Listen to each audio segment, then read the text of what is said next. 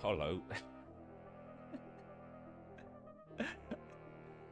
Okay, that's odd. I should have checked before changing over, but now nothing's working. Are you kidding me? Am I going to no tracking today? The face tracking was working, so I'm having trouble with the bot. Oh, there. Yeah. Just needed the little chance. I tried several times, but for some reason it's just not. It's having trouble recognizing the webcam. So we're just gonna face track it. No hand movements or anything. I'm gonna try just one more time. What I was thinking is I'm not the smartest person with computers, so I don't know. But I think maybe it's something that Windows is doing, is not allowing it to recognize the camera. Like I need to give it permissions or some dumbass shit. Because at first, when this happened before, I thought it was because I have two webcams, and so I unplugged one of them. Nope, still doesn't want to recognize the webcam. Yeah, probably. So I'll have to look into it at some point when I have time and energy. Because some people might know I did not stream it yesterday. Because I felt incredibly tired, like more tired than usual. As I said before, with my I'm gonna try just selecting the webcam itself. Oh, maybe.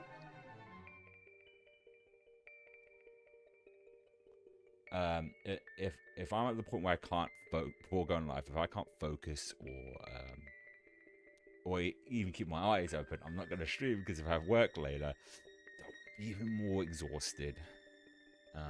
But yeah, I don't, so I don't have to worry about that. I don't know what was with yesterday because I slept about the same as the previous night, but somehow I just felt more tired.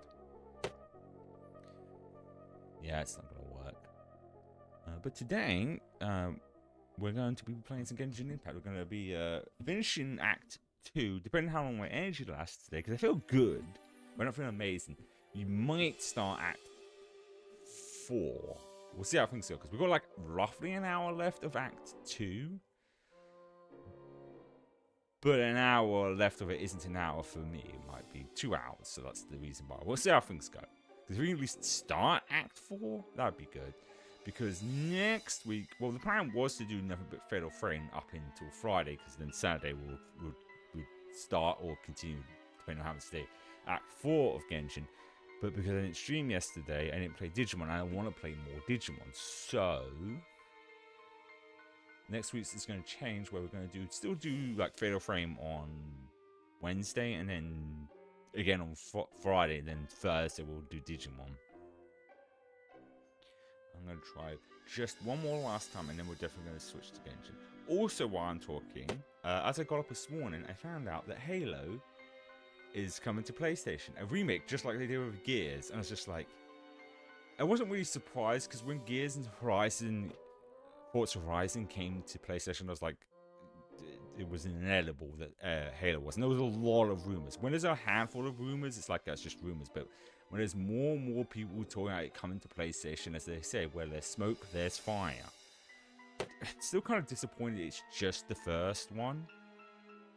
But that's how they can make more money, because they could just remake the entire Master Chief Collection, charge 60 to 70 and people will buy it.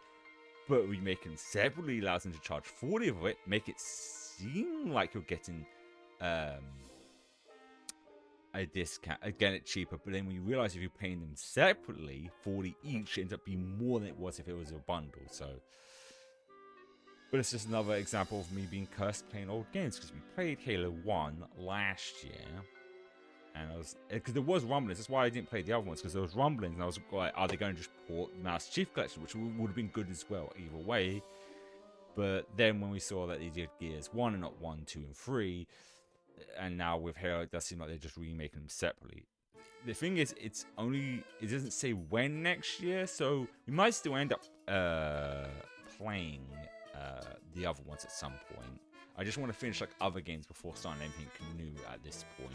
So we might play Halo 2 and 3, because like even if that's out next year, I feel like it'd probably be the same with Gears. Yeah, I don't know what's going on with this. I've tried several times. It's not coming up. It could be a while before the next one. I wonder if they'll be like switching out each year. Like for example, like if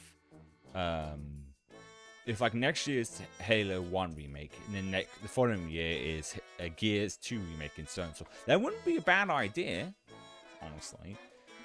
Because it's not like these games are long, so it's them being released separately. It's not like they're long games. But yeah, we'll definitely like play that when it comes out. But we'll still play the other ones near the time, because this would be different if it was the entire thing. But if they're remaking them separately, it could be ages, and it could be cool to still play the originals and see what they originally like.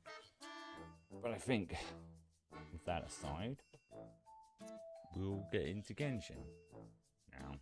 Let me just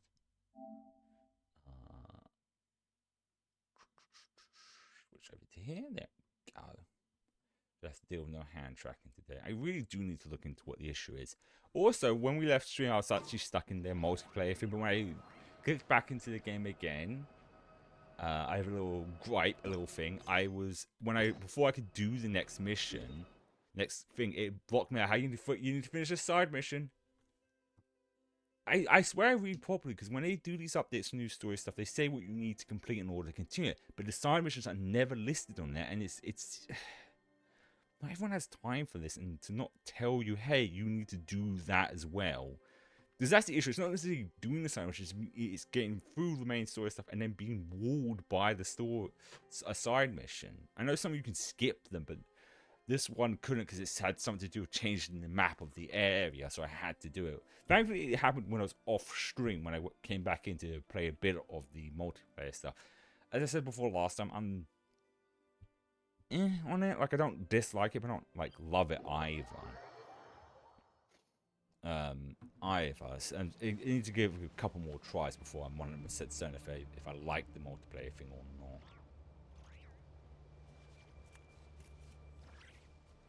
Right. Oh wait, I think I know where it might be.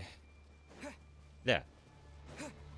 Thank God this has better navigation than most AAA fucking multiplayer games. I know I've said it before, but it's just wild that a free-to-play game can make it easy for you to find the pinpoints of where you're going. The most AAA games make it fucking impossible half the time.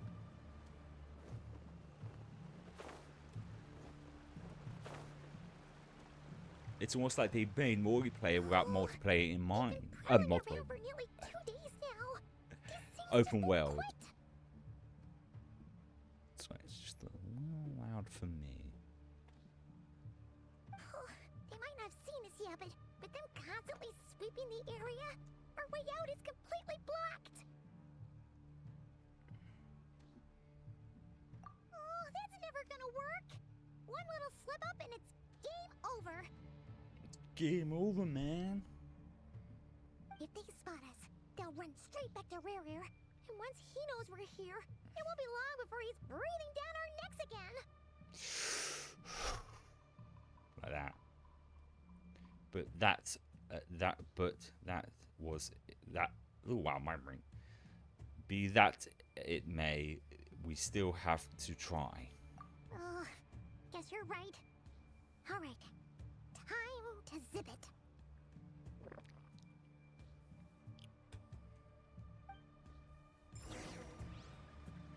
There we go.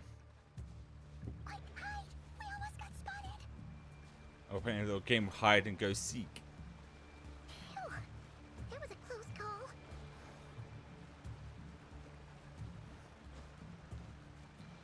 Ooh, spooky. Kind of perfect for the spooky season. Watch out! He's coming this way. Coming all over the place. Keep going. We're nearly there. This is the final hurdle. That wasn't too bad. Famous last words. Wait, was one of those waving at us? It's like, hey, hey! I've got no body tracking today because it won't work. But one of them looked like they were waving at us. It's like, hey, how you doing?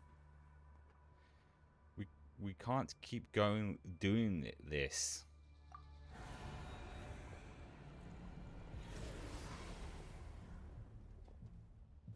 Oh, time to fight then. I'm gonna sneeze.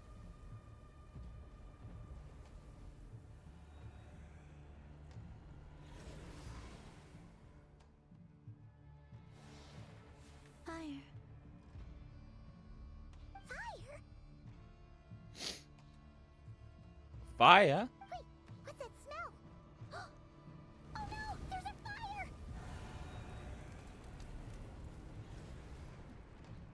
it's kind of red and blackish. They use the it was Amaterasu. Well, that's black flames. Oh, and I lost face tracking again. One of those days today, I guess.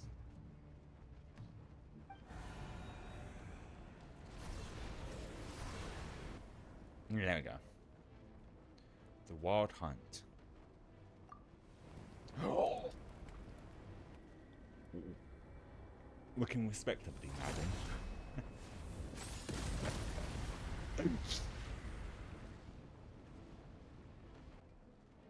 I think she's another character where her outfit changes. Sandrone was right. You look weak, Columbina. Damn. The old you would never have let such lowly creatures bar your way. Word has it that you did something for the Tsaritsa, and that's why you've lost most of your power. It's been ages since we last saw you. I think I also do have her as well. Freedom comes at a heavy price, doesn't it? It's Arlecchino! Arlecchino. So did many others. Hello again, Columbina. And greetings, guests of the House of the Hearth. It's been a while. It's been a while. Arlecchino.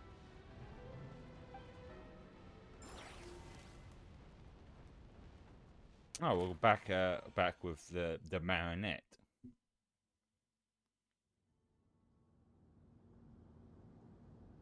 All her robots got fucked up.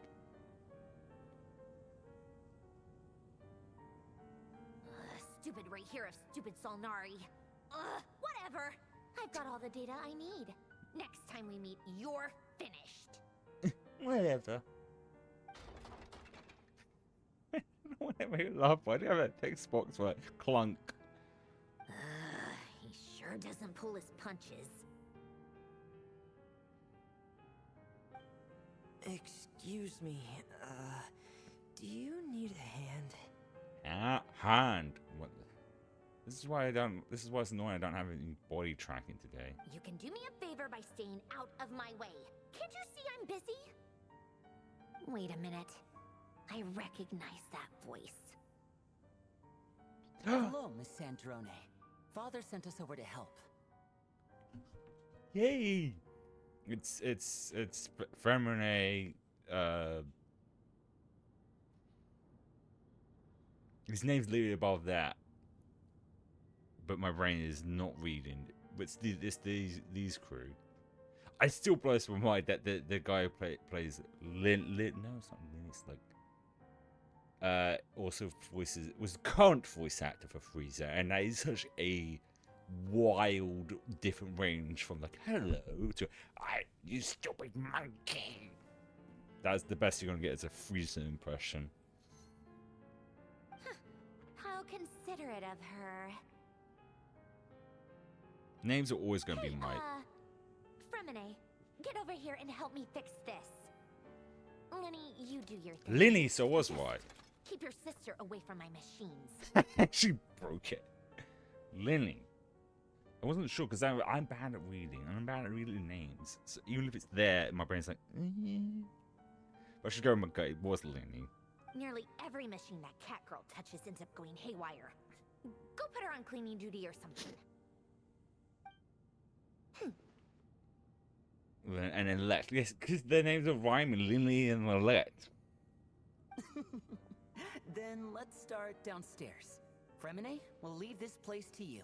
We still haven't gotten the answer of like, did we ever get the answer like the fact she's a cat girl and he's not a cat boy? Are they actually like biologically related? I mean, they look similar, but I don't think it was ever. Was it? Because Fontaine was 2 years ago at this point, so it's trying to bring all of that. You've got it. You got it. Wait a second. Pretty sure there's still some tea in the cupboard. If you want some, you'll have to make it yourselves. Yay, some tea and biscuits. And then we're back with everyone else at the high secret base. I love the little sketch drawings in the corner that I am unfortunately covering. Oh, we actually have to go, Power Ranger. Wait, where? Oh, it's like here. Ah, okay.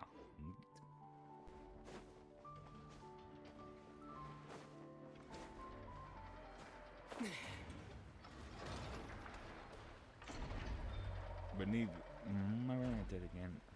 What I was afraid of. Because yesterday my engine wasn't too good, and today it might be just because I'm a little hungry. Sometimes it is the case. It wasn't the case yesterday. I had something to eat and I still was too tired. I don't want to fuck with that one. I want to get to secret base. Wait, have we even heard about music yet in this? No, we have. Yeah, it has that very like Witcher vibe to it. I mean, the whole wild hunt and stuff. There it is. There's our entrance.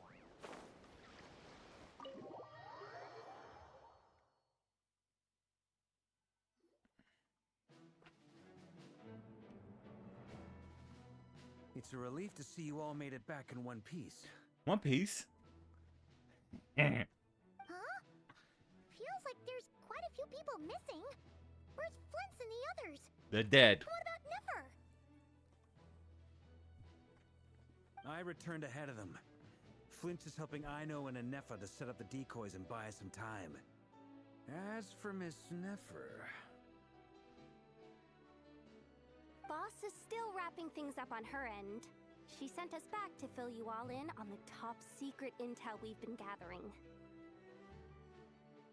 I see. Then let's get right into it.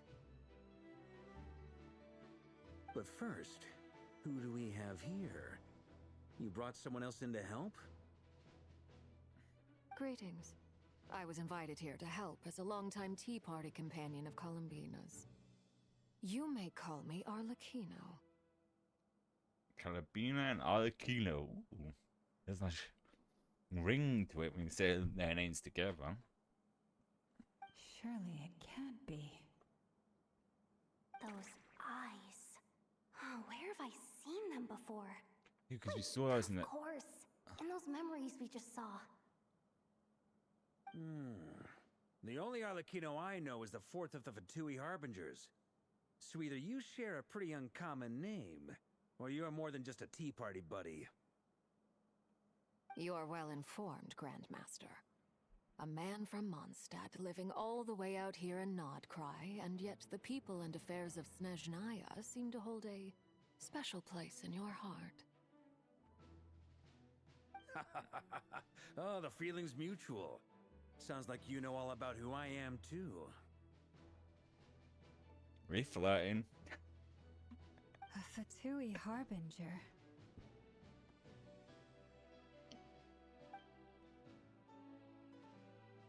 The atmosphere in here just got really tense. Guess we can't just start trusting Fatui Harbingers, even at a time like this. We're really trusting, well, one form... Oh, God, there goes the tracking again. One former Harbinger, so... I must admit, though, I'm a little curious. Seeing as the moon goddess no longer belongs to the Fatui, what makes you so willing to put your neck on the line here? I don't know. What's weird with the tracking today? Nor does Something-Krai belong to Mondstadt, Mr. Varka. Yet still, you're fighting for it all the same. Things don't always have to have a tangible payoff. Sometimes, stopping things from spiraling out of control is a higher priority than chasing the spoils of victory. For the greater good and all of that. Of course, I can't say there's nothing in it for me at all. But that's between Columbina and myself. Arlecchino was instrumental. Well, I can't even get that word. In helping us save the whole of Fontaine. Forgive me. I don't mean to doubt you. It's just that the Fatui really have been the source of many of our troubles. We have our own way of doing things here in Something-Krai. But ever since they arrived, the Fatui have treated us with nothing but hostility. I know there's been a lot of bad blood between us in the past. I've done my utmost to avoid friction whenever I could. But sometimes fundamental conflicts of interest simply can't be settled amicably. What you're saying is fighting also an inevitable thing to happen? Inevitable. I can't even say the word properly. Inevitable. And yeah, that's a word so difficult for my mouth. That's why I'm here solely in a personal capacity. This has nothing to do with the Fatui. As a gesture of good faith, I'll be frank. I can help Columbina track down the iridescent moon's marrow, which will help her restore more of her power. Anyway, what else is on the agenda? Let's begin. She says she'll be frank, then completely skips over the details. Looks like she doesn't want to give away too many secrets after all. Let's just talk about someone called Frank. But she clearly wants to change the subject. It'd be awkward if I tried to bring it up again now. I guess we'll just have to go along with it. She's the fourth of the Fatui Harbingers after all. One look and you can tell she's not someone you'd want to mess with.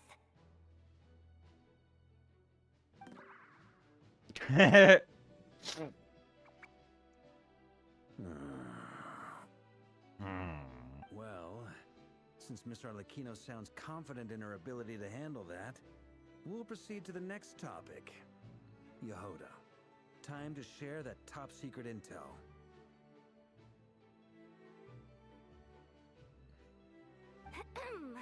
All right, listen up everyone. First, we now know that Rerir was originally a Conrian secret agent whose primary mission was to hunt down and assassinate the so-called Dregs of the Crimson Moon. The Dregs of the Crimson Moon? In the memories, there was a lot of talk about the Crimson Moon and Eclipse, and a whole bunch of other stuff from the time of Conria.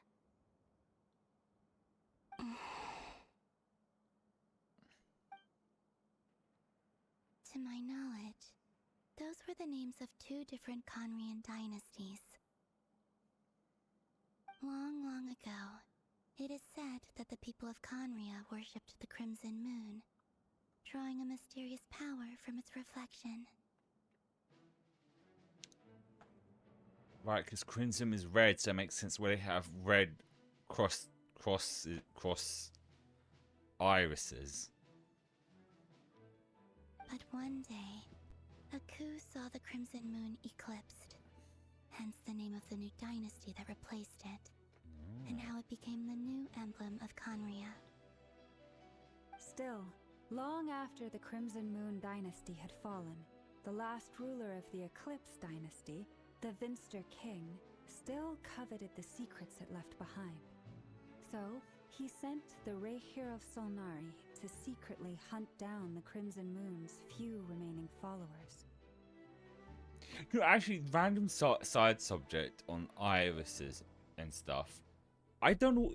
I swear, like, the team at Zenless is trying to, like, mess with me because they was just showing some stuff with Lucina, who's the goat girl. When we was playing on stream, I didn't notice her goat tail, and when we finished off the chapter, I noticed her goat tail. And now when they're just showing some, like, you know, things about her, I noticed her irises are also like a goat's irises, and I swear they weren't when we were playing it. I feel like I'm losing it with that character. Like, I can clearly recognize all of these characters as irises, but why? I don't, like, I swear she did had normal irises, but it would make sense she would have the hexagonal, like, goat-shaped, like, irises. Anyway. In those days, Rerir showed no signs of madness. In fact, he was as normal as any other person. Oh, and he had a fiancé, or at least a would-be fiancé. Fiancé. What's the matter? what do you... What... Oh, right. Why did I read what she said? Just after Rino recovered his body...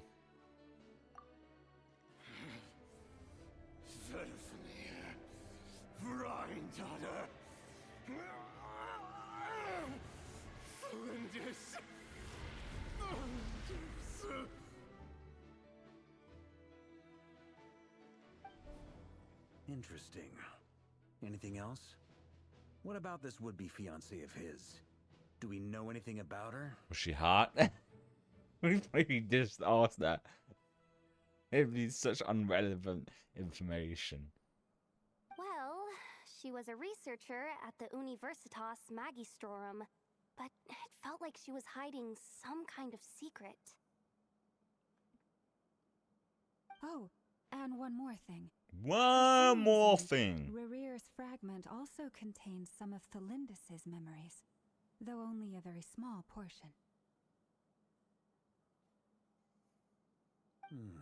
Well, no shortage of potential leads, I'll give you that. In any case, it sounds like we can conclude that while Thelindis was still around, Rerir appeared to be lucid and quite normal. Thelindis, it seems, must have been the one thing in this world that he couldn't let go of. Tell me, though, were these pure-blood Conorians we're talking about here?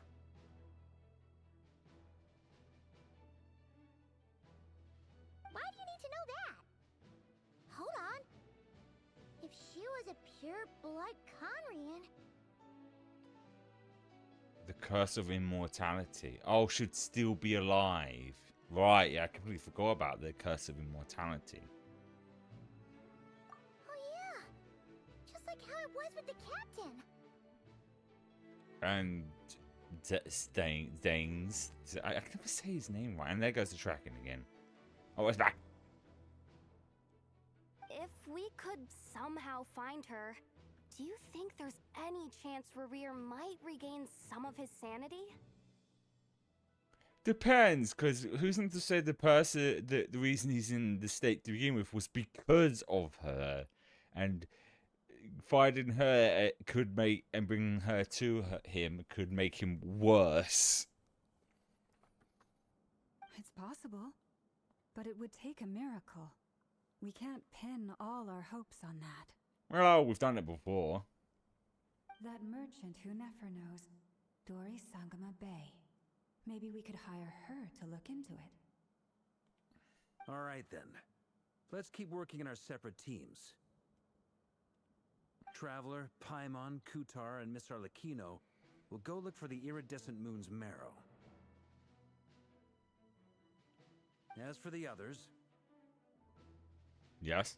On the way over here, I noticed that the wild hunt monsters had grown even more frenzied in their search for Kutar. I don't know why, but I like the way she says Kutar. Just the way she says it. The way she says Kutar. We'll see if the subtitles in closed caption get that word, because I wasn't looking for it. Say Kutar. Kutar. No. No, it's this Kutar.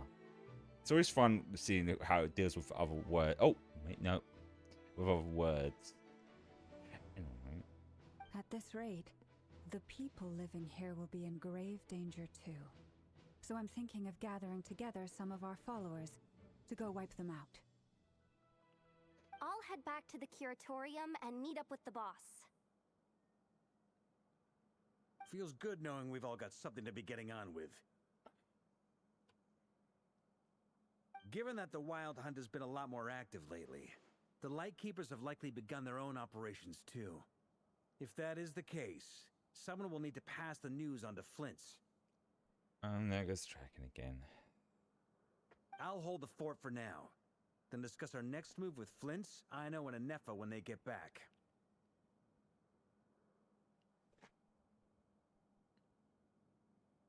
I don't think... No, there it goes back. Oh, nope. Went again. It came and it went. The tracking. Alright then.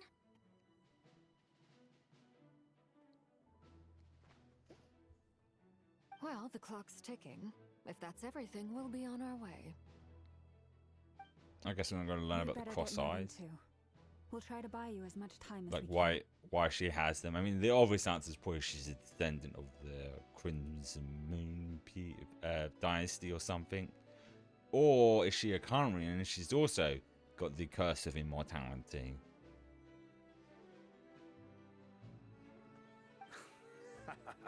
Relax. Just do your thing. I Do your decided to call in some thing. backup since things are getting so hairy. Our reinforcements should be here any minute now. Stay safe, everyone. Dismissed. I am wondering what elemental, because he's always, it'd be really annoying if they make such a cool design of his and not have him be like playable. But I don't see a vision on it. At least not yet.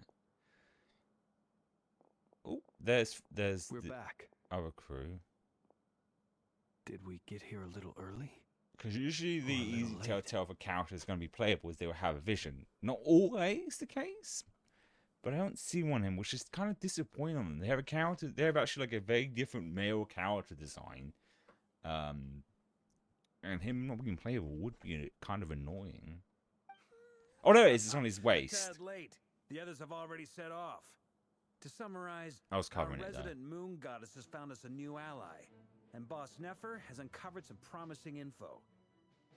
He's animo, which makes sense with the colors. But sometimes they don't do that, which I do like when they do that, where they have like a character that has one of the elementals, but their color of their outfits doesn't match that, because it's I don't know, it's nice to just go a little off the beam half of colors. Kind of like with Flint's, he's supposed to be electrode, but he doesn't really have any like purple on him. Everything going smoothly Well, a on bit of your end? purple, but he's not like completely engulfed in purple. Or even like Anefa would probably be a better example in that, because since she's also electro, but she's got no purple whatsoever. And even with Aino, who's meant to be Hydro, and she's got no blue. Not great. I don't know how long we can stall them for. The decoys are getting taken out way faster than we imagined. Or also with Varka also being same color, being same vision at elemental power as Jean makes me wonder if they are related. Because I mean, granted, Barbara is also her sister. And they don't have the same elemental, but they're all like blonde and stuff. I mean, you can have the same hair color and not be related, but it's just something about it gives the vibes that they might be related. I'm gonna make some more later, but I need a timeout first. I'm so tired right now. Oh, right! Inefa, could you fill in Uncle Varka on what we just discussed with Flint's? Oh, I keep forgetting it's her uncle. Sure. Uncle Varka, you previously told us about how when you went to investigate a source of the Wild Hunt in Amsvartnir, you discovered that it was just a diversion. That sounds... What's that word? I'm starting to generally think that Something-Krai is based off of that the Nordic side of things. I'm pretty sure the Wild Hunt is. I'm not very familiar with the Nordic culture. The most I know about is obviously, Thor and Ragnarok and Valhalla and stuff like that. Basically, the stuff that's in God of War, and in the Marvel universe with Thor. I think I said that when we played it. That my knowledge on Norse mythology is very small compared to most things. But according to Flint's intel, several outbreaks of the Wild Hunt had already occurred in Something-Krai in the period leading up to that. Maybe I should just Google Wild Hunt. That was before Rerir had regained his body, when he was far from regaining his full strength. In other words, in theory at least, he still lacked the means to act in two places at once. Flint's, with everything that's been happening, the Lightkeepers across Somthing-Krai are rallying to fight back against the Wild Hunt. They're gonna need your help. I know. I'm sure you're capable of coming up with something far more effective than decoys. But for now, you should stay here and get some rest. You can always tell the popular of a game because, like, I'm just typing in Wild Hunt,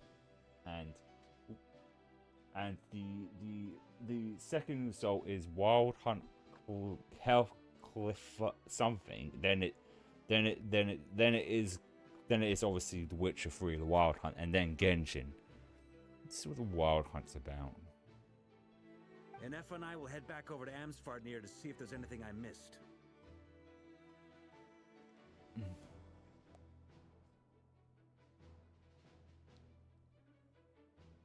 Oh, so it's like European and stuff. I told you Uncle Varka would say that, didn't I? A deal's a deal. Not a word about my snack intake for the next week.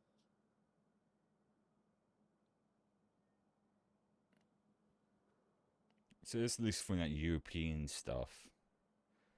There's versions of German, Database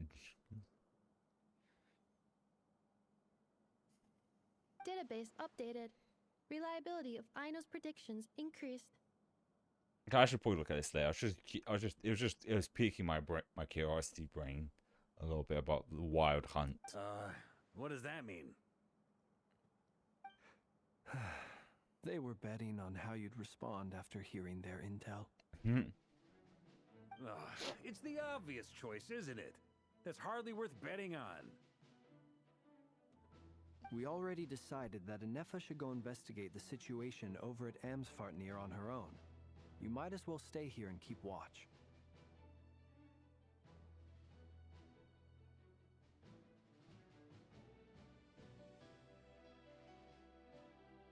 Someone needs to hang back and oversee our strategy meetings.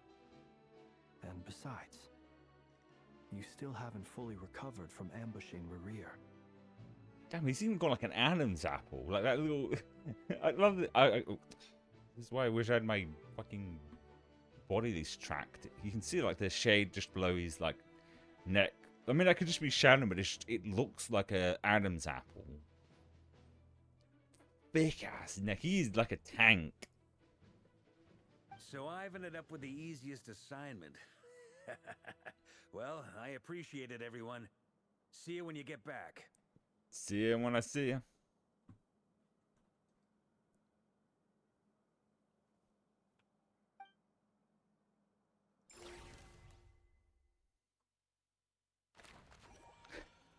I just noticed the drawing for Arlecchino. She's like got an evil like grin holding a cup of tea. I should try and when this pop up move myself a little bit because they're very adorable little drawings.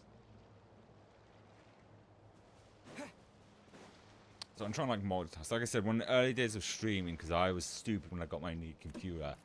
When it told me to like update to Windows 11, and I didn't think much of it. I was like, oh yeah, that makes sense. It's new because I'm not very good with computers or understanding of them. But when I did that, it fucked the streaming. Like every so often, the stream would die on me, and because that happened for like a year. My brain is just paranoid and is always checking it every so often while dialogue like this plays out. Well, there's not much happening, but there's just a lot of talking. This will serve as a good spot to cross over. Make sure the stream doesn't die, because like if the stream dies, that means you guys miss some of the dialogue. I mean, granted, I can play it back, but it's not the same as seeing the characters actually say it. Arlecchino, hold up a second. Since you brought us all this way, would you mind telling us what you've got planned? It looks like a doorway to something, I'm guessing. Like we're gonna go to like the other side or something. We still haven't got the slightest idea what's going on here. And if even Columbina doesn't know where the iridescent moon's marrow is, That's right. They pretty much talked about the iridescent moon marrow several times, and yet I forget that's why we're here. Simple. Because I am an inheritor of the royal bloodline of the Crimson Moon. Ah, I thought And so. one of She the is. last She is. surviving embers of the two worlds' flames. Ah, I thought so. She was like a descendant, not another Kanya who has the That's right. Looking at her ponytail, that's how. If you want to measure how long my IRL hair is. If I put it in a ponytail, it's almost as long as her ponytail. That's how long my hair is right now. Huh? I'd say like it's like a quarter away of the same length as that ponytail.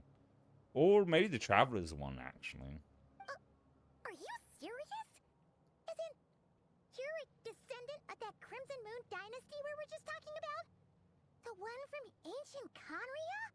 Also, I forget that the Traveler does have a ponytail because his hair's short on top, so you wouldn't think he would have a ponytail because usually ponytails are with people who have like still fairly long hair up front.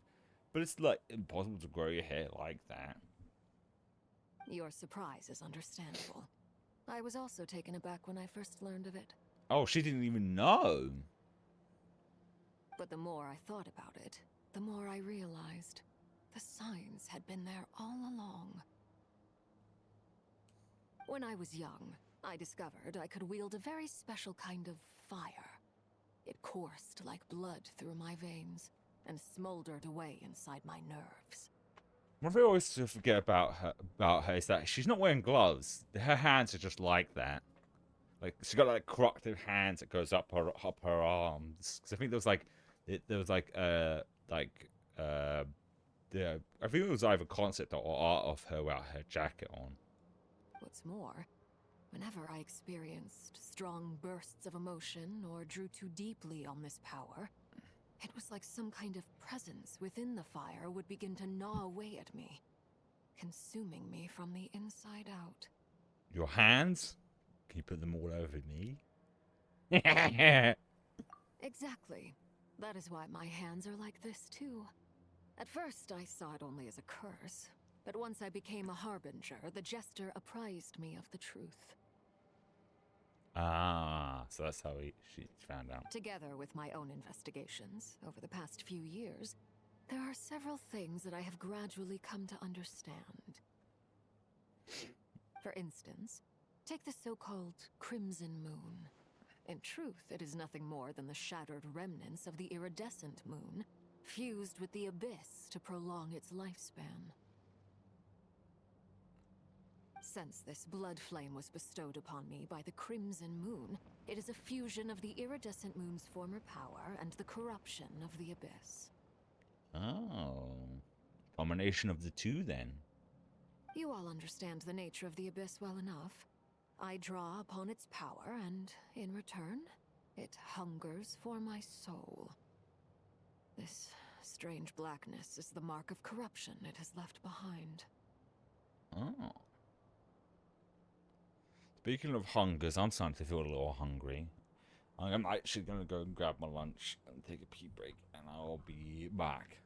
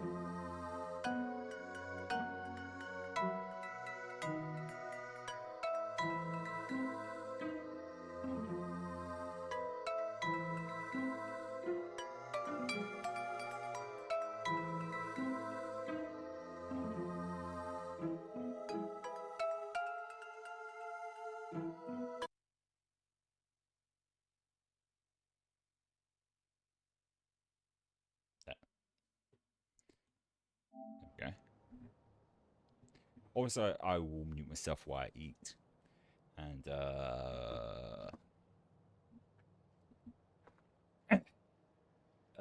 we'll continue this. We've been so dialogue heavy, we don't have to stop playing while we eat. We can just. Had said that, there has been moments where the dialogue will stop afterwards, and like, oh fuck. But I have a feeling she's going to be talking for a bit more longer before we do anything. If I recall correctly, you once told me that if the corruption ever made it to your heart, you'd become a completely different person. Oh. Is that a good thing or a bad thing? Yes. And that's the reason I'm always careful not to push my power too far. It's essentially a never-ending tug of war. Oh, sounds intense. Anyway, the rest of my story can wait. Is there anything else about the Crimson Moon or the Iridescent Moon that you're unclear about? I'm a fucking... If we have to ask questions, then that's good. Eat them. Paimon has a question. So, the Crimson Moon that the Karians used to worship was actually the Iridescent Moon, right? Which was one of the three Moon Sisters. Does that mean that the Karians were to the Crimson Moon as the Frost Moon Scions are to the Frost Moon?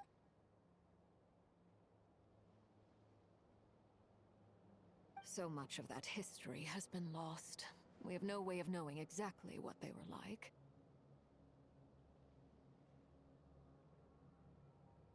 But I would suspect that the Conrians weren't as devout in their moon worship as it might appear. The iridescent moon's remains simply served as their link to the Abyss. Later on, perhaps someone discovered a way to make direct contact with the Abyss. Or maybe there was some kind of ideological divide.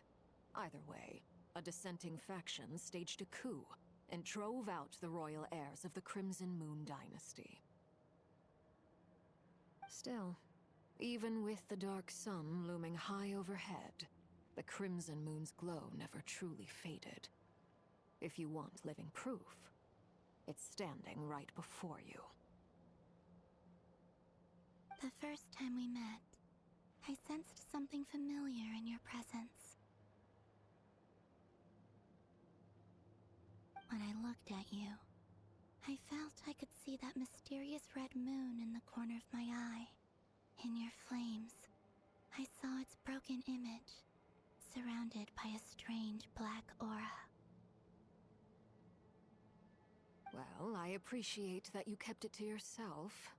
Much about the Crimson Moon is still a mystery, and I'd prefer not to end up as the object of an insane research project.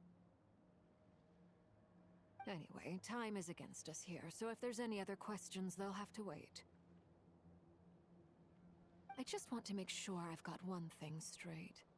In her letter, Sandrone mentioned that since you are unable to contain the iridescent moon's marrow yourself, you intend to leave it in my custody, correct? That's right. For now, it's the only way I can pay you back for your help. The iridescent moon is already part of who you are, so with its marrow in your possession, you'll be even more powerful than before.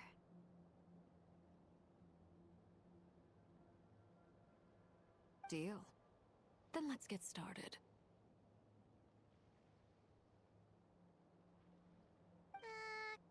Get what started? What does this place have to do with the Crimson Moon? Looking at these several different gates, there's going to be like a beam shoots out of all of them and opens the scene. We go into some like portal or something. Portal, not all. Yes, stupid thing.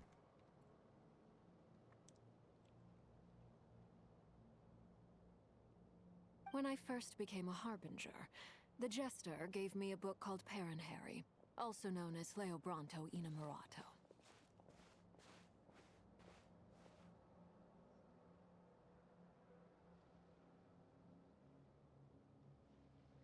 Right, sorry to interrupt, but I was grabbing some crisps out of my bag, and there's a hole in the back of it. Oh, I'll show you. Right, now I think I have the hand cam set up on here as well. Apparently. It might be listed as something else. Yeah, I think this is cat cam, actually. Let me show you. Just a weird thing to just show. What if I just have my lunch on the table here like that? Oh, it's a little small. That's what she said. But, you can see that? There's a little hole in the back. I was digging my hand in and it just fell out. You don't need to see it on my desk, though. I was like, why is there? I was like, why is there crisps falling on my lap? It's like, oh, there's a hole in the bag. That's a problem. Anyway, these are nice though. Like crisp version of chips or French fries. I know, twist it right where the bag's almost gone either way. There we go. Oh, I'm going back to eating.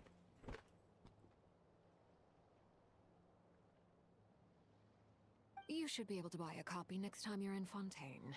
It's a love story set in the Crimson Moon era. But setting aside the tangled romances of its characters, it also records a few interesting details.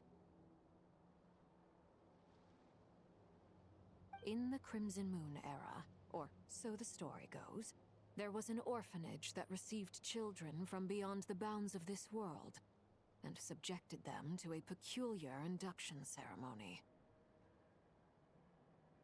Beyond the bounds of this world? For real? And what kind of induction ceremony? You know, I just realized how much of an idiot I really am. I said she might have, like, the curse of immortality, but yet we fucking saw a flashback of her as a child. We literally did her story mission on stream. This is the problem. This game has gone on for so long. Trying to remember every detail of every character gets very hard for me to remember. But I just realized that in my head. No, we know she isn't, but it's just like it just clicks into my head. We literally saw that.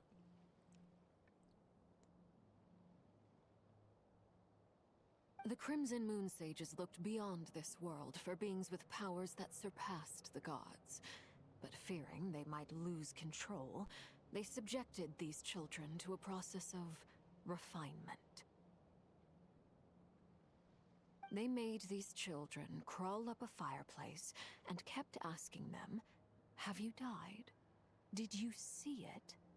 Until they finally admitted to having died and seen a crimson moon.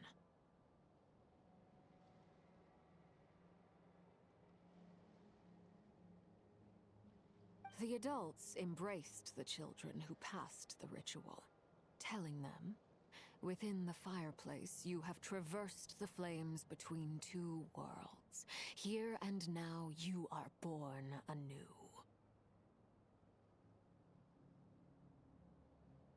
The book leaves much unsaid, but I suspect that this was their way of branding the children they had enrolled, leaving an indelible mark upon them so that they would forever live in the Crimson Moon's light.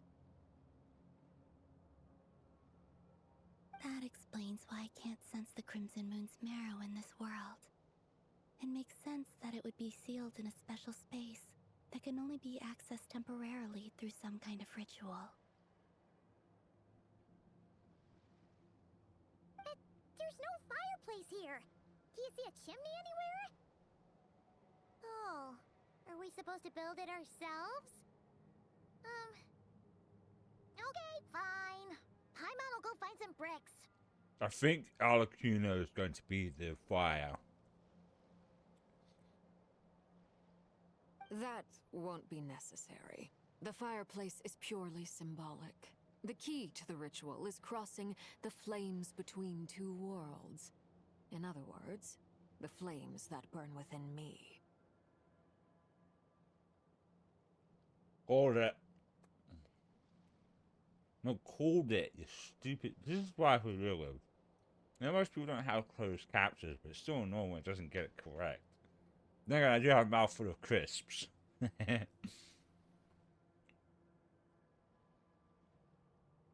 Those burned away by such flames leave behind a kind of ghostly afterimage in the world.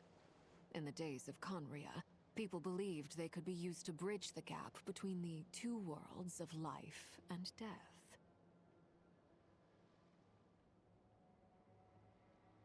In short, I can open a passage to that space for you. That's the easy part. And what's the hard part? The catch is I'll need to stay on this side to keep the passage open, so I won't be able to come with you. Once you're inside, you'll have to find your own way.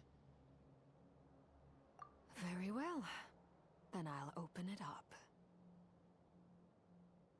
Traveler, spare me a little more moonlight if you would. I may need it. Alright, I'll pull out my ass cheeks. Ugh.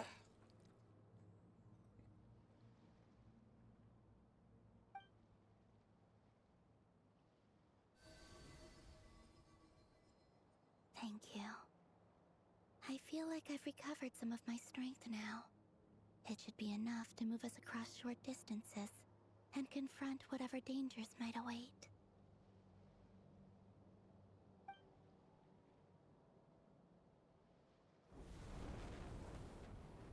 Mistress of the seven hues of ages past, great mother of the present, crimson-clad sovereign of the two realms, by fire severed, by fire renewed, I offer myself now and beseech your descent. For fuck's sake, I called it again! Portal in the center! I mean, I was thinking the wall was gonna pull apart, but still. Oh, that's so cool though.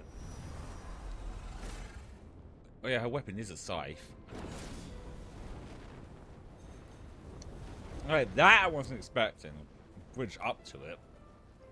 Oh, so the portal isn't the ground. That's the portal. I was expecting the portal to open the water. But it didn't go too stereotypical then. Still cool looking. One word of advice. As you're crossing over, no matter what voices you hear, do not answer. Oh, will they take us over to the other side? I'm actually thinking in, should I say, because it would be kind of spoilers. Well, there's an anime, I won't say, but if anyone does know, there's a point in an anime where they go to, like, a place in between, it's like, behind an alleyway, and they meet a ghost, and they tell them to not look behind themselves or listen to the voices because they will take them to the other side. Oh. Alright. And is that, like, something similar to that? I mean, we should press the next dialogue and she'll probably say. Got it. Or not.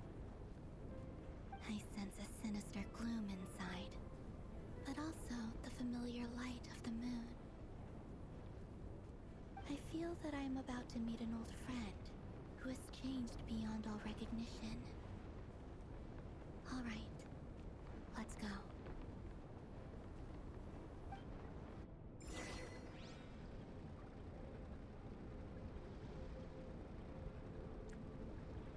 There's a mouthful of banana in it. I'll just check something. I'm pretty sure I do have Arlecchino.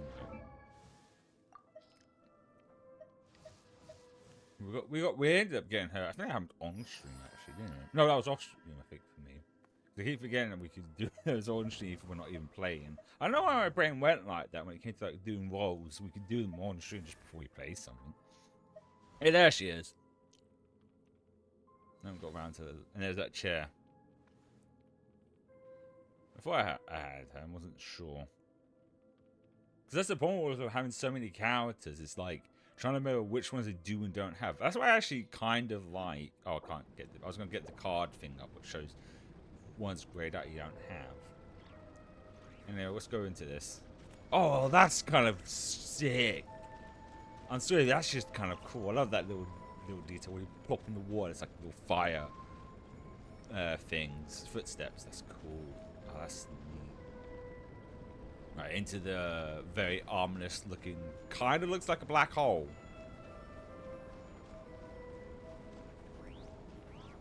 Come on, my little robot friend with your balls. Like, I just noticed the robot looks like he's got little testicles in his bum. I think it's meant to be little feet, but in this angle it looks like he's got little balls.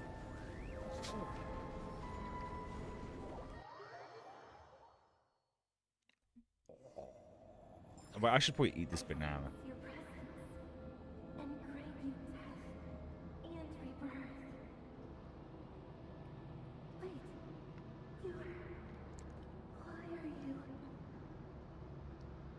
You have crossed over from another world. Right. Transcended itself. I don't know who the voices are, but it's creepy. But this looks just fucking cool, very eerie. I said kind of perfect for like the Halloween season. Looks like we're going down some asshole though. Down the butthole we go.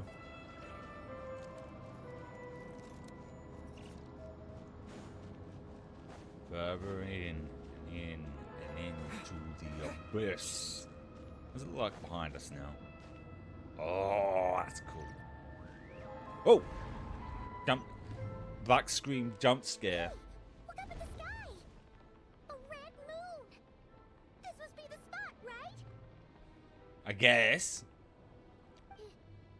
Is that the abyss? It's practically filled the entire place. What now? Oh, that's so cool and scary. Kind of looks like something out of Elden Ring. Yeah, I've not played Elden Ring. I just seen stuff of Elden Ring. I guess a FromSoft game in general, because they always have that creepy, like gothic vibe.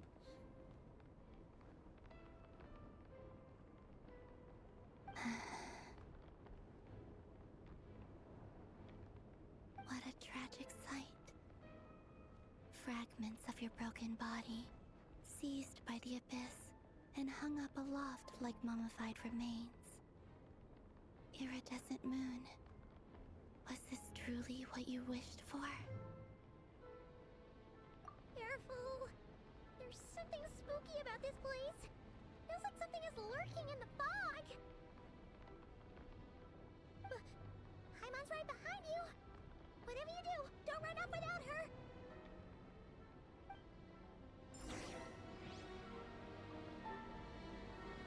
Oh, you my apple, and I got him from. I'm gonna devour this apple and we'll continue. I said devour this apple, you stupid fucking.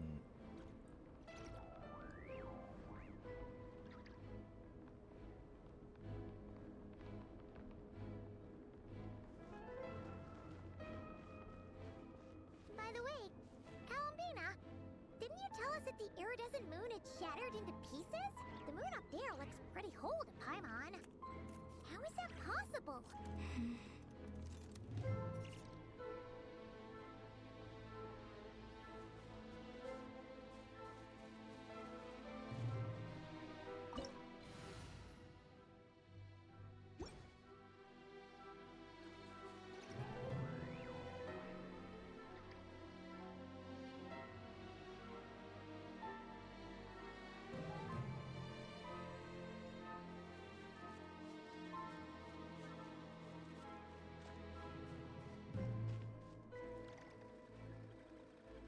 Oh, you wanna fight? You wanna go throw down, smack down, beat down, boys? Spring forth! Ready, steady. One button. Oh, good I could try and mix up with the R2, but somehow I still did. There is no escape.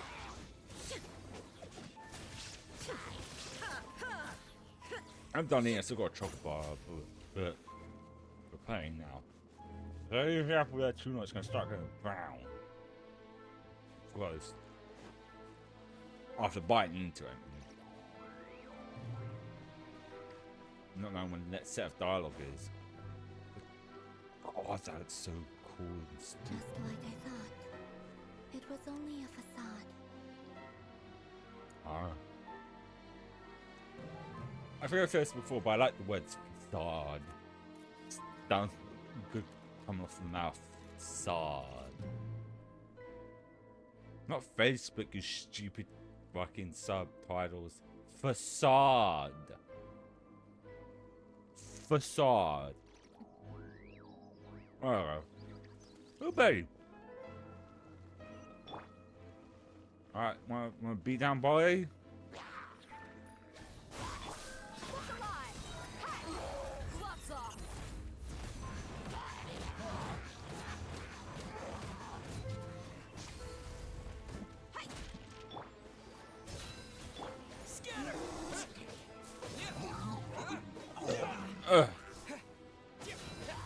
This feels such a weird contrast to playing Zenless when we're in fights and we're actually very intense and very. Again, we are just fighting normal enemies, so there's that. That's so cool though. And hunting as well. Oop, don't mind your step.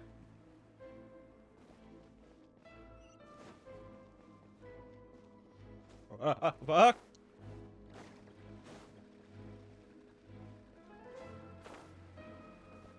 There's the iridescent moon. Oh look, it's a thingy. Oh sir, I'm just gonna... No? You're gonna fight me? Fine then. Let's dance. Actually, I also do have Jean. I did use her as a while for healer, but I'm sorry, Barbara's just a better healer. No offense to her older sister. It's just this weird. It's the circular thing that stays around the enemies. It means I can switch between enemies and this switch the enemies, characters. Get the words right in my mouth. Now we can still stay in combat. While I do so.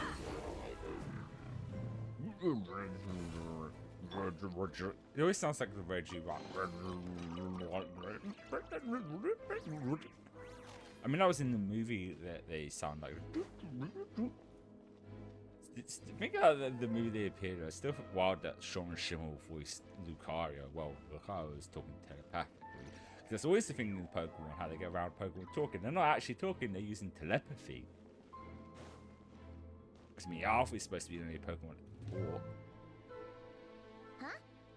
Huh? Huh? For real? That's way too high.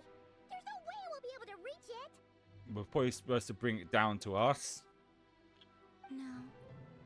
I'm not sensing anything up there.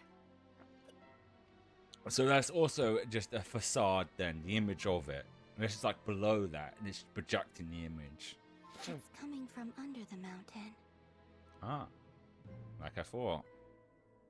Let's see. Ah! There's some kind of weird shadow over the water. It's probably, oh no, we are going to do the portal that's in the water then. Oh, I should eat my biscuit while See you're talking. that? Looks like a mechanism of some sort. Let's check it out. You know what? They're probably going to be done talking after. Yeah, just for. I don't have to eat immediately. Could use it as a little boost of energy if I start feeling tired. A little bit. How the F am I supposed to... I don't think I will even make that jump. Right, we're ready to find out. Geronimo! Oh, I was wrong. So I'll give it more of a try. I'll be surprised if... Looks like a device from the time of Kalia. Maybe people once came here to study the Crimson Moon's domain, and they left this behind. Oh, if we can activate it, we might find some clues. Well, so I'd be surprised if we end up being able to do both acts, because otherwise we'll probably need about 7-ish hours. I feel, like I said, I feel fine right now, but let's get the poop.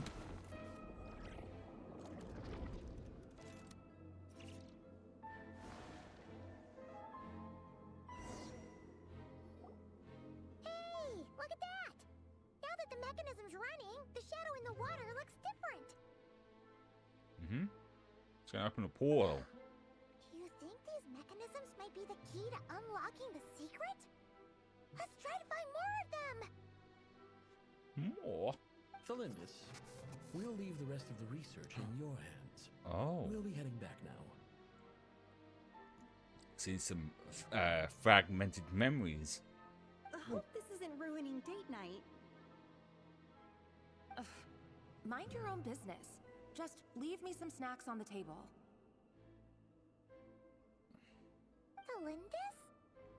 Is that Rere's girlfriend? How Girl? come we're hearing her voice here? Girlfriend?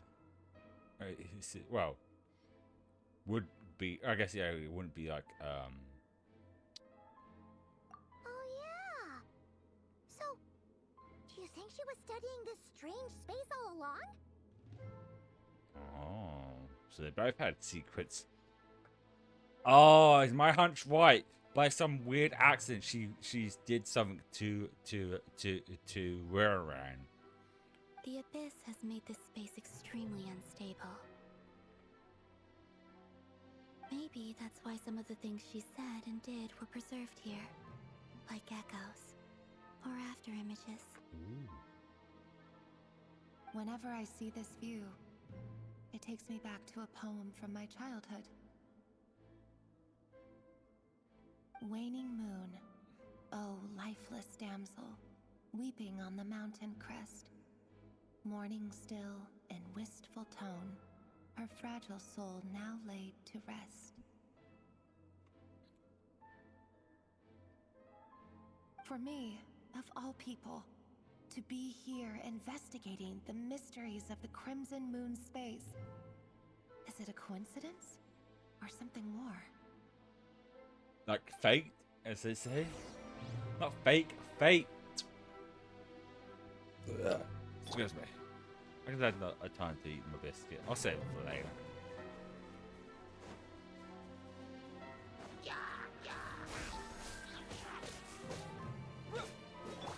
Let's get it on!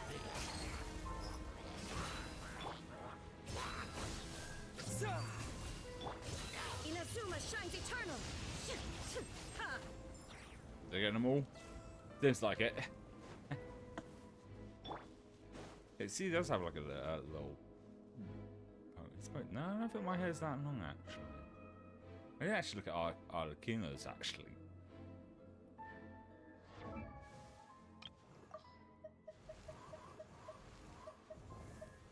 What's her ponytail?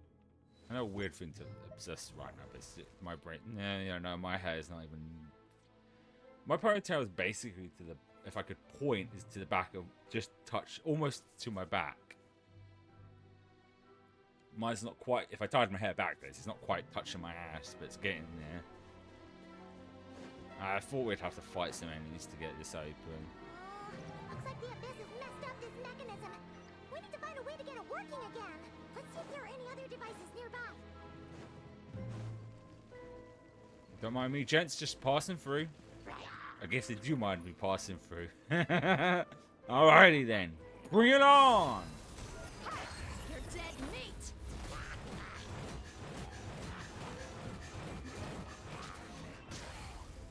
There is no escape!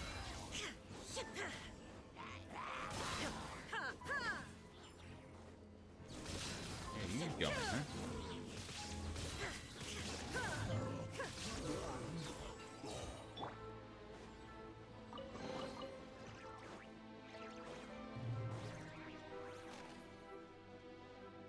Alright, we'll just activate this one. Oh, we're using one to destroy the okay. So I have to use another to get another to use the other. To get rid of the thingy, the goopy goop, the abyssal thing. Pop that zit!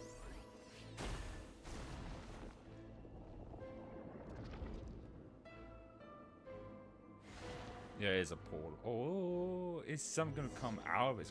Or is it going to form into something? I see. So the moon marrow, or rather the power of the 3 moons, is the key to unlocking... Unlocking what? If it really does exist, then maybe this madness can finally be put to an end.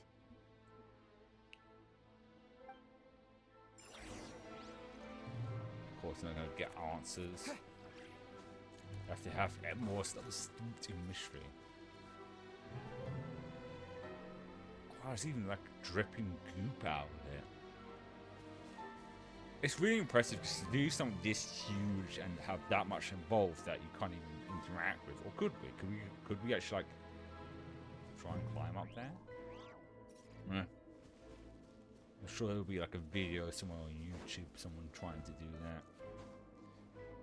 Alright, I forgot about 4 damage. I don't know why I forgot about 4 damage.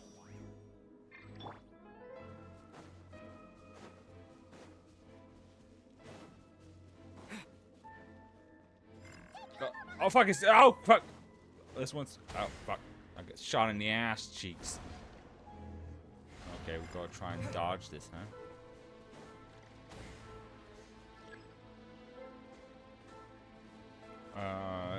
Okay. Well, that went too quick for me. I'll figure it out on my own.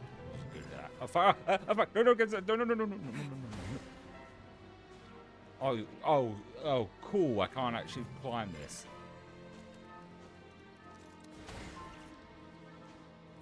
Yeah.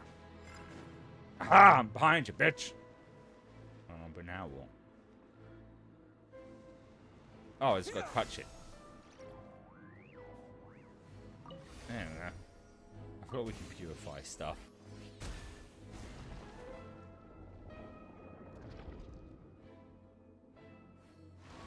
Oh, it's not a porcelain, it's the moon's reflection. With the Abyss inhibitors in place, I should be able to access the chamber with the moon marrow. Oh, maybe it is a portal. Oh, Rerir. With every step you take, you're drifting further from what you truly desire. But you're not the root of the problem. Ever since that outsider set foot in Conria, the Vinster King has sunken deeper into madness. Outsider, referring to our sibling. Referring, not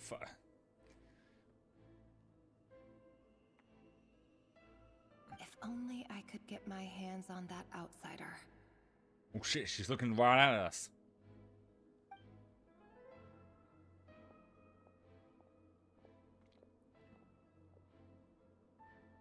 Hey look! The moon's reflection is back to normal! Also, what's this reflection then? Elendis' voice mentioned a chamber with the moon marrow. Do you think maybe it's hidden in the moon's reflection? Do you... Wait, why is it like D-U? Do... That...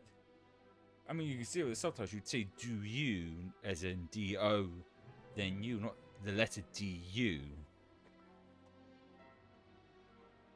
I guess it's short to the text box, I guess. It must be. For within it, I sense the fragile aura of a dying soul. Then there's no time to lose! Let's go! Let's fucking go!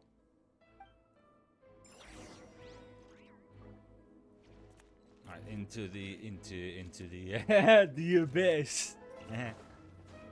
Are we gonna walk on the water? Yeah! Kinda cool though. Here we go. That was a portal. It was like the first time. Sure, kill the traveler.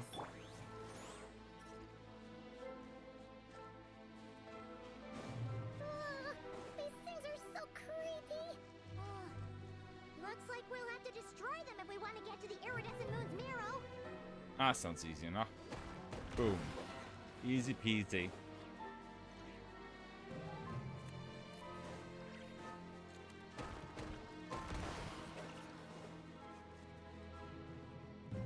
That must be the iridescent moon's marrow! Oh, we'll need to destroy these things before we can reach it! That shouldn't be too difficult. Never mind. It probably still won't be. Botting these fuckers enough times. But I missed. Fired and I missed. Missed both times. This went on for several hours.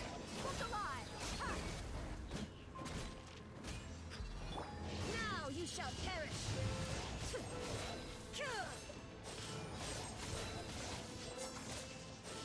You fuck, bitch. Shine down! You asked for it!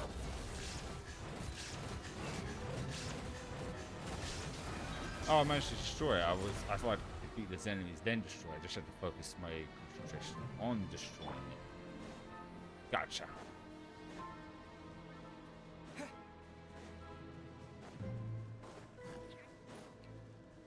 I see ya. Wouldn't want to be ya.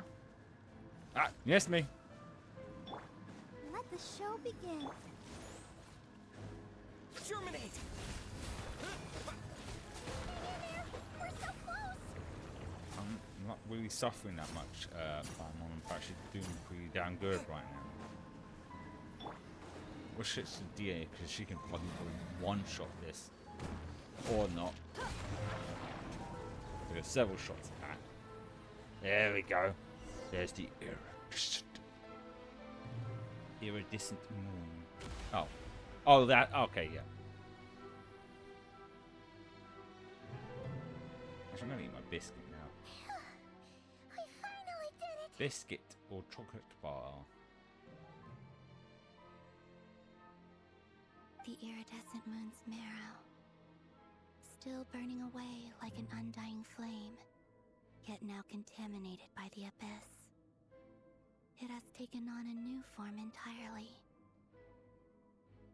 If we can purify the abyssal power within, we should be able to obtain its untainted essence.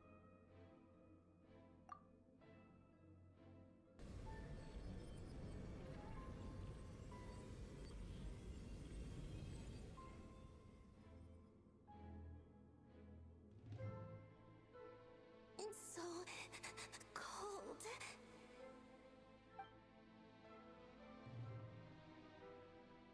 Is it you? Are you here? Huh? Are you talking to us? At long last, I can see you once more. Our fates have crossed, and I am finally free. I'm done eating now. Ooh, ow. There's around crisp on the desk. I'm sorry. I lied to you. Even knowing what was to come, I still couldn't let go of the fear in my heart as death drew near. The moment the moon shattered, my body began to split apart piece by piece. Like I was being cut into pieces by 1,000 blunt blades. My thoughts scattered as the cold crept in, but I could not bear to fade away like that. Tell me, what was it that brought you to us all that time ago? If only I had possessed your courage, then I might have been spared this torment more painful than death.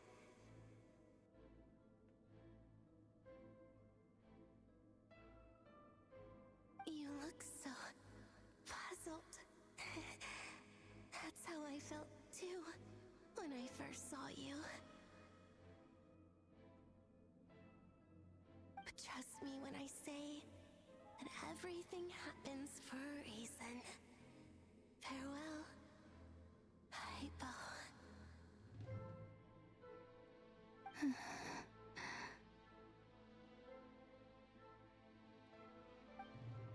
What was that all about? Was that the goddess of the iridescent moon? Oh.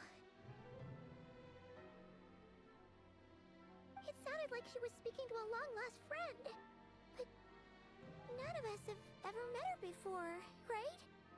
Yeah, except one who's standing in front of us. Perhaps. She took me for the goddess of the frost moon she once knew. Oh. Never mind. She doesn't know her. For a fading soul like hers, our auras must be too similar to tell apart. Oh. But anyway, we've got the iridescent moon's marrow now. That should help you regain your strength, right? Alright. Time to leave this place and meet back up with Arlecchino. Let's go! She's probably sitting there reading the book. Sipping some tea. Ooh, cutscene. That's odd. This place looks different than when we came in. Waning moon, oh lifeless damsel.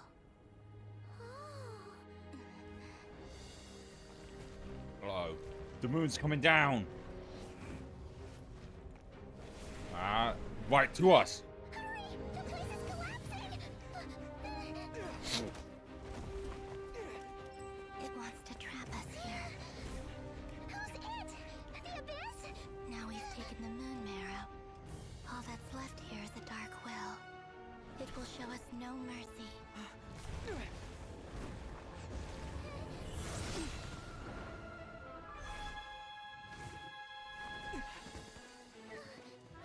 it back! The Crimson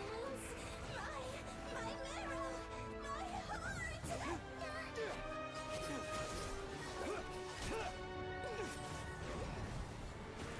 heart!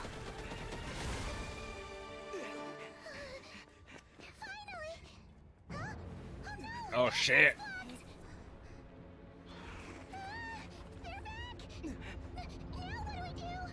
This is where you fall. Witness my rise. What are you waiting for?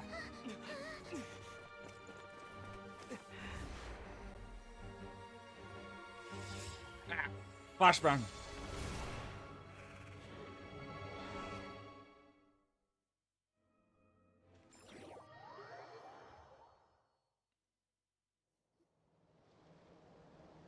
And we go back there anytime, because I swear I saw a chest pop after we got the marrow. We made it! I wasn't able to grab it. Was that you, Arlecchino? Did you save us? It'd probably be like there for like a world boss fight for grabbing resources or something. Wait, your hands! They're... On fire! Oh, this? Don't worry. It's a small price to pay. The Abyss wanted to trap you inside, and I defied its will by bringing you out. No wonder it's a little angry. Inky.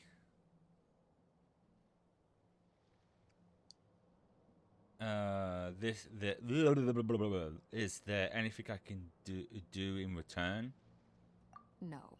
I have paid the price, albeit a small one, and it cannot be undone. My hands have already fused with the Abyss.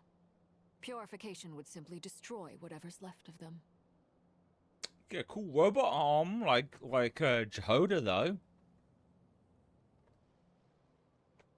But surely... She's not gonna die, she's one of the playable characters. Let's say problem is that any characters they introduce who are playable, they can't exactly kill them off because it'd be weird that something being able to play as them. Oh, we're so sorry, Arlecchino. Paimon can't believe you'd make a sacrifice like this for us. Do you remember if they did do that, had the balls to actually do that? I mean, most games in general don't with playable characters, because especially with RPG elements, you imagine leveling up an entire character to a high enough level, putting all the skill points and things into it, for them to only just kill that character off.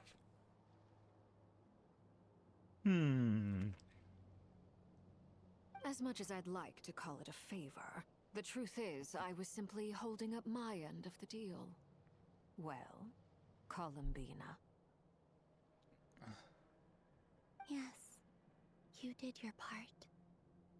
And as promised, I will leave the iridescent moon's marrow in your care.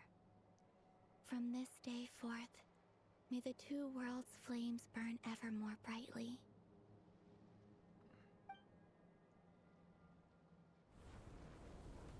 She's gonna like change forms. I'll take that as a blessing. Now, Columbina, give me your hand. Accept this moonlight I offer in return.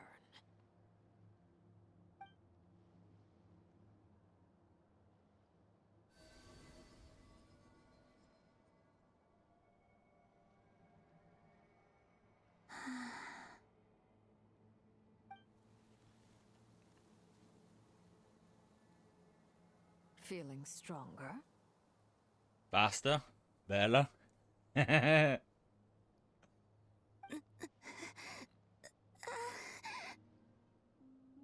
What's the matter? Indigestion?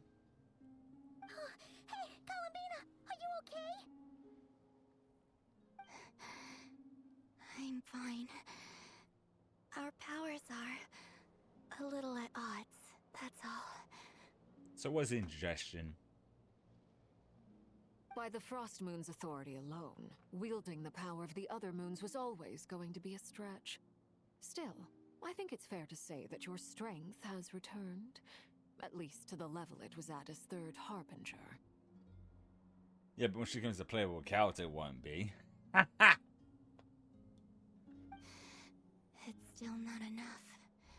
There's no way I can hope to challenge Rayrear like this. Try, you never know. Just one more ray of moonlight, if you would.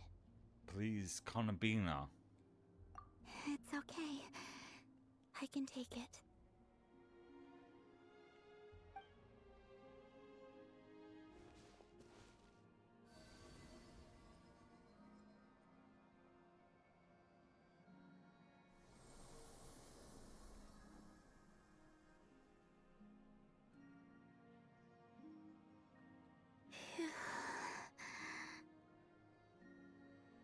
How about now? Fighting fit? At the very least, I won't have to stay hidden like before. Okay. Win's a win. I want to see him gone from Something-Krai. The ray here of Solnari and his wild hunt must be sent back where they belong. Well, it's good to have something to aim for. You certainly seem more alive now than you did earlier. When I first met you, you didn't strike me as a ray of moonlight. More like a wisp of fog drifting in from who knows where, ready to scatter at the first sign of a breeze. Couldn't just sit still as fragile, and that would have been a good enough summary, but alright. Very poetic, I guess. But now, you're full of vitality. Just like the Frost Moon, once the brightest of them all. May you keep shining, Columbina. This is who you are. Thank you. Look after yourself too, Arlecchino. I know you have plans of your own, and that's why you're always seeking to grow stronger. But whatever you're after, don't let the Abyss take a hold of you. I do not wish to see you go down the same path as Rayrear. I appreciate the concern, Columbina. Although perhaps it's time you took a new name. A new name? Kutar, the Moon Maiden, Columbina. They're nothing more than code names. They describe who she is and the roles she's played, but they're not her real name. So we'll name them. We often use code names in the House of the Hearth, too. But it's knowing your real name that keeps you grounded. Up till now, you've been living a wandering life, so you've probably never really cared.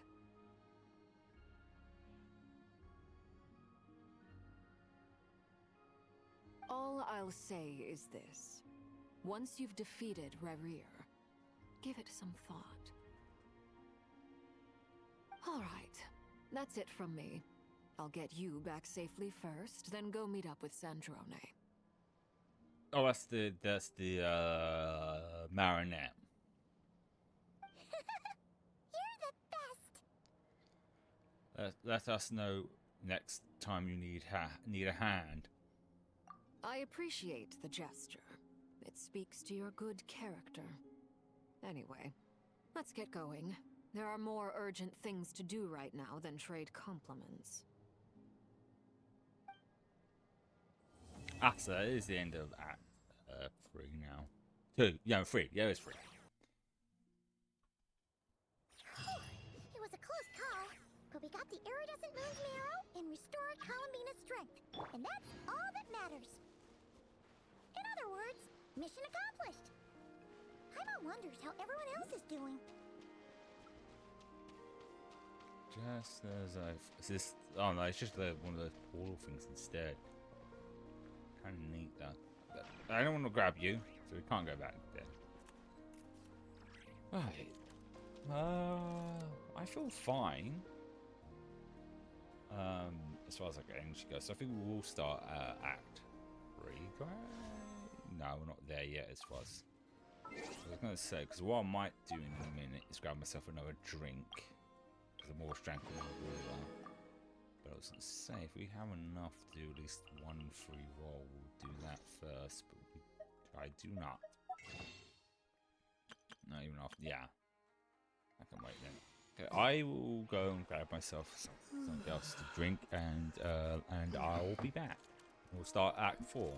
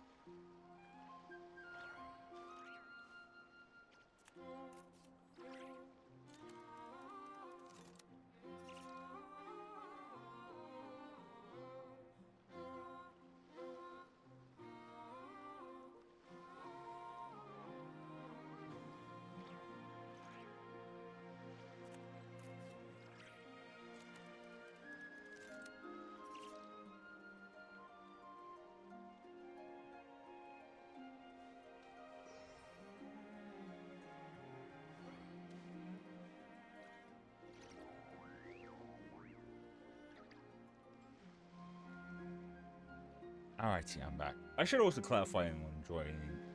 I've been having sleeping issues for a bit, and I always can't guarantee how much energy I'm going to have to stream or not. And I wasn't sure how long the rest of that took, because usually it was like, usually it's a check was like an hour, but an hour could mean 2 hours, and I don't know if I have the energy or not. But I feel good. Like, I feel fine. I don't have work later, so I don't have to worry about too much. pushing myself too much because even if we go for like another hour or two, I can at least rest for the rest of the day. Get myself a Lucasade. Nice pink lemonade flavor. Because if we can at least play at least an hour of that 4. I wish there was a fast travel point here to it, like directly to it. Or, oh well, it is what it is. I mean, that I could activate that, but that's not that in the end. I'd probably have to go around. Oh, it is what it is, as they say. Because like I said, I would be surprised if I have the energy to do the entirety of that 4. Because Act 4 is about 4 hours, which means it'll be close to 5 or 6 hours on top of what we'll already stream. But as always, next time. I have also been staying off of like YouTube Shorts because like I just know I'm gonna get spoiled because people can't fucking keep it in their pants. Like, oh, it's been out for a couple of days, just trying to spoil it. Frankly, I haven't yet, but I'm always rolling the dice on that happening. And that's why we're doing it now. Because realistically, I don't have to. Do you think the others are making good progress? I hope it's all going smoothly.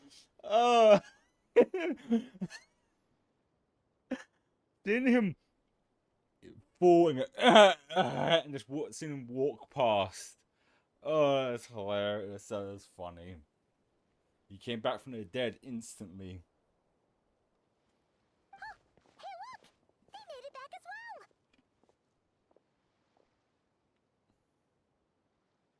Prince! Lama! How did it all go? All is well, thank you.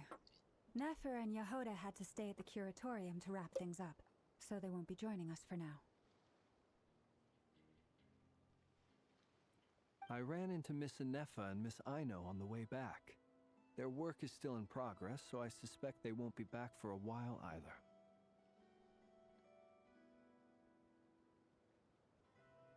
You seem rather cheerful today, Mr. Flintz.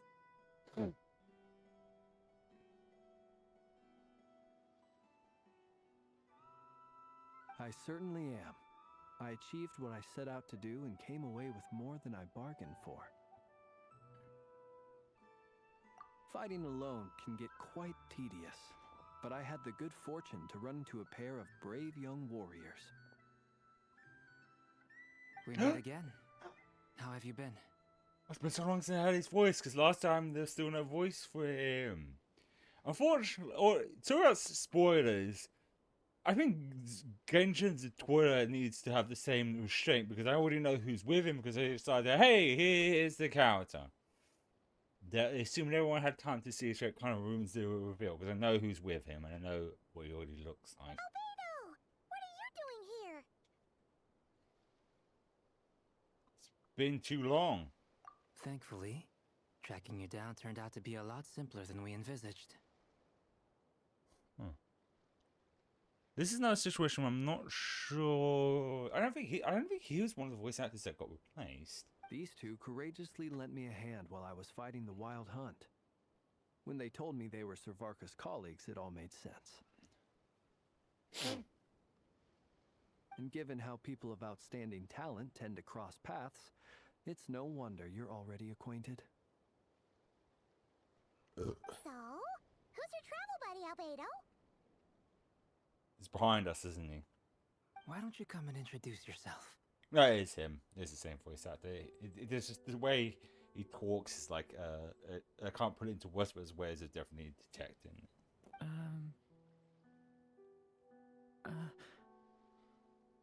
So this is the problem. It's just now because they would be so cool. But, oh, sick! But I already know what he looks like. Because Genshin's visual Twitter decided to tweet out him already. But I do like it's a sick dragon design. Very like, well, I guess gothic like. We get another gothic like boy like Flint. A gentleman of few words, I see, and a rather stern countenance. I presumed you were acquainted with him. Is that not the case? Wait, those horns. You must be.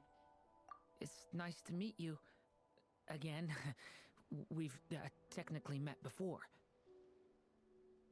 I don't remember what his voice sounded prior to this. I already know who he is. Wait a sec! You're Minnie Durin! Oh, I would say not so mini, but he still kind of is a little short. That's right. It's me. I'm glad to see you again. Because he's still shorter than the Traveler. But I do love his design. I almost want to save my rolls for him instead. Like, there's such a sick... I love a good dragon design. I also love good horn design. It's just... Oh, it's so good. I mean, seeing it in-game. Granted, the thing they tweeted was just the art of it, not the actual model. So seeing it like this is still fucking cool. Might actually do... I'll think about it. By the way, he says it's okay if you drop the mini. Even like a dragon tail or that. Such a cool... Because technically, well, not technically he is. Northern Net is a dragon, but he doesn't have the dragon designs. He just has the eyes, but having like a proper like dragon design, tails and horns. Yeah, I'm not as mini as I used to be. It's definitely... Well, it makes sense it would be a different voice. It usually happens with characters that have transformations and stuff. Like in Digimon. Interesting, isn't it? The first step towards blending into human society appears to be reflecting on whether one's name really reflects who they are. Oh, and is he... of course he had to be. I think... Am I covering it? Look over. Can I move a bit? Yeah, I am. Well, I can see his vision on his back, and it's Pyro, and of course he's a dragon. Wow! You look so different! In a good way, of course. It's great to see you looking so healthy. Ugh, so cool, though. They really cooked on this design.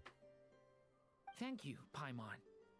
And although you're as mini as ever, I understand that diminutives don't always convey endearment.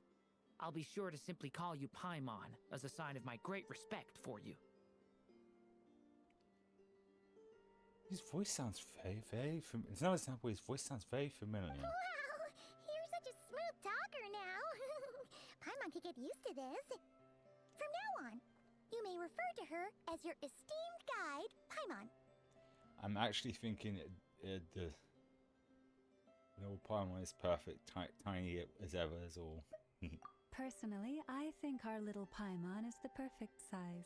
Aww. God, this is gonna bomb. I'm gonna have to People call look her at little it. Paimon. It's just because she's so adorable that they can't help themselves. If that's not a sign of endearment, what is? You're absolutely right, Miss Lauma. My brother still has a long road ahead of him when it comes to understanding human relationships. Oh, I guess they are kind of technically brothers, aren't they? Anyway, speaking of long journeys, didn't Columbina, leave with you? How come she isn't back yet? Let's see if it lists the current voice actors. Because the point is, he had different designs, so it's hard to tell. Might not. I thought so. There was two different voice actors for the dragon and the human form. She's been catching up with old friends. Wouldn't be surprised if she stopped for a cup of tea or 10 on the way back. Uh-oh. People are talking about me. Hope it's nothing negative.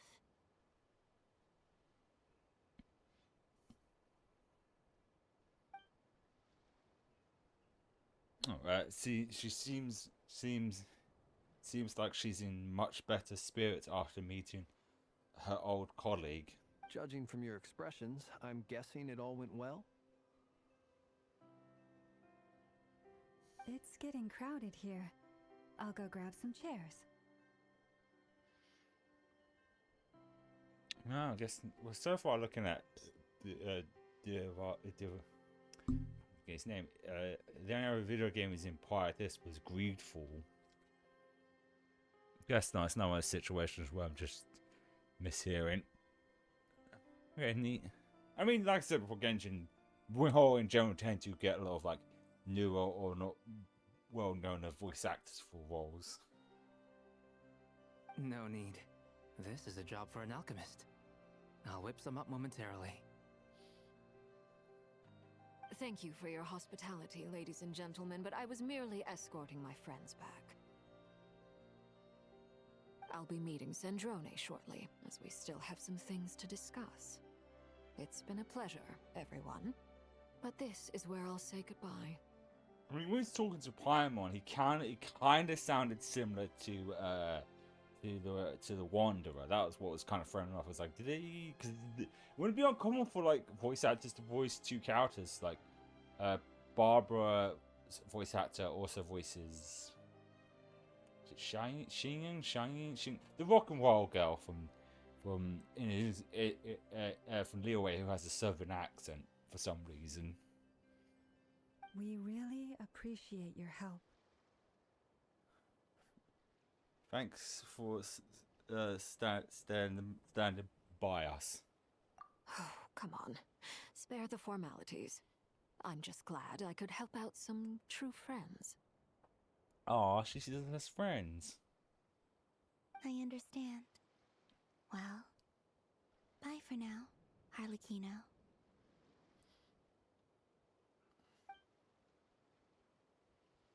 Oh, this place is hopping. It's probably a good thing one of us left.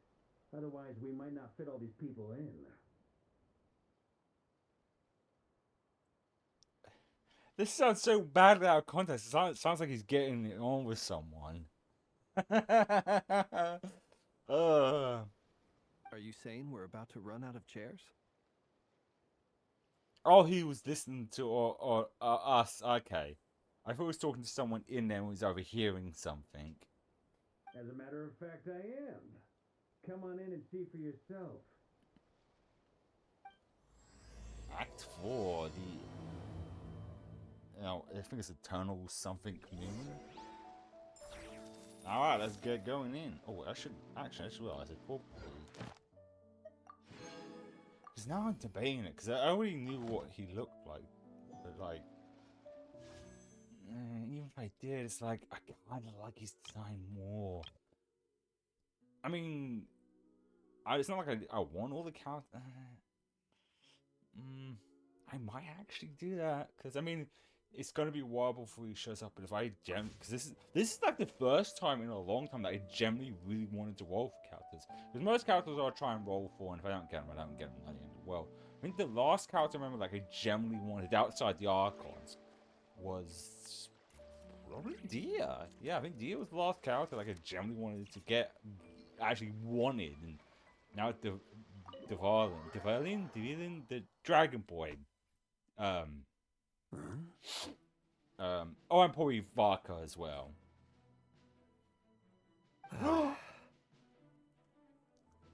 Yes, the man!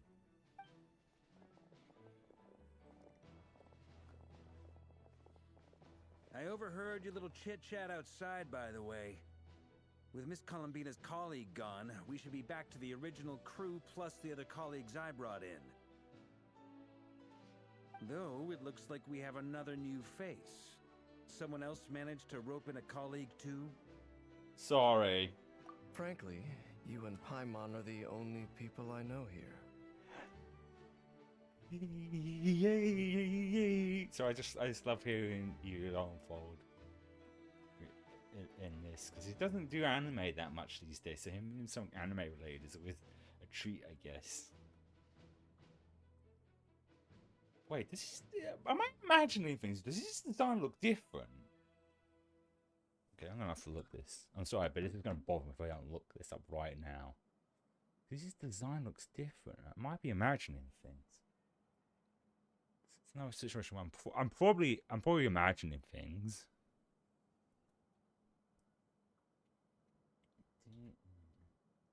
In sleeve. Go to images. No, I'm wrong. There's a picture showing him from like ages. Yeah, no, it is the same. It just, I think it's because we rarely see like a full shot of him, or we don't see him that often. So it's hard to always remember what his design looks like. I thought his outfit was different, or could we just lighting? is Deansliff, colleague of Tibet's greatest guide, Paimon, and greatest adventurer, the Traveler. Well, not exactly colleagues, more sort of friends. Friend. When someone else jumps in to do the announcing, you know you're speaking to someone important. Let's hear what he has to say. Note to self. Once Paimon knows your name, the rest of the world will soon follow.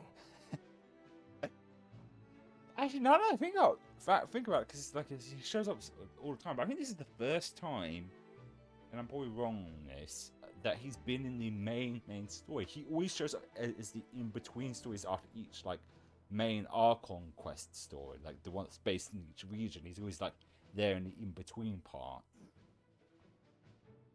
When he comes looking for us, it's usually something important. Paimon's guessing you've heard about the Wild Hunt, then. From the looks of it, you're about to hold a meeting.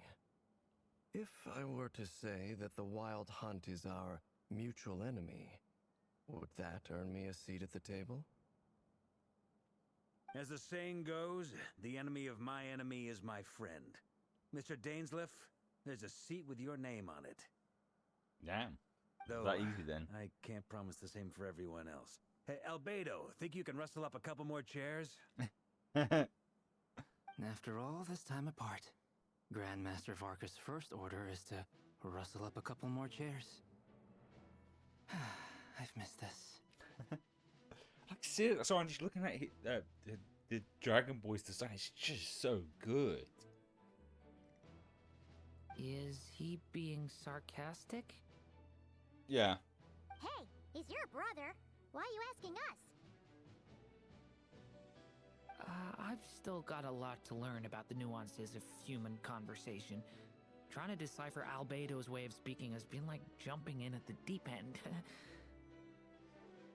Oh, good point. Paimon gets you now. Don't sweat it. There are people who go their whole lives without getting the hang of it. You're ahead of the game already. Why is it at the start that says you sound like a southerner? You're getting anywhere. Like kind of that. It sounded kind of like she had a little southern accent popping through. Look at you, Paimon. I wonder what's taking Nefer so long. Perhaps you should go and check in with her. If anyone can hurry her along, it's you. I just got back from the curatorium.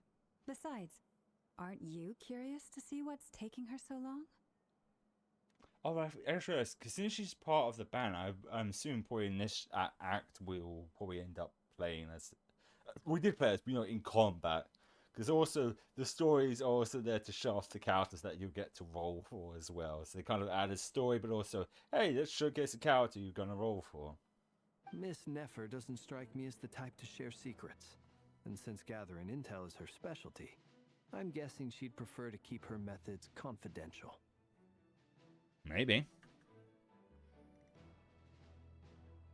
Under such circumstances, would it not be tactless for me to impose? Oh, but it's fine for me to impose. She's got you there. What can I say? You have an unrivaled ability to garner people's affection, Miss Moonchanter. Besides, you have far more in common with her than I do.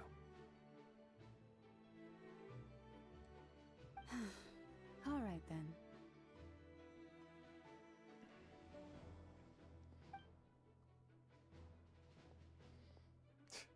Impressive. She barely fought back at all.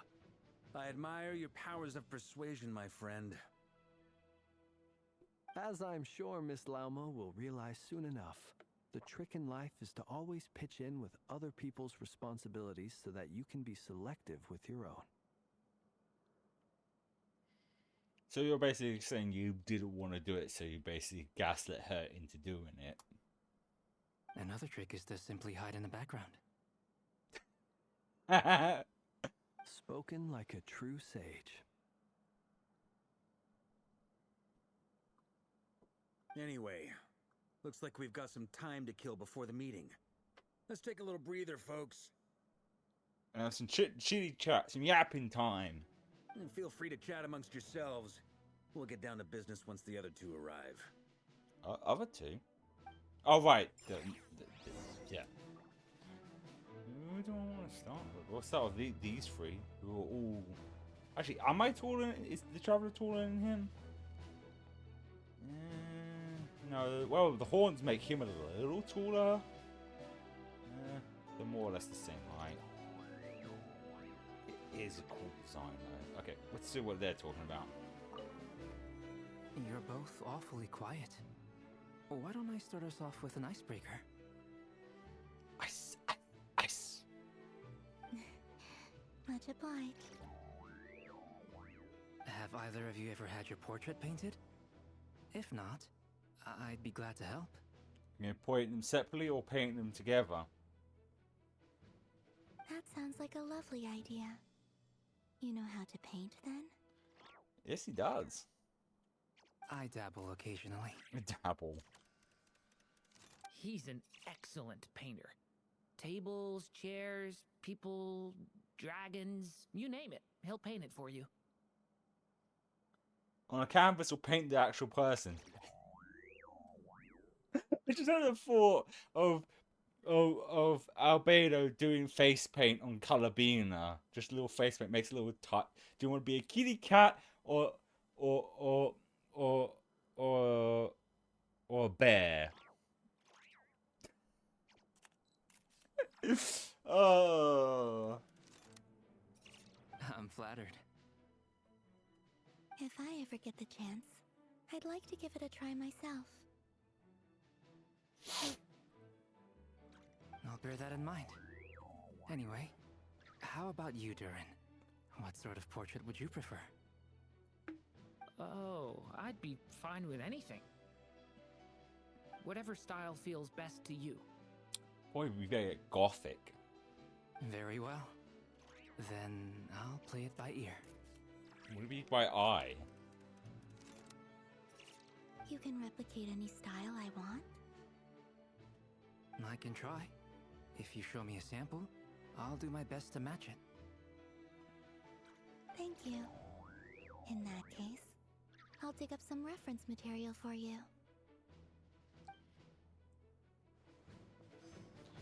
Alright.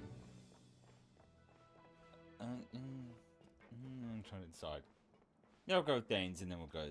Is there something you'd like to say to me? My robot thing's in your face, though. Yeah! For starters, why'd you just show up here without even giving us a heads up? I don't think he never does, to be fair. If you think back to our previous interactions, you may recall that that's hardly out of character for me. Ah, see? You do have a point there. Sort of out of... Oh yeah! You'll need to find somewhere to stay the night too, right? Want to tag along with us? You never know. We might get a group discount. Sure, let's do that. We can share a bed together. Great! Paimon will handle it! And in return, we can get Dainslift to be our very own personal bodyguard.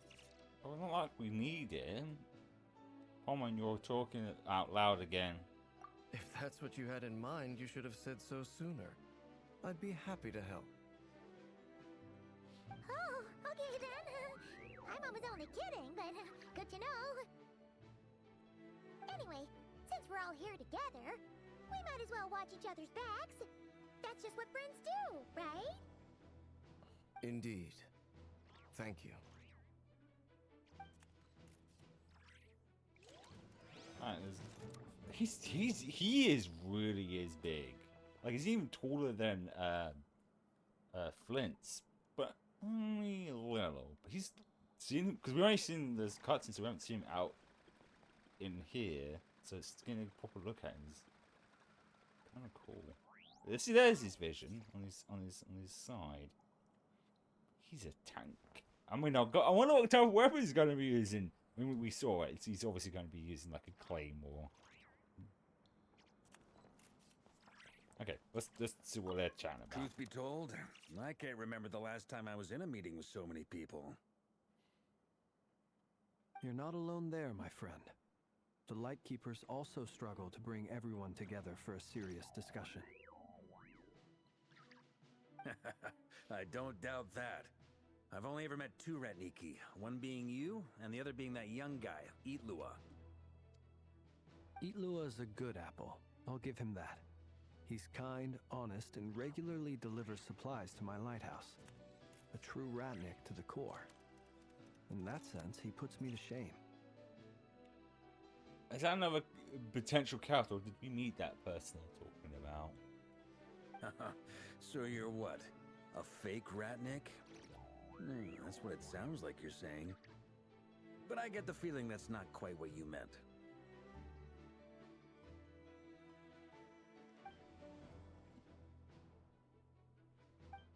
Awkward. Come on, why the awkward silence? Sorry. I'm not even gonna bother trying to hide it. You've known all along, haven't you, my friend?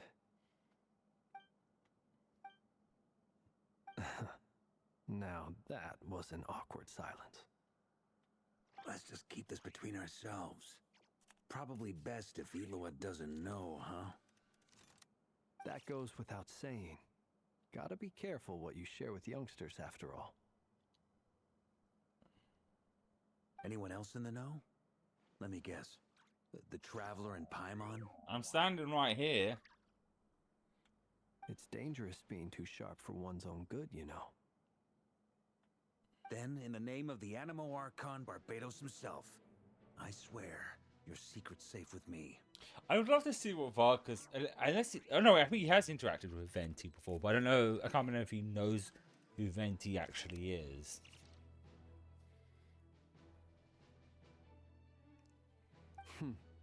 When we went for drinks, you said that you and Barbados were practically best buds. Oh, he does know them. In the light of that claim, do you really expect me to take your oath seriously? Of course. Just as long as you don't go spreading around the fact that I'm close with Barbados, all right? Oh, so he does know that Venti is Barbados. Fair enough, then.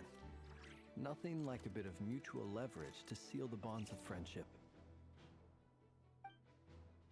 I guess. Not long after. Ah, there's the two.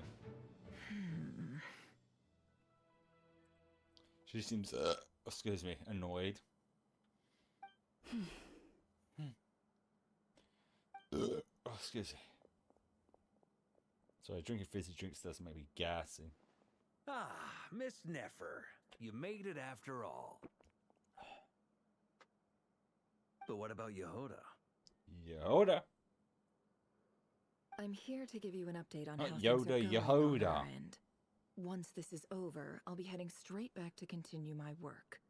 I left Yehoda back at the Curatorium to watch over things while I'm gone.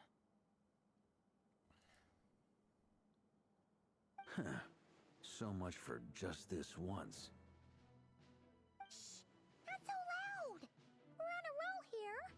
What if she remembers and suddenly decides to back out?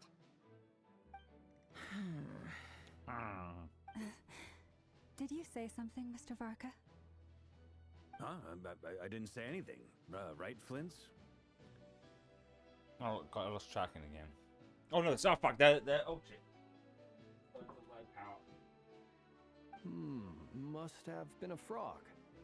They get so noisy around here at nighttime. It's like they're putting on a concert in the background. Usually it's the wind, not a frog. Anyway, before we begin, there's a few introductions to make. Let me start by saying that it's an honor to be speaking before so many distinguished colleagues and collaborators. First up, we have Miss Lauma. As Moon Chanter, she's the leader of the Frost Moon Scions, a local religious community in Something-Krai. Then there's Miss Nefer, boss of the Curatorium of Secrets, an intel gatherer extraordinaire.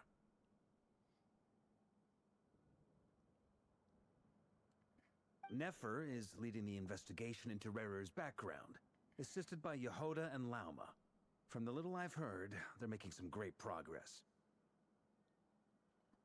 Over here, we have Mr. Flintz, a ratnik and guardian of the abandoned lighthouse. In our last operation, he courageously distracted the wild hunt to buy time for the rest of us.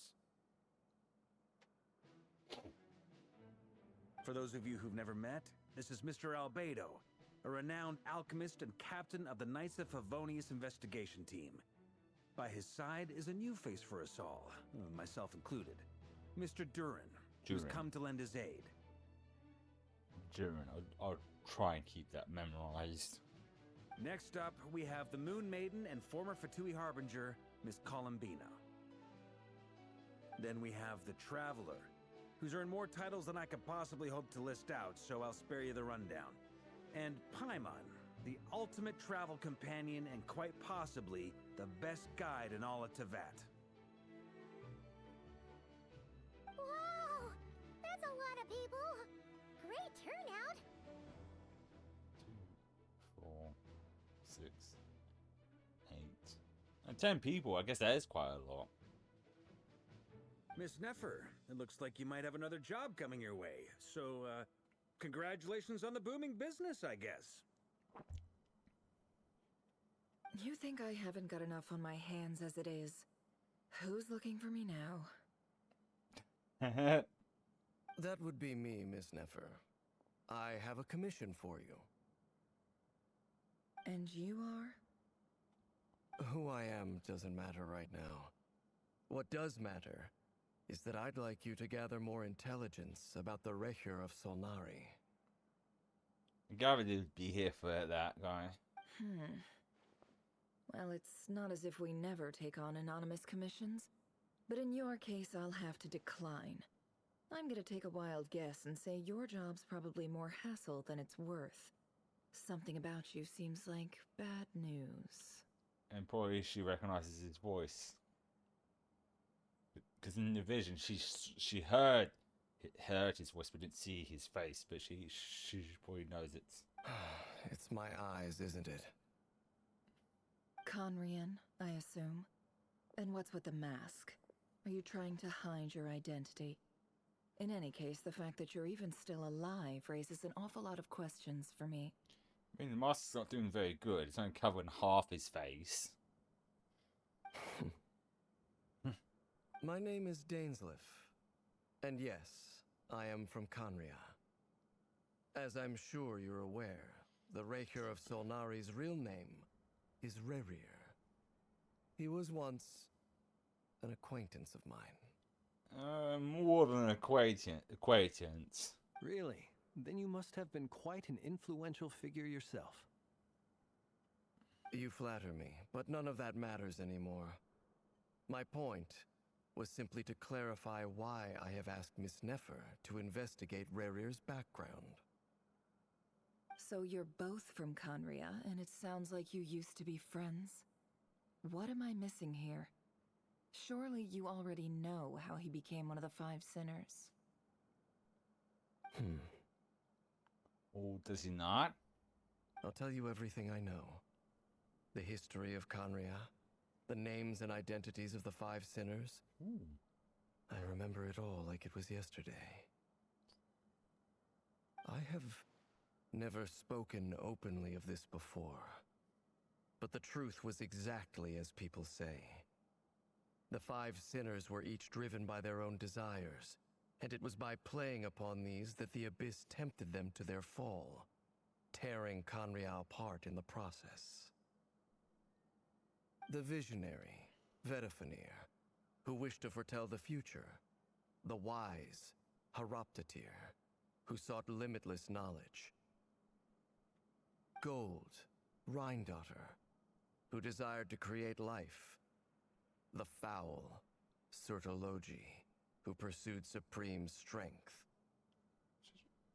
Wait, wasn't that the name of the Marionette? And last, but not least, Recher of Solnari, Rerir, Ravager of the Moon. Of the 5, Rerir is the only one who remains a mystery to me. He never harbored grand ambitions, So what changed in the space of a single night? How did he come to fall like the others? In other words, you're saying that his change came as a shock to you, and you have no idea what actually happened? That's right. You mentioned how the Abyss tempted them, which led to their fall. But what did that look like in practice?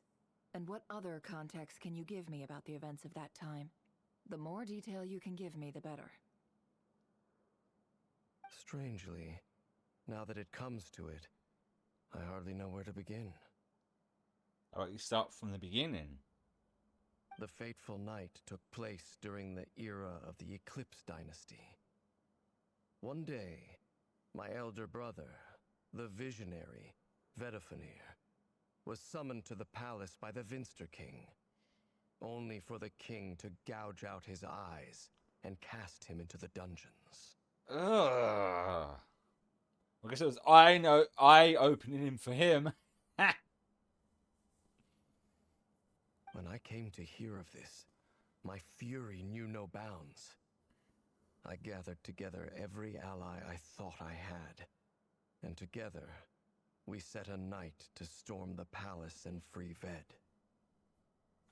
Centuries on, the memories of that night still haunt me like a never-ending nightmare. We broke through the palace gates, just like we had planned, each striking towards our separate targets. But then, I was betrayed. Even Vedafenir, the very person I had come to rescue, abandoned me and partook of the Abyss's power. So, it's personal after all. Then tell me, Mr. Dainsleif, what price are you willing to pay? You, of all people, must know that nothing comes for free. I cannot say what price would be worthy of such a commission. But know this. Rerir was not always a madman. Believe it or not, there was a time when he was just an ordinary man, working for the Khanrian Intelligence Service. Uncovering the truth of Rerir's past is the only way to unravel this mystery. But before you decide if you will accept my commission, I will tell you more about him. Enough, I hope, to help you plan your next move. Sounds pretty good to me. Feels like we just flagged down a random passerby, only to discover he's actually a master strategist who has a score to settle with our enemy. Might be all good karma have been yeah. Can I borrow your halo? It could be useful in the lighthouse. Hey, enough with the wisecracks! Besides, isn't that lamp of yours bright enough already? Relax. It was meant to be a compliment. If that was a little over the top for your liking, I'll make sure to tone it down next time.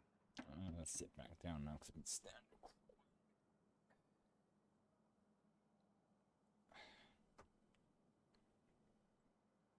I'll give your proposal some serious thought, Mr. Dainsleif. Let's speak in private once the meeting is over.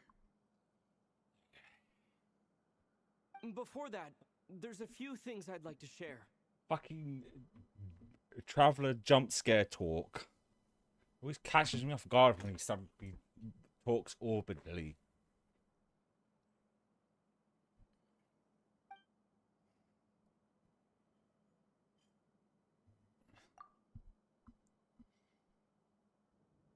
I'm not reading all that. Now that we've united the hearts of the three moons, your power should be greatly enhanced. But it seems like that hasn't happened yet?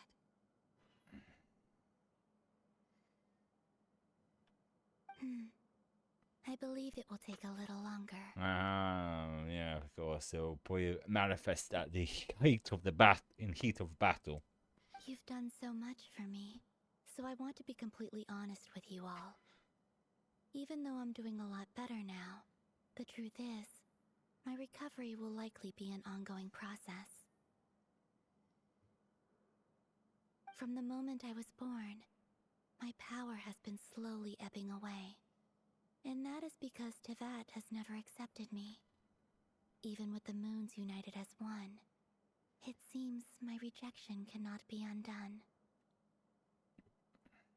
So far, I have yet to find a solution. It may turn out to be a problem that will plague me until the day I finally leave this place behind. Do you mean metaphorically, or do you mean like literally, like dying? No, I mean, do you mean like leaving as like saying, "Hey, bye, I'm going," or do you mean like dying in the metaphorical sense? Even so, I will do everything in my power to help you drive out the Ray here of Solnari. As Arlecchino put it, this is not about chasing the spoils of victory.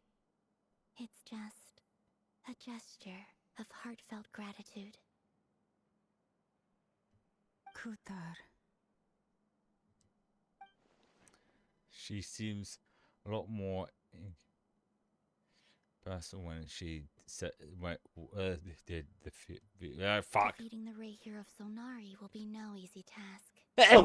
While my strength slowly recovers, Sorry, that's why I started you'll also reading need it. to gather more intel. I could feel a sneeze coming on, but sometimes I don't end up sneezing, but once I did. Naturally. We should take all the help we can get if we hope to defeat him. We've considered several viable plans now, but our choice hinges on the answers to a few key questions. Is it even possible to kill Rerir? What experiences shaped the person or monster he became? And what's he really after? I think we'll probably end up just stealing him away or something. Usually, it's sometimes the case, or some shenanigans make it so we can kill him. Given Albedo's expertise in alchemy, I think we should leave him to try and answer the first of these questions. Understood. As for the other two, I'm afraid we'll have to count on you again, Miss Nefer. Believe me when I say it's not my wish to burden you. But right now, relying on your skills is our only option. So you're placing all your hopes on me, huh? We can't thank you enough for agreeing to help us. Honestly, I can hardly believe how lucky we are. You sure have a talent for changing your tune, Miss Moonchanter. Timid like Yehoda one moment, then Flintz's insincere flattery the next. Ladies, please. I must object to your portrayal of me. That's all. Feel free to keep bickering. Just pretend I'm not here. I almost don't want to leave this room. I'm curious to see how this plays out. I have faith in you, Miss Nefer. Something tells me you'll stand by us until the very end. Oh? And what makes you so sure of that? What if I suddenly decide that my compensation is insufficient? This isn't about the money. I can sense that you've got a deep-seated distaste for Rerir. And knowing you, that alone is motive enough. Yeah. Look at them getting along so well. Like two peas in a pod. And I'm the one they accuse of insincere flattery. There is no justice. Miss Lauma, you have to understand something. Unlike you, I don't actually enjoy having everyone's hopes on my shoulders. Don't like the pressure, then? Is that right? Well, maybe the fact that I'm willing to put my hopes in other people says more about me than you. But the fact is, I also trust you. And that's because I know that you're someone we can count on.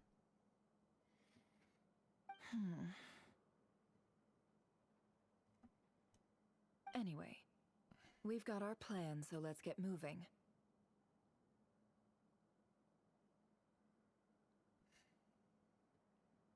Mr. Dainsleif, let's talk.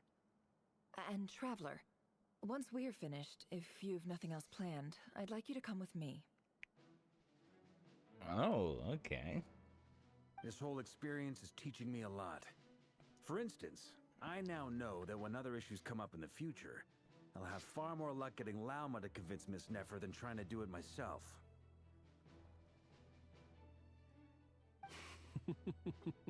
Hate to say it, friend, but that's one of the funniest things I've heard in a while.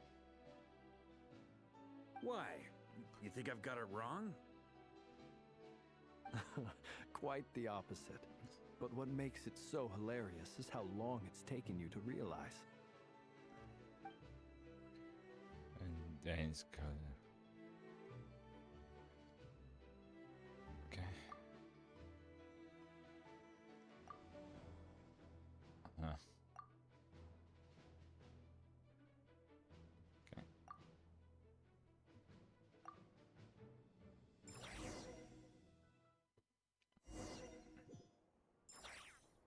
Oh, we're back in control now. Do I? No, I probably still don't. But like I said, now I'm kind of debating because I really do like I already forgot Dragon Boy's name is because his design's so cool, but his could be far off, so there's always a good chance I might still get plenty of rolls by the time he shoots off. But then again, so I'm still kind of a... Oh, I just realized something. Because I'm pretty sure if I go down here, we should get one free roll for putting this at. And if I just use that one roll and we... I kind of want to. The likelihood of that actually happening would be hilarious. That we do one roll and we get her. Yeah, fuck it. It's not. Yeah, I did. So. As we say, I'm going to save my points and I just waste one. I was just curious, that's all. Yeah, because the more I think about it, I could always wait until her role comes back around again. Depends how well she plays, because to me it's also how well they play as well as if they're cool looking.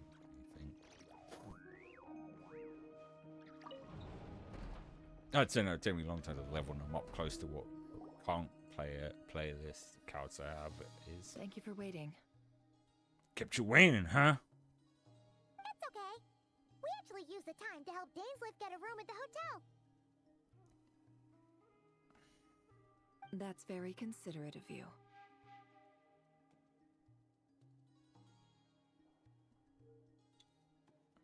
Now, I trust you share my curiosity about Rarir's past, and you seem fairly familiar with Mr. Dainsleif already. That's right, we know each other for quite some time now. We spoke at some length after the meeting. He was the one who suggested I should invite you to join this operation. He feels confident that these secrets will be safe with you.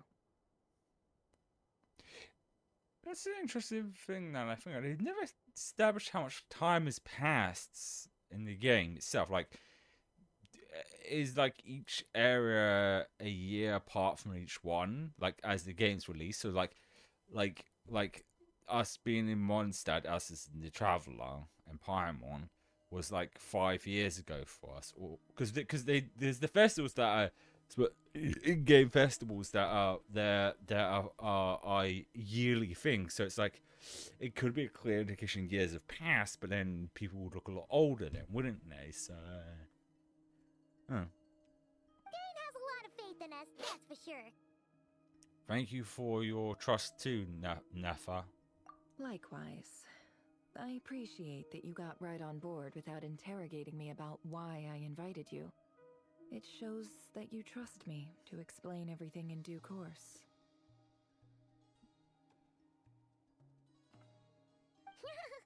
That's because we know what you're capable of. We appreciate you too, Nefer. You might have been forced to help in the beginning, but this time, it was your choice.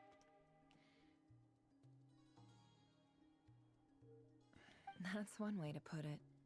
Another is this, that once a decision's been made, it's set in stone. After that, my only goal is to see it through. All right, so here's how it is. I'm going to access Rerir's thoughts again using my confidential method. Now, I'm sure you've seen things like this before on your travels, so you're surely well aware of how dangerous it can be. Yeah? The reason I've gathered you all here is to ensure my safety during the proceedings. Ah, so we're I her plan bodyguard. for us to enter the fragment of his consciousness together, and once inside, I will focus on searching for information. Think of this as a diving expedition into someone's brain. If I'm the diver, you are my safety equipment, tasked with keeping me alive while I'm under the surface. I mean, you could have said we were a bodyguard and that would have been a suffice explanation. Once the ceremony begins, we will all be spying on privileged information. But in the interests of safety, you must remain absolutely silent at all times. We will discuss our observations after the ceremony has concluded. Lastly, any individuals of a weaker constitution are advised not to partake in the ceremony. In any case, Paimon has her own job to do, which requires staying in the room but not joining the ceremony. Never left out the detail of her. I guess her brain diving trick is. It's more like Paimon won't shut the fuck up, so she doesn't want her being there. It's more like Paimon won't shut the fuck up, so she knows it'll be a bad idea to let her go in, because you're gonna be quiet. There's a little more to it than that. I was being serious when I said you have a job to do. While the rest of us are inside Rerir's mind, it's imperative that we have a team member on the outside. I feel like she's still bullshitting her, because they did it earlier and they didn't have someone outside. In the event that something goes wrong, you will be our first responder. I don't anticipate any issues, but the extra level of safety will be greatly appreciated. I second that. This is a dangerous operation here, and you're our whole rescue team. That's pretty much the most important job in the crew. So, Paimon's like the lifeguard? Yeah, that makes sense. Alright, got it. Just violently shakes them awake. Good. Please, take a seat. We'll get started momentarily.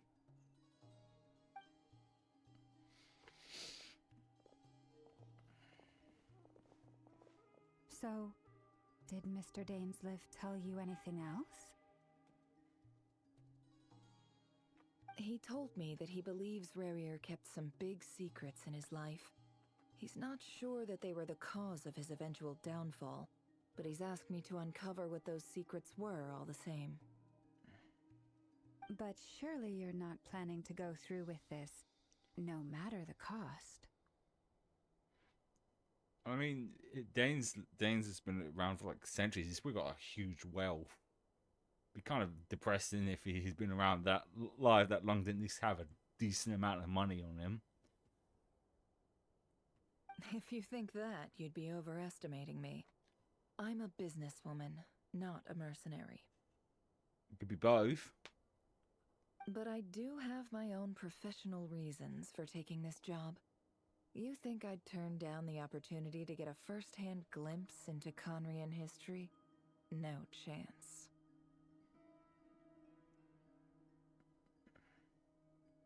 Well, as long as you don't let morbid curiosity get in the way of safety concerns, we're good. We'll do whatever we can to help you. You're such a killjoy. She's got incense candles. It's like a summoning. It's a summoning ritual. Seems like Nefer will still has no interest of. Okay. I see. This is the chest set on the table. Could that have something to do with her tail gathering methods? All right, I'm good to go. All set over here too. I'm ready as well. Ready and raring to go. Paimon, you'll be extra careful. Oh wow. All right. Let your whole body relax. We're about to begin. I wish I could let my whole body relax and I'd probably sleep a lot better. Close your eyes.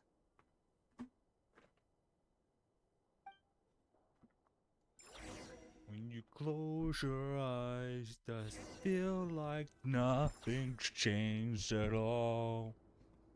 Phew. Could this be his office? Pretty standard setup. Bookshelves, paperwork, files.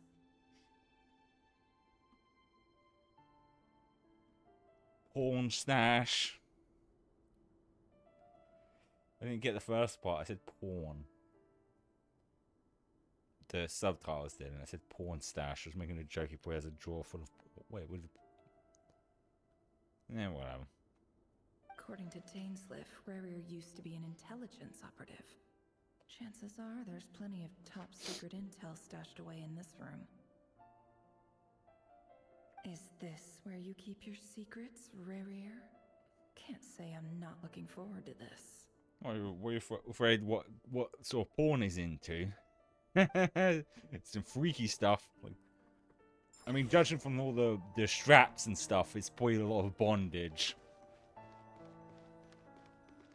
Well, BDSM. He looks even gloomier than last time. I wonder what's changed. Wait, can I still see his reflection in that? Or was that just for that? Oh, just for that shot. Because earlier they actually had it moving in the mirror, which was pretty cool. Is there that mirror somewhere around here, though? I mean, I shouldn't be diddly-daddling. Let's remain focused. Oh, I can actually... Oh, she's actually... Ah, interesting. She's actually usable. She uses her legs? She's like, well, not exactly like, but like Lycon in Zenless. He uses his feet to fight. Not fight, so just the feet user. Did they, seriously, I said this before, but did they hire someone recently who's into feet? Because this is like the this is the third or fourth time I'm dealing with feet things. Not that I'm judging anyone, just curious to why suddenly they're delving headfirst into feet stuff. I mean, we'll probably get to proper use. But the fact she's doing that makes me wonder. Oh, I can really see her weapon. Yeah, she is a...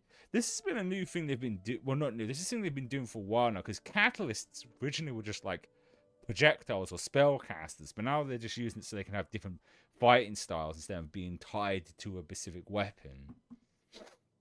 The catalyst is now, hey, this person is using a different type of weapon because of their item. Which makes sense.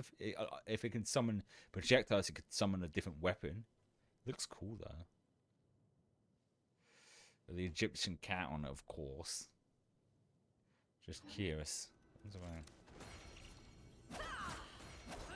Okay, that's enough of that. Let's remain focused. He looks even gloomier. Oh, that's then clipped it again. Meant to sit down. There we go. Oh, that's interesting. There's a slight... Today's files are in. Time to wade through them, just like usual. There's a little glitch there where her model actually showed in before his did. Am I supposed to be doing something?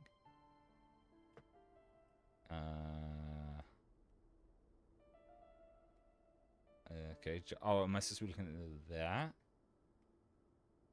Because I can't click continue on the dialogue. Oh, don't tell me it's broken on me. Because I can't click continue on the dialogue. All I can do is move my view around. You can see his reflection.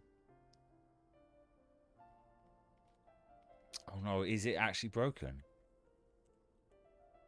This is sometimes the reason why it's good to also have a guide open. Not just to know how much I got left this, but in case of situations like this. where it breaks on me slightly, and I'm worried the game might be broken, or I'm missing something that's fairly fucking obvious. That's not quite obvious to me.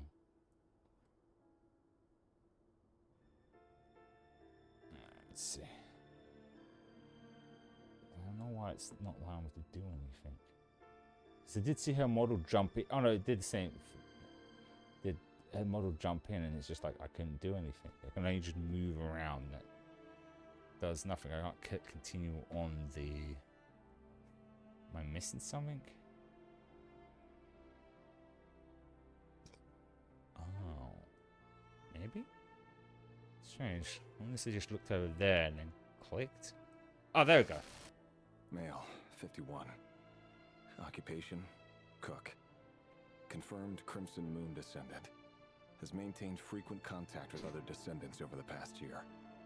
Poses a threat to the dynasty. What? Neutralized. Oh. This one should be archived under purged targets. There we go. Got a little icon thing to help. Female, 23. Occupation, office clerk. Confirmed Crimson Moon descendant. Has maintained frequent contact with other descendants over the past year. Poses a threat to the dynasty. Oh shit. No wonder it was gloomy. Imagine having to go through this and say someone has to be executed just for being associated with a different dynasty. But not being anything more than just that. Neutralized.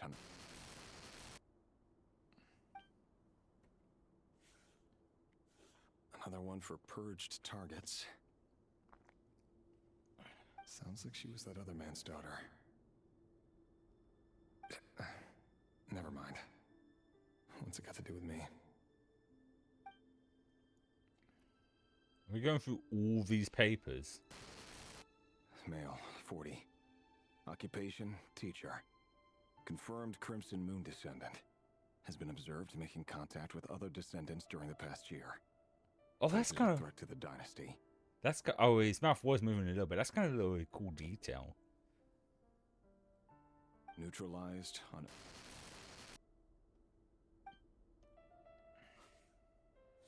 Just another nobody for the archive.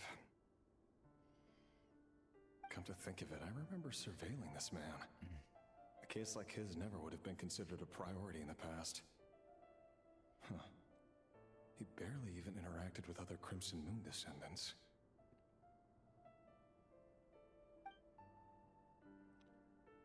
I don't know a theory. What if his madness was that his wife was investigating, well, wife-to-be, was investigating the Crimson Moon, and the king decided, well, no, she needs to be executed. And he was forced to kill his own wife, and that's why he blames the moon.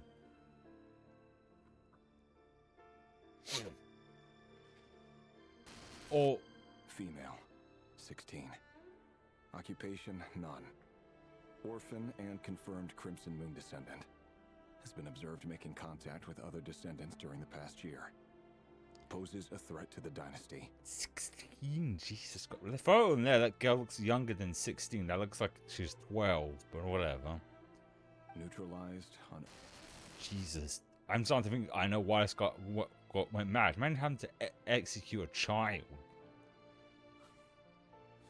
Filed. I have no recollection of this girl. None whatsoever. She doesn't seem to be anyone important, but then again, how many of them really are?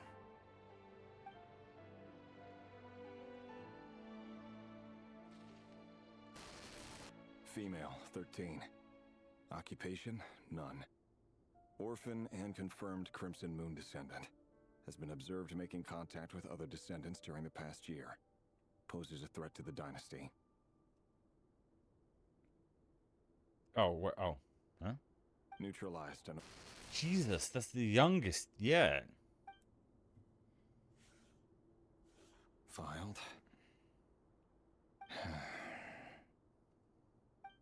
We really are going through all these papers, aren't we? Male, 11. I spoke too soon. Occupation, none. Orphan and confirmed Crimson Moon descendant. Has not been observed making any contact with other descendants during the past year. Poses a threat to the dynasty. Neutralized and...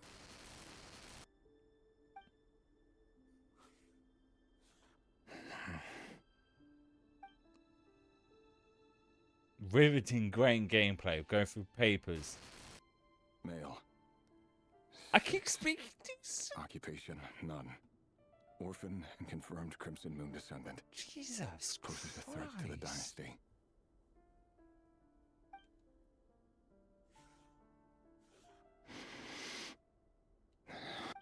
It's funny, isn't it? Your job is becoming both harder and easier at the same time, depending on how you look at it. I'm assuming that's the Abyss talking to him. The Crimson Moon descendants will be completely wiped out. But as their numbers dwindle, they become harder and harder to track down. That's not how it is. Fortunately, however, most of the able-bodied adults have already been taken care of. The remaining weaklings will be increasingly easy to deal with. No! No. My job is to ensure the survival of the Eclipse Dynasty. And the only way to do that is by eliminating any and all potential threats. It's a perfectly legitimate line of work. Every single one of my colleagues can attest to my fairness. And if my friends were aware of the facts, I know they'd back me up too. Assuming, of course, that they were aware of all the facts. Interesting. What's it? It all adds up. I don't know why I did that. Look, no, we're climbing out. Investigating. A file tucked inside a folder. The title reads, Dear Breakfast Shop Owner. It's a list of names. But at this stage, I have no idea who any of them even are.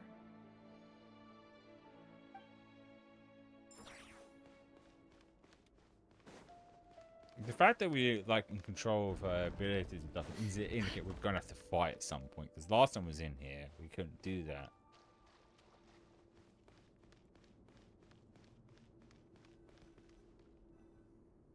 Mr. Vedifalnir, it's been quite some time since we last met. Rerir, I trust you're here because you have something important to discuss.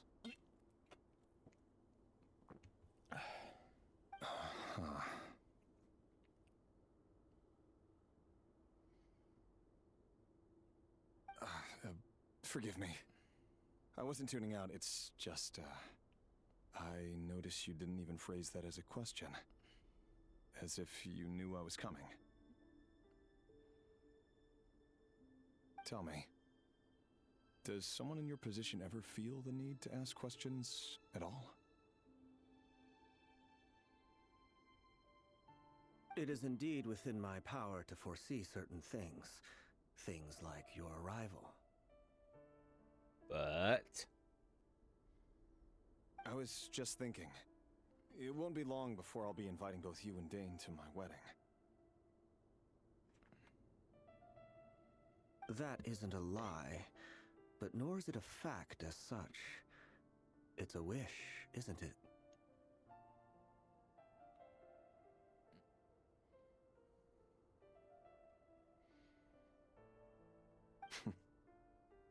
No fooling a prophet, is there?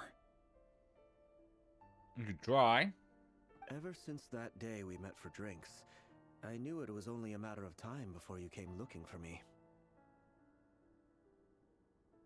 Does it feel good? Knowing how the future will unfold. I'm afraid the notions of good and bad fail to capture the complexity of what such a power entails. Once you've seen what will come to pass, it can be all too easy to succumb to fear and melancholy. Unless, of course, you learn to abandon these feelings. Which I'm assuming you did.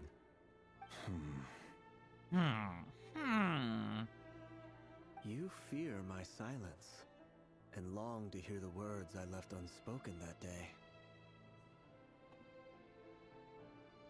That's right.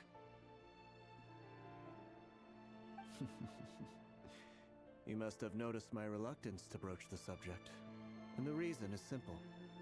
Because the truth could never have lived up to your hopes. For both our sakes, such words are better left unsaid. The burden of prophecy was never meant for your shoulders. So who exactly do you deem worthy to hear your prophecies? None but our exalted king? Or rather, our king as he once was. You're closer to His Majesty than I am. You must know better than anyone how much he's changed.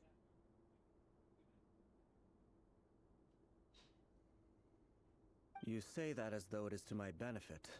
Yet precisely because of that, I dare not speak rashly. A king can turn out to be the most virtuous of rulers, or a tyrant more terrible than the most vicious of dragons.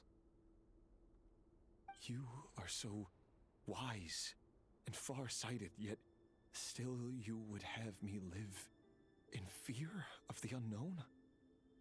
I guess, and I lost tracking again. Okay. You make a fair point.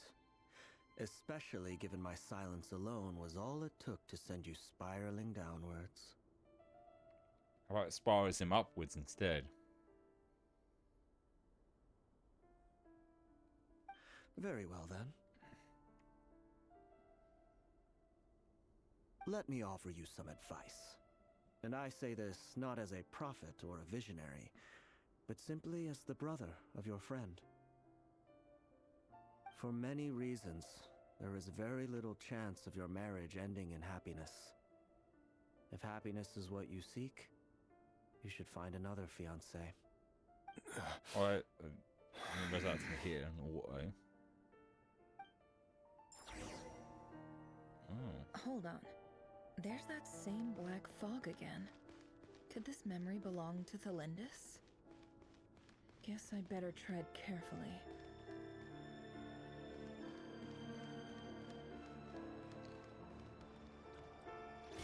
Oh, I am in control of pretty much everything, except that.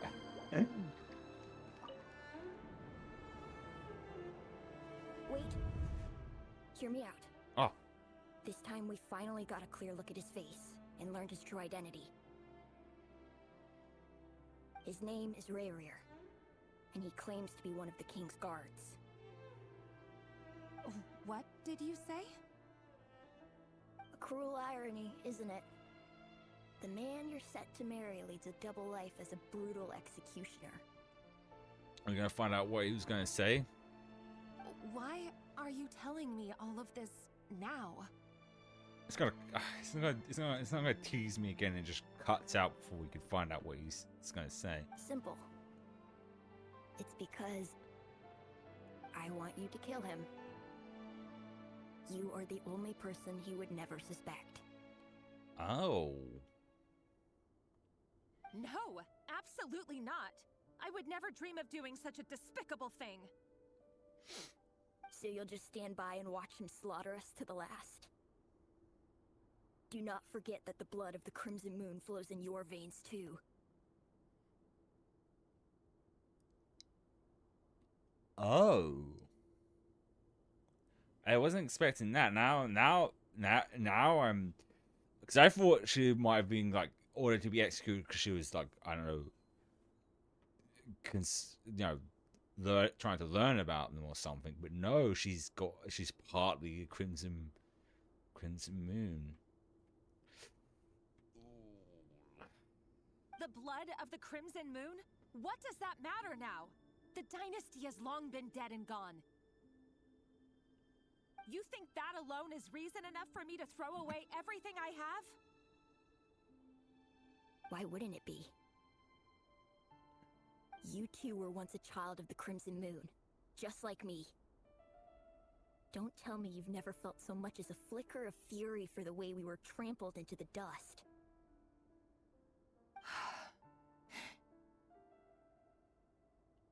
As long as you promise to abandon this pipe dream of restoring your dynasty, I can try to persuade him.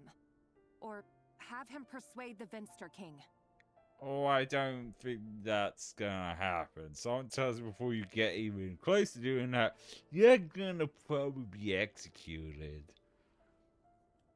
Persuade the Vinster King?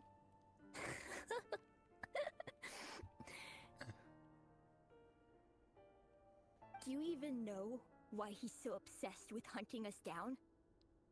Why he keeps trying to force us to hand over our secrets over and over again? Or why we refuse to give up on restoring the dynasty? The Vinster King. A blind fool. His eyes clouded by powers from beyond this world. A petty little man with a miser's heart. And he dares to sit upon the throne? Mark my words. Sooner or later, Conria will fall. And it will be his doing. If you can't bring yourself to do it, so be it. Just you watch. It won't be long before calamity descends upon us all. The Rehir of Solnari. That really is quite a secret you've been keeping from me, Rerir. Ooh, maybe she's gonna kill him. But who am I to talk? Am I really any better? I've kept my own past a secret this whole time, too. Love should be built on honesty. But ours was born from lies. And yet... Yet? Is it really so wrong to hide things that would only make life harder? If we don't cover up the parts that no one else should see, how can we go on pretending to be normal? Vedifulnir must have known all this. And that's why he made his prophecy. In the end, nothing stays hidden forever. But I won't just sit by and watch this disaster unfold.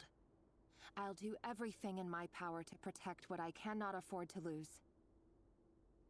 Oh, maybe my first assumption was right, that she did something to prevent him from dying, but it costed her life as well. No matter who I have to face.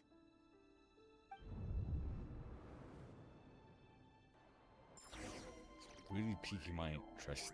Where's this going? Huh? Was that Rerir who just walked past the window? Doesn't it give you the chills that he still takes the same road to work every day? As if nothing ever happened. Those people at the deli. Enough already. They're clearly pretty taken by their own disguises, so just smile and play along. Pull the rug from under beasts like that, and you'll risk having your throat torn out. Deli? Oh. They're talking about those people from the opposition. Right. I'd almost forgotten they used to run a deli. No consequence, always vanished so easily. And no one even remembers them. Well, never mind. It's another one of her memories then.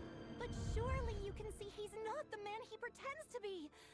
So many have died already, and they say that the king's madness grows with each passing day. We're not going to survive this, are we? But why does it have to be this way? Do we really deserve to die just because of the blood that runs through our veins? Felindis, are you even listening? Sorry, Freether. My mind was off wandering. Is that her little sister or something? I heard you, though. You're talking about what Rerir said. He's just following the king's orders. He's a secret agent, and it's his job to hunt down rebels and dissidents. By the time you first met him, he'd already taken lives. Maybe he was using you from the very beginning. No. Rerir has no idea I have anything to do with the Crimson Moon. My family are only distant relatives of the main lineage, and Besides, my eyes are perfectly ordinary. Truth be told, apart from my teacher, pretty much no one knows I have any connection to any of it. It's been a long time since my family severed ties. But as Orlog said, who could possibly talk sense into that raving lunatic of a king? No one. Oh, so no, she's not Alice. It's just another.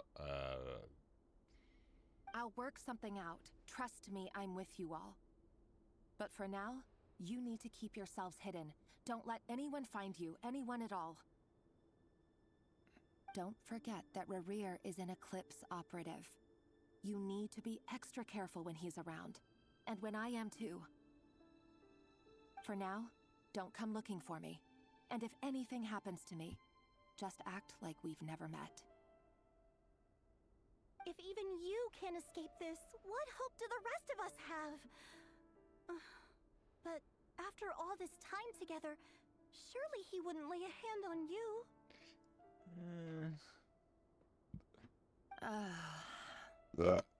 Excuse me. I won't speak in his defense, nor can I give you a clear answer to that question. But I'll do everything I can to put an end to this.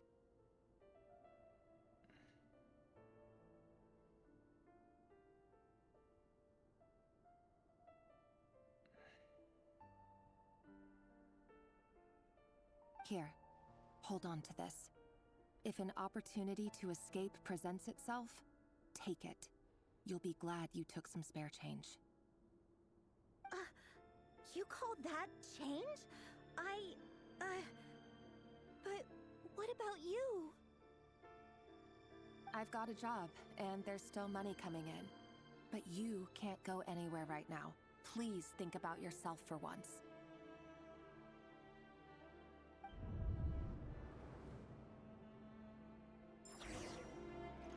I actually need to pee again, so I'm gonna be back in a minute. Hold it in.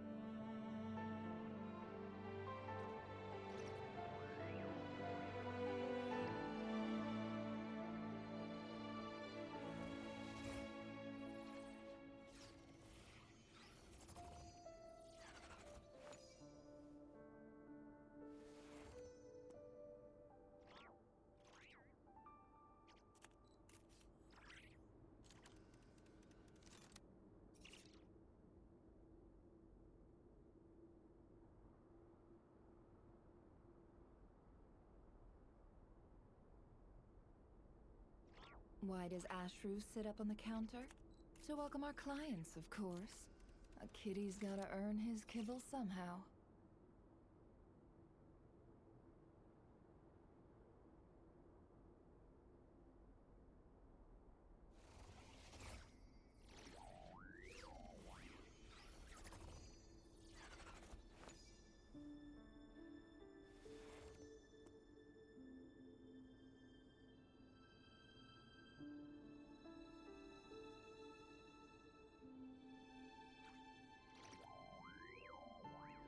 Alright. Better after that. It's again getting too engrossed in the story Don't now. trust your eyes uncritically. People only see what they want to. So don't be your own fool. Okay, neat. Wait, we're back here. I'm going further. The thing is, they look like just walls when you first glance at them, but then now it's like it's actually a door. Another day, another round of assassination training. Training ground is just beyond this hidden passageway. When you kill a person, doesn't it bother you when you end up covered in their blood? Why would it?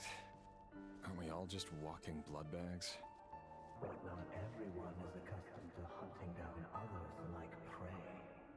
You've been a hunter for so long now, you seem to have forgotten that most people don't just go around killing one another. leave me alone.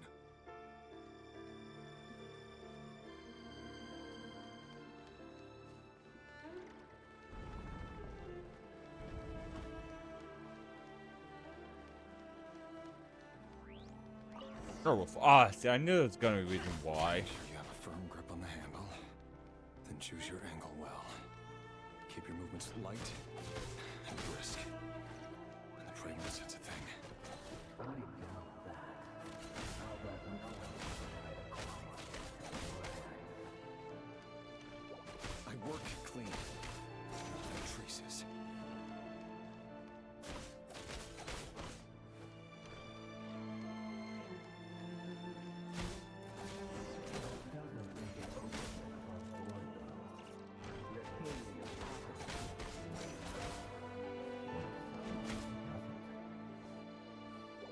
That won't happen. He's changed. Ever since he fell under the spell of that power. In the beginning, he only had you take out a handful of the guilty. But now... The ones I've dealt with have always been guilty. And I've carried out my work flawlessly.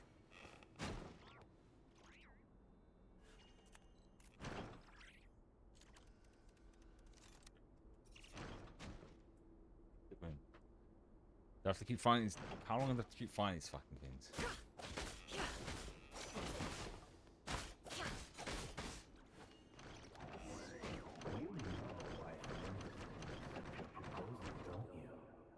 Was it because she didn't trust you? Or something else? Enough!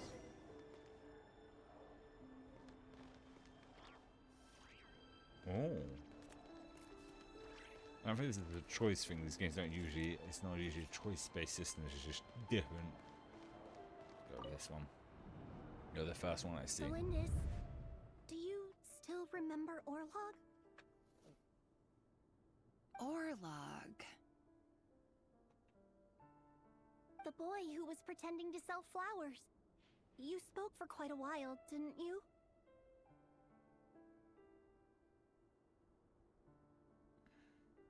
Yes, we did. What about him? He's dead.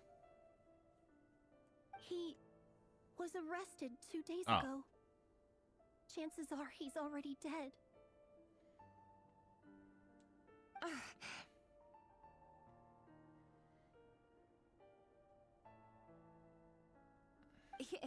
He...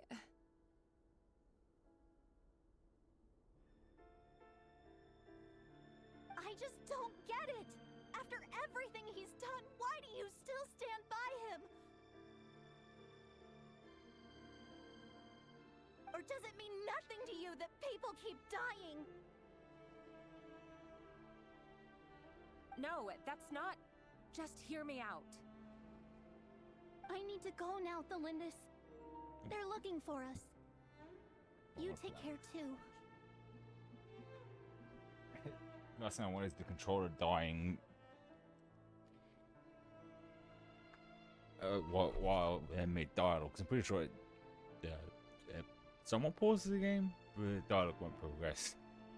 If you ever need a place to hide, come find us.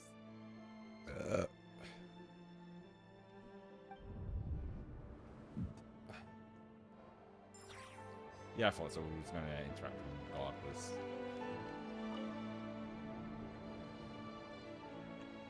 Author Thelindis.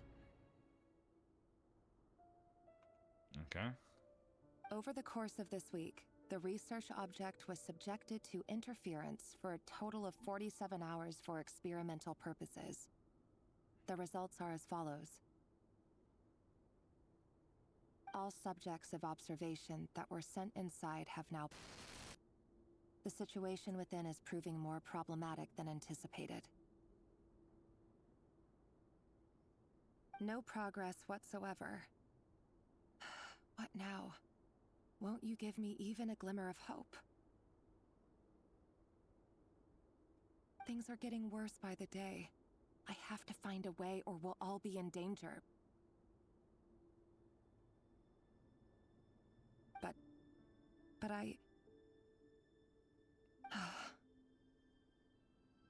If all this research comes to nothing, what then?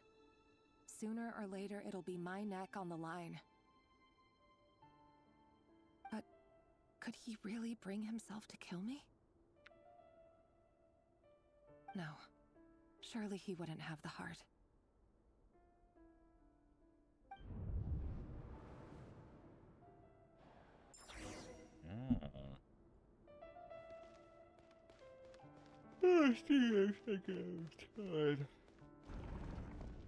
Oh, whoa! What the Doctor Strange?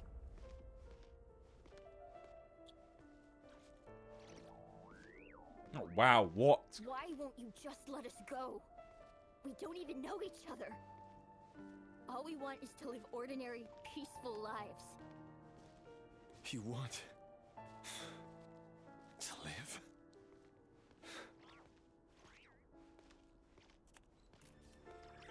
Yes. I just want to go on living. I want to Is that really live! such an unforgivable crime?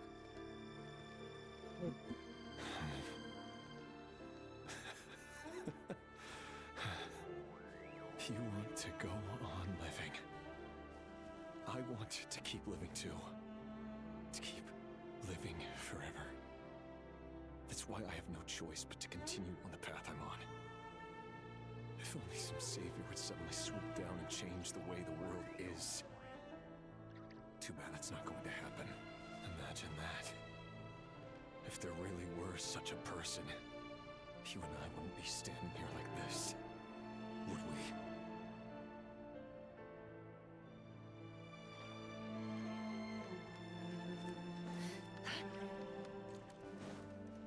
Oh, wait, no, we're going that way. No, wait, no. Yeah, well, I don't know what way this back round right now.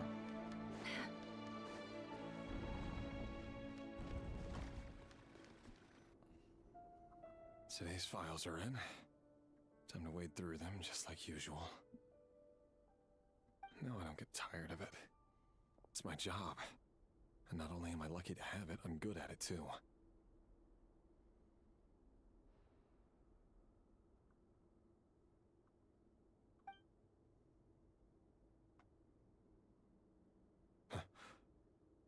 Wait.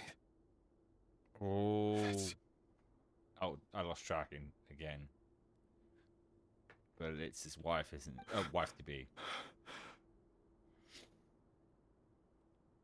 Thalindis? Oh, I see. It was going to happen. Why is it gone? No. Ah, there goes. No! Why? But you bear no mark of the Crimson Moon. How could you possibly have anything to do with them? It cannot be. A diluted bloodline. Carefully concealed. I see it now. You've been living in the shadows just like me. What a fool I've been. Numbing myself with talk of justice. Even imagining my friends would back me up. But in the end,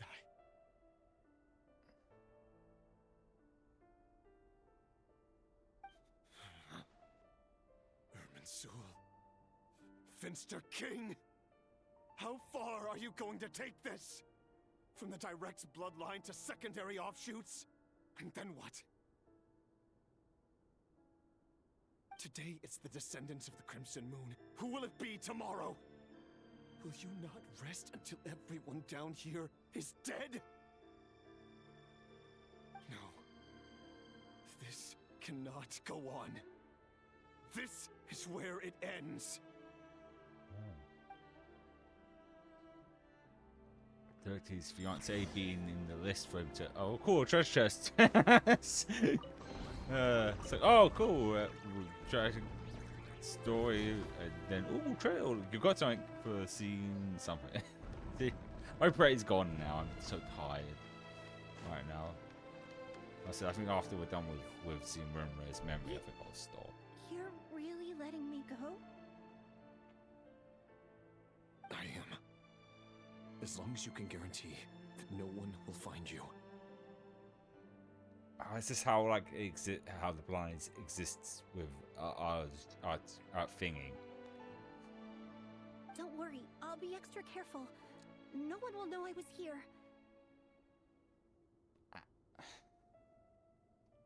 Damn, this tracking issue. What about you? Me? If you let me go, Oh. you won't be able to complete your mission, The will distance you? am I too far away? I don't think I've usually had an issue with it. I can stand as far as I usually would and it would be fine. The tracking I'm on about. Good point. In that case, maybe you should stay. No, please! I just want to see the outside world again. To... Go on living?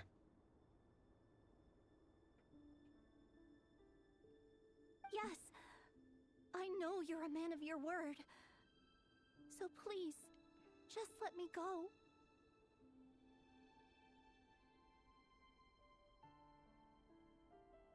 If I let you leave, what will become of me? Just kidding. Go, now. But remember, don't let anyone know you were caught. We'll be seeing each other again very soon if you do.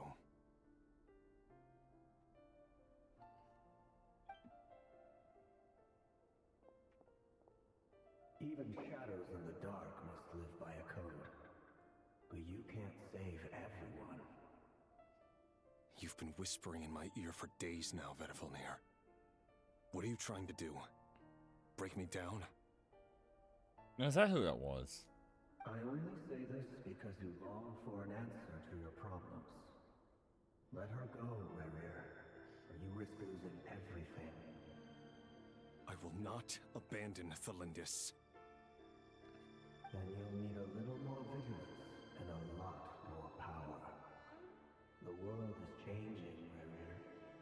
Keep your eyes peeled for your moment of opportunity.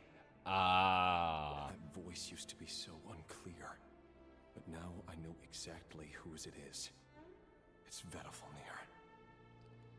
Ah, okay. So now pieces are coming together.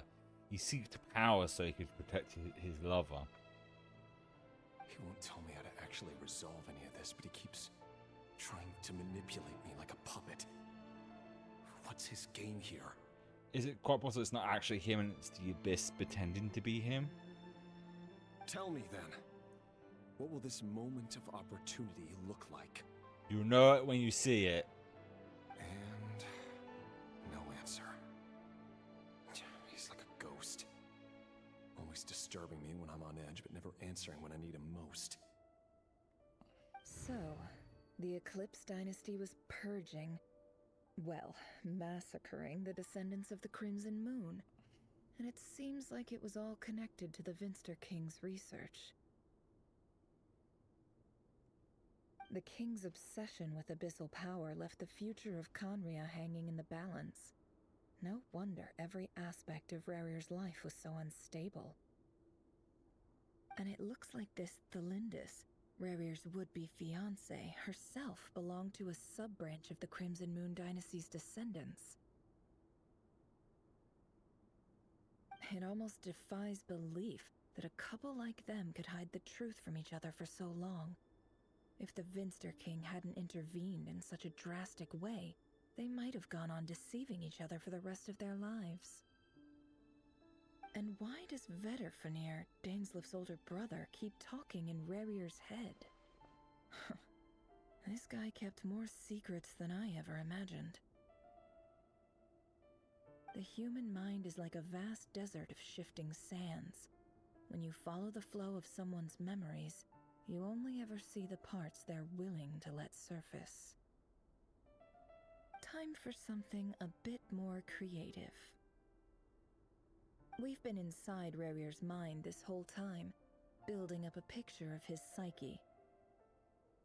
There's already enough clues on the board to start reading between the lines and mapping out the rest. Just probably meaning Lillery, right? Now, we can finally Hello. begin to put the pieces together. Sure, it'll only be a reconstruction, part simulation, part reasoning, but it's usually pretty accurate. Once we've built up a cognitive profile, we just need to cross-check the logic behind his actions. And then we'll be able to take a sneak peek at whatever it is that Rerir has really been hiding.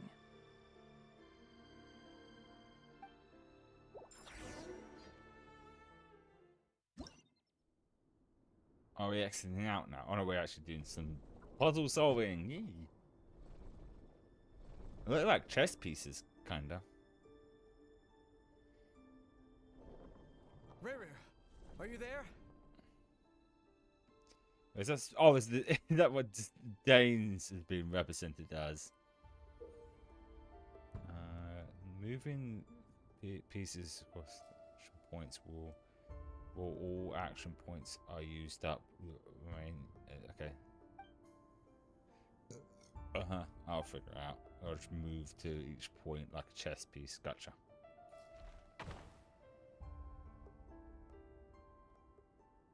I can go this way. I see I get more points to move by doing that. Okay. I see how this works. Hey, Rerir! Come out, it's urgent! Dane? Oh. What's wrong? Oh no, that is that. So where is the wolf thing? Quick, come with me. I'll explain everything once we've met up with the others. Come with me if you want to live.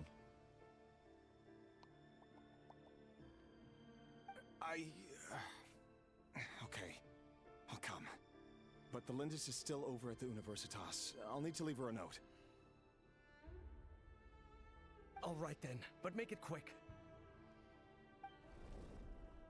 I've never seen Dane so worked up before. Whatever this is, it must be big trouble. We're seeing what happened to the fall of the Amria. Alrighty. Okay.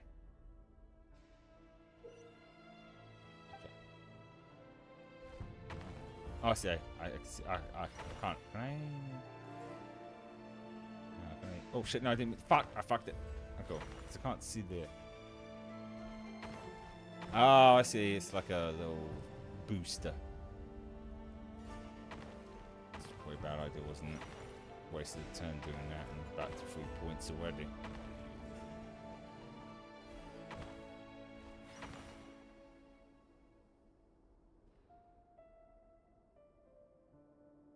Oh, sword and a horse. Well, this is a nice change, meeting you all at this hour. When men and women of ambition can speak face to face in broad daylight, I say that's a big step forward for our dear Conria. It is the 5 sinners we're meeting. Don't be ridiculous. Yes. We do not fear the day. Why would we seek refuge in the night? You might ask your blade that same question. I'm told it prefers the cover of darkness. The word on the street is that Sertologi only strikes when he has an unfair advantage. But that is patently false. I see you're missing an arm and a leg. Surely only a fair fight could explain that. So he's Legolas then. If this is your way of offering me replacement limbs, believe me, I'll take them. Oh, we can certainly discuss that. With bioalchemy, anything is possible. Assuming I have your full support in my research. Lunatic. Robtatir, what brings you here? Why, Dainsliff, of course. He invited me. Please, cast aside your apprehensions, Miss Rhindaughter. Whatever the rumors may say, I am but a humble servant of the king, and I can assure you he affords me no greater convenience than he does you. Well, the Universitas Magistrorum won't stop fawning over you. So at least some of the rumors must be true. You're clearly doing well for yourself, so drop the humble servant act. It endears you to no one. You're president of the Universitas Magistrorum, the chief royal mage known as the Wise by royal appointment, and by far the most favored among the 4 pillars of Conria.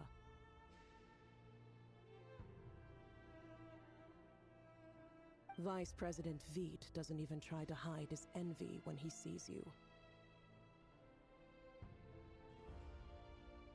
My success is the product of hard work and good luck. It's as simple as that.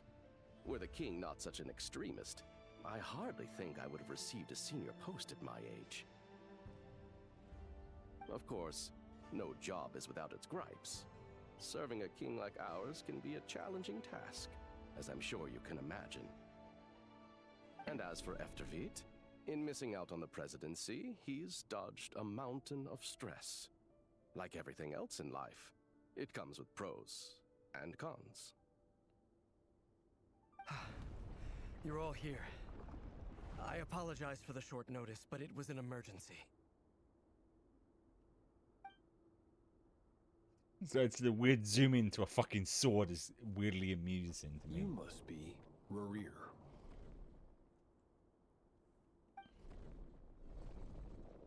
Mr. Sertologi. Yes, I handled your case file during your sentencing. Nothing personal, of course. I'm pleasantly surprised that you remember me. You're clearly a person of substance if you've been invited here. But Dainsleif, you'd better have a very good reason for convening this little gathering.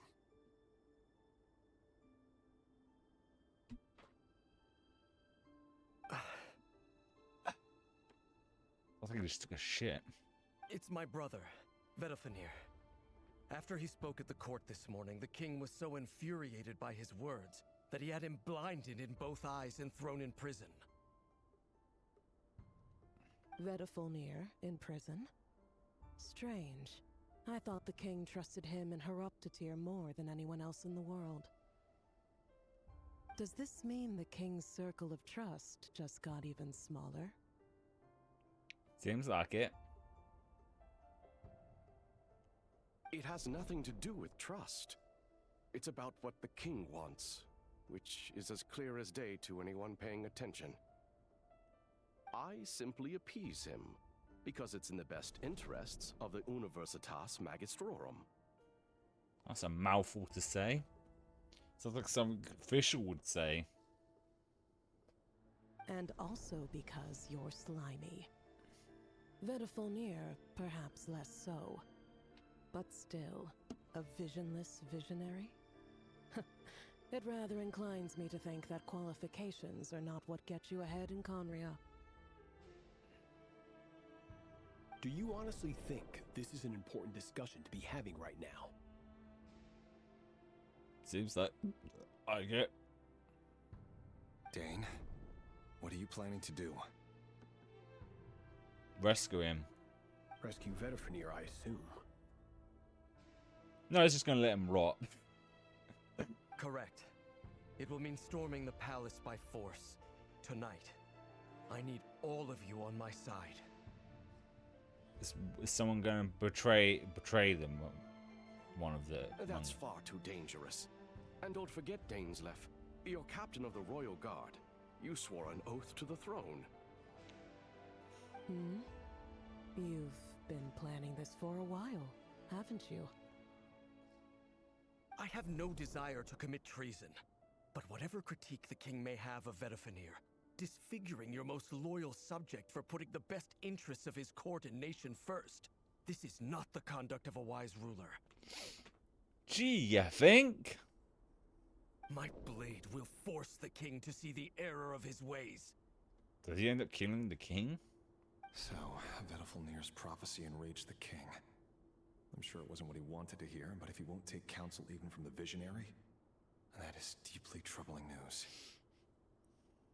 The extent of His Majesty's madness is now all too clear. The question is, How does a man like me get out of this situation unscathed? That's the neat part. You don't. You have noble ambitions, Dane. But I'm afraid they don't do much for a guy like me. I'm not interested in saving the world. All I want is a letter of pardon. A letter of pardon? For whom? Thelindis? The chances of the Vinster King issuing a pardon for anyone connected to the Crimson Moon seem vanishingly slim.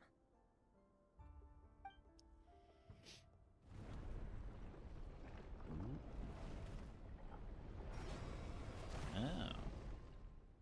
Interesting. Well, this little chessboard game. This black fog over the board must have some connection to Thelindis.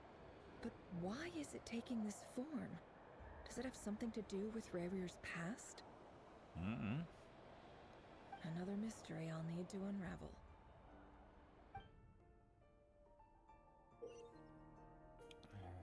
I'll figure out as I go. Oh, I see. That's the point systems. Like, if I have less points than the thing, I take damage. If I have more points, then I want to go forward. Yeah, and it takes 2 points to. Yeah, so this is. So it takes away points. I have to be strategic in this. It's about doing maths here. I mean, I could just go. See you later, alligator. Shit. Fuck. Oh, fuck. Well. That was my fault. Unless, can I... Oh, yeah, no, because they'll take...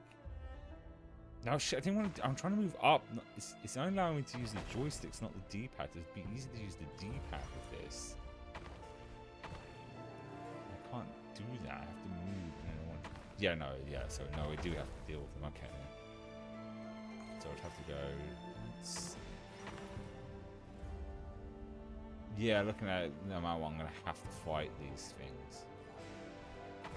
Let's see. This, then this. No, because it only puts me to 4, and as soon as I attack that, I can't attack it. Okay. 2. Ah, shit. And do I shift back to this and get more points? No, because it doesn't double the points. That gives me 6 points. I guess I'm taking out this first. Oh, but then can I? No, because I'll crumble. But does that thing say destroyed? It does. I can just keep doing this and then.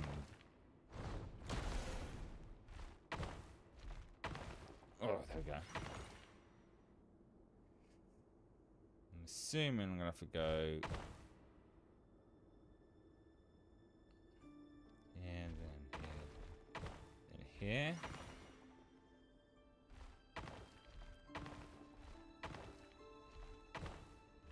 Then there we go. Got it. Author Thelindis. Over the course of this week, the research object was subjected to interference for a total of 60 hours for experimental purposes. The results are as follows. Research dating back to the Crimson Moon Dynasty has established 2 points regarding Moon Marrow. Firstly, its origins have something to do with a god's power. Secondly, it serves as a portal to an as-yet indeterminate location. Moon Marrow can thus be defined as a spatial gateway.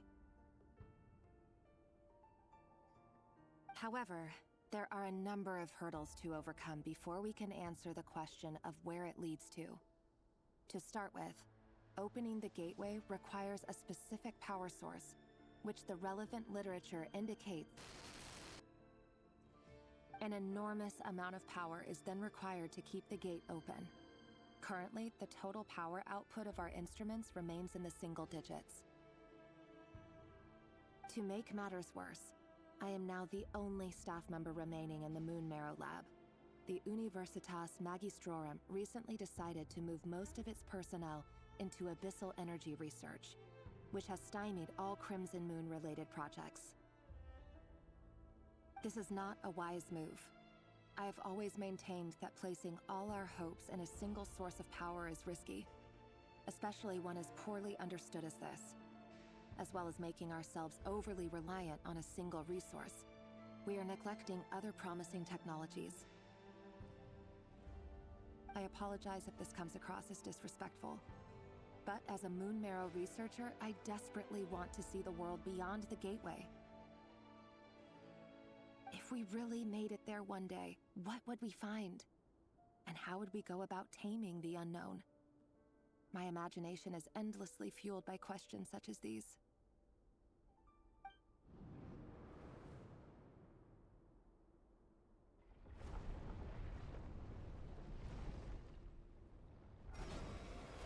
More enemies to fight. Oh, now we're going to that one, okay. Okay. This one's obvious, just go back this way. Oh, wait, can I? I think that was the intended pathway.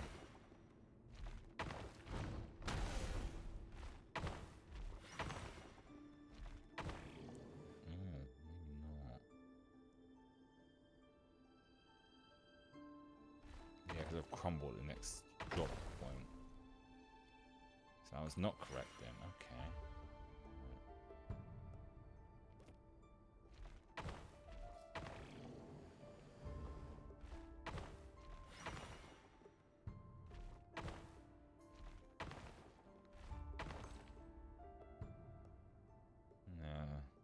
I guess it's, yeah, because now it still counts as, yeah.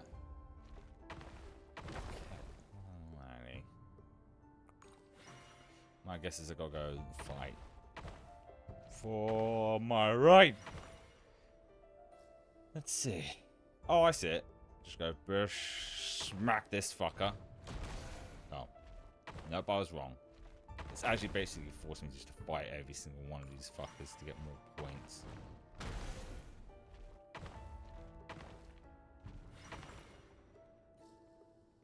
Then... I guess not all of them though. Oh, cool.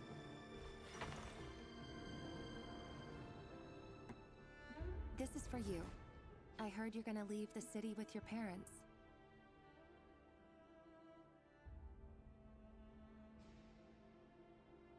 Delindis, did you hear about what happened? I've heard nothing. Rerir got back very late last Friday, and he was acting a little unusual, but he slept pretty well, so I'm guessing whatever he did was a good deed.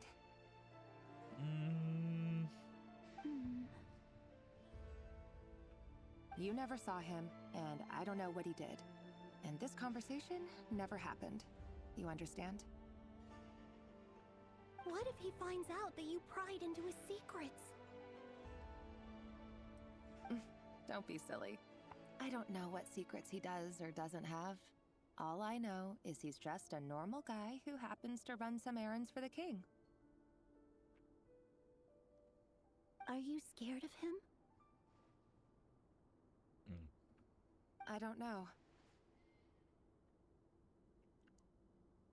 That's a very non-answer. The Rerir I know doesn't match the person you all describe.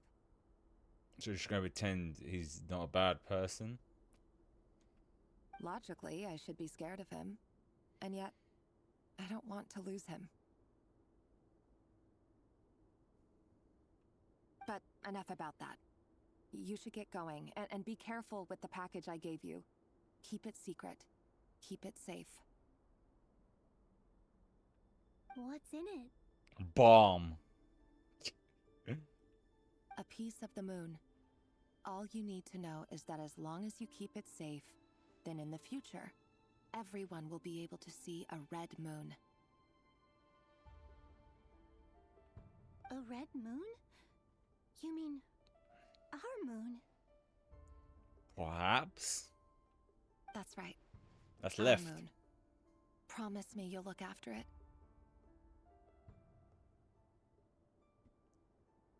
She loses it immediately. I promise, Thelindus. The Crimson Moon bloodline will never die out. Its light, the color of blood, will become like a fire that flows in our veins. Stiff. No matter how long it takes. Well, it took centuries.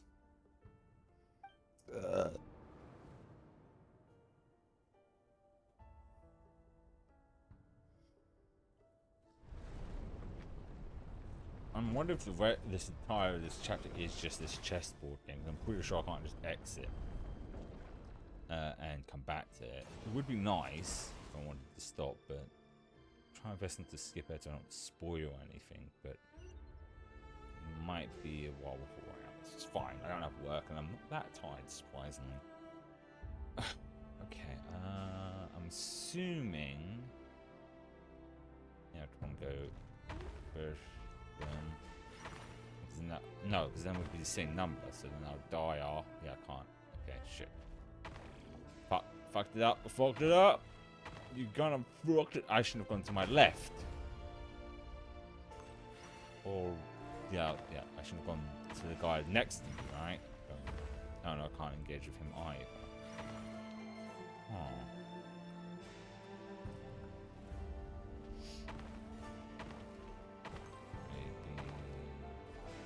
This one, and then down here. Alright.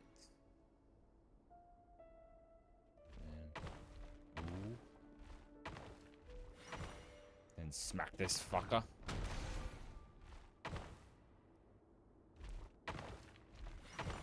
And then slide all the way to here.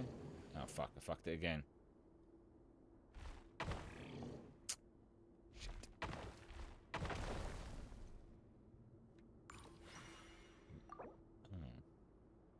See, that's the point. If I exit, I don't know if I'm going to be able to continue. I don't want to do this all over again. So maybe flank. No, because that'll give me 3 points. Back here. See if I can think of, but then it gives me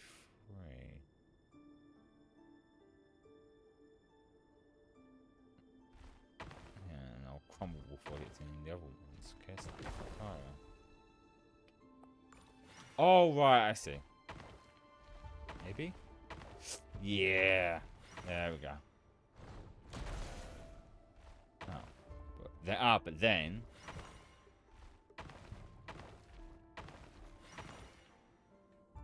Hurry, everyone, and stick to the plan. Sir Dainsliff, what are you? Is this treason? Treason for reason. You know what happens to those who betray the throne. Please, don't do this. I'm afraid he is. Huh. That's weird. The captures are not working.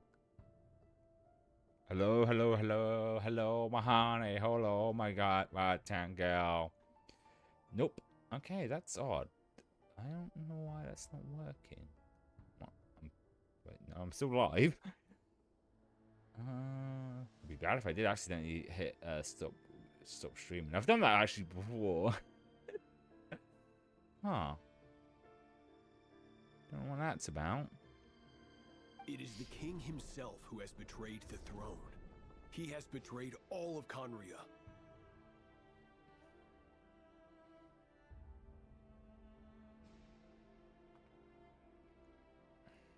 If you have any love left for justice in your heart, you should join me. Sometimes they're not going to do that. It's showtime. Dane and his group will handle the troops in the palace. Then Hraptatir and Rhindaughter will disarm the security measures. My job is to enter the prison and rescue Vedifalnir. Stay safe. Wish me luck.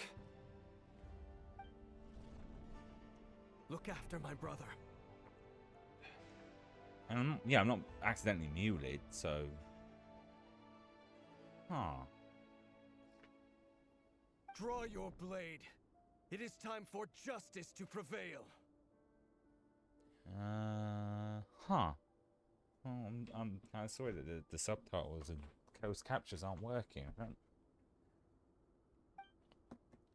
Oh, we're now these two. We're still yeah, we are still I can't even say his name now.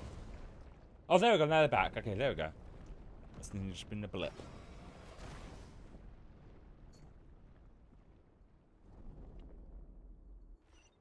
Okay. So am I not heading? Am I heading up or back? Well, it's pointing me that way, so I'm saying it's zooming. Yes. That's what it is. Oh, it's like a snake. Okay. Well, I can give a gather. Give good. Be. I'm like at my limits now. But then what? I mean, it's not like I can. Oh, that was pretty. Okay. Guess that was just a dumb thing to do. Oh, I know. Boom. Boom. There we go. And then dip. Oh, wait, shit. Fuck.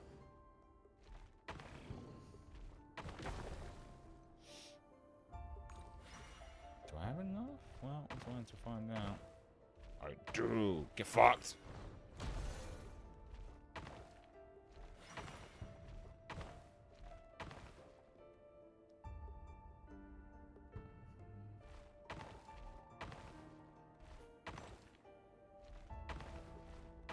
Shit.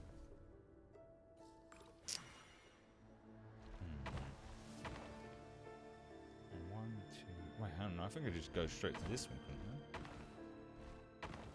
God, yeah, it's me overcomplicating it again.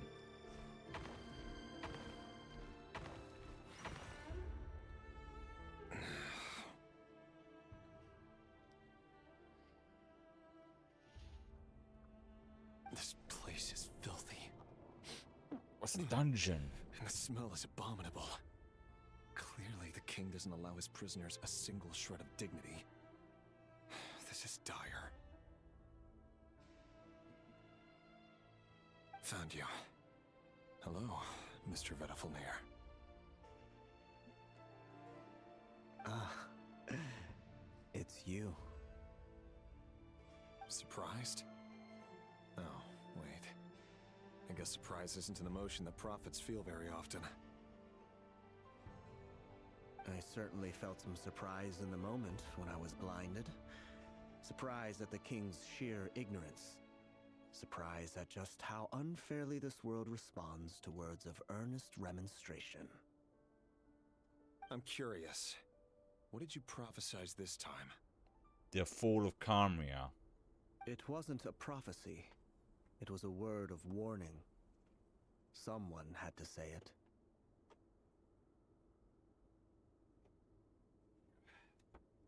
Try standing again. Been another 2 hours. 2 hours. I might actually do that. I'm worried that if I exit this now, I would have to do this all over again. I kind of don't want to. I'll let's play out why. The king has forsaken all reason in pursuit of his obsessions. I simply told him that if he continues on this path, Conria will surely fall. But he didn't listen. Worse still, he stabbed you in both eyes and locked you away. Dane asked for my help. The court is in complete chaos now, but I'm sure you predicted that. Everything is transpiring as I foresaw, yet I am powerless to change it. Fate is an immutable force. I can but lament as the inevitable unfolds. I do wonder whether giving a man the power to see the future does nothing more for him than slowly crush his spirit. Forgive my curtness, Vettelfulnir, but the king did not suddenly turn on you today. His suspicions have been brewing for a long time. You can't have wisdom beyond the reach of your fellow man without attracting his fear and suspicion. There are things the king does not want to see. So, he doesn't want you having visions of them either. He blinded you because he thought this would make the visions stop. He wasn't entirely wrong. I did indeed lose my power to see the future. Right up until... Until what? Just now. I believe I saw something new. Well, tonight could go a lot of different ways. 5 of us banded together to storm the palace, also we could rescue you. This will go down as the most tumultuous day in Conrian history. I sense hatred in you, but also hope. A desperate hope that with the tyrant deposed, that will be the end of the story. But this is not the end. It is the beginning of a new chapter, in a whole new story. There are many men of honor and courage in this world, Rerir. But you are not one of them. You're not here for justice, are you? You're here for yourself. Is that a dagger? Interesting. Why not the polearm? It was always your weapon of choice. With your abilities, I don't doubt that you were able to recover some of your sight. But I also doubt that you want to make an enemy of me right now. So it's that line of dialogue. Is Renrir going to be a playable character? I wonder. Of course not. We're on the same side, aren't we? We could be. But I need you to be honest with me, Vedafilnir. At this point, you're my only hope for the future. You mean your future? With your beloved, Felindis? Yes. And I know there are bigger things at stake here. A dynasty, a nation, maybe the entire world. But forgive me, I care first and foremost about myself. I can't abandon the one I love to save myself. I just can't do it. But you see a broader picture of the future than I. You see the solutions to the biggest problems of our age. So tell me, what is my solution? What's the answer? In matters of fate, answers are either right or wrong. What will be and what will not. Maybe you are willing to pay a certain price in the pursuit of happiness, but unfortunately, fate does not negotiate. That is the cruelest thing about fate. It is unmoved by your sacrifices. That can't be true. I know it's your voice that I keep hearing in my head, urging me to see how the world is changing, to seek more power, so I can protect the things I love. You show me disaster, but you won't show me how to avoid it? Why? Why are you doing all this? My voice. In your head.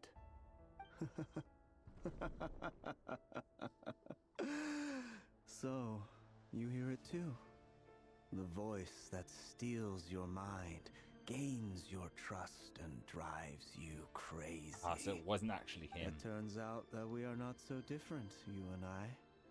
Vedafilnir just broke into the strangest smile I've ever seen in my life, as if he'd discovered some monumental secret.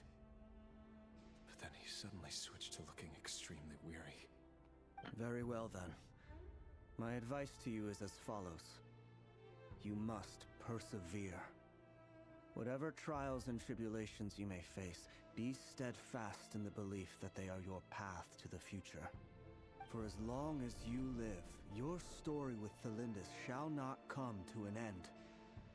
That is the only chance you have of fighting back against fate.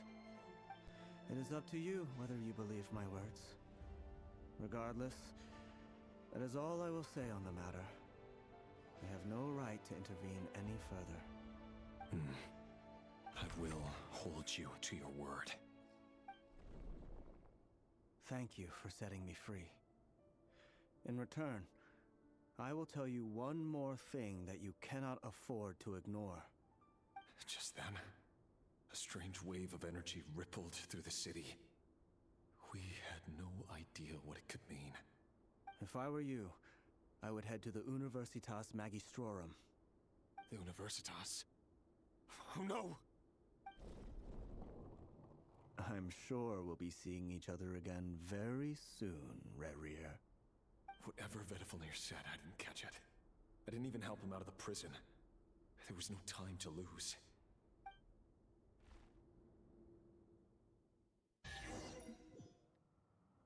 Oh, now we're back into normal thing. Okay, cool.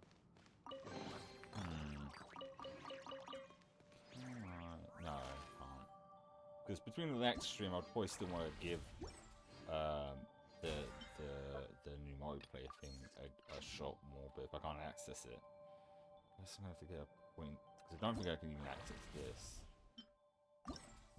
Oh, can I?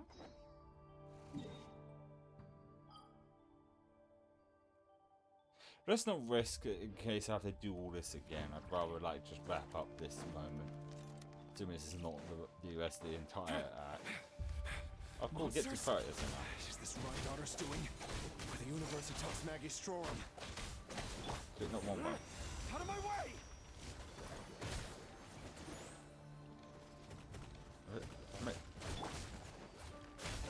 It all adds up. No more lies. Come on. I want to see a special ability. Even though I can still fight them out beforehand.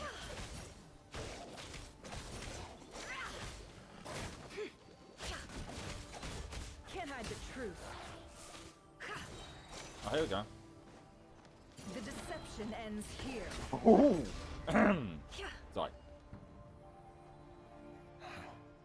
The Universitas. That reminds me of a rumor I once heard. Allegedly, the king installed secret mechanisms in the palace and around the city. No one knows where they are or what kind of power they hold. But if they were ever going to activate, it would probably be on a night like tonight. Help! Help! Hold on! Don't let them anywhere near you! Save me! I can't! Ah! That sounded like an explosion. So, the rumor is true? The king really went through with it? What other means does the king have at his disposal? They must run on power from the Abyss. And given it's a major center of Abyss research, anyone over at the Universitas will be in grave danger. I have to hurry!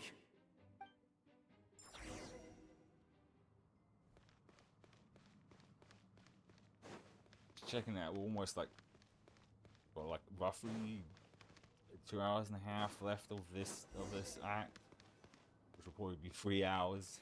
Not sure if I have that in there.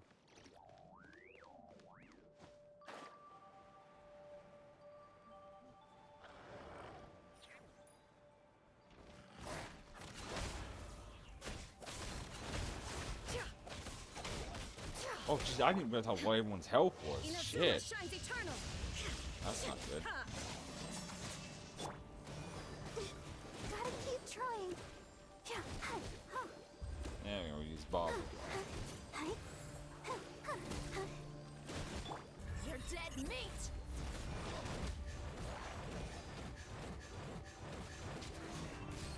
Plus, I'm still intrigued to see where this is going. Again, it's going to be thoroughly and quite frankly hooked in.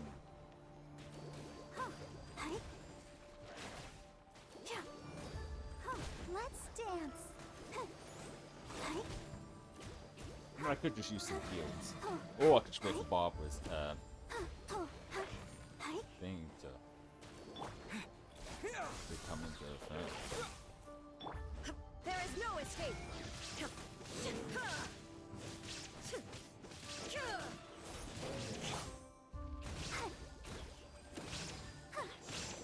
So I wanted a bit more of a challenge, and here we are. We're actually by these things, I just run past them. Once I just run past them, just see ya. Go, Barbara, go! Let's just keep running. Oh no, I do have to fucking fight them. Okay, fine. Bring on, buddy. Ah, there we go. Come on, we can do it. Spring forth! Let the show be. Shine down! Let the show? What? More? Oh. The mystery unravels.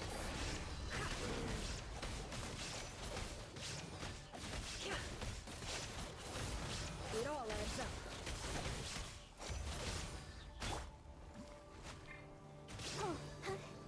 I'll protect us. Illusion shattered! I'm just really confident. My energy is pretty low right now. Now I'll you just get shall through perish. this.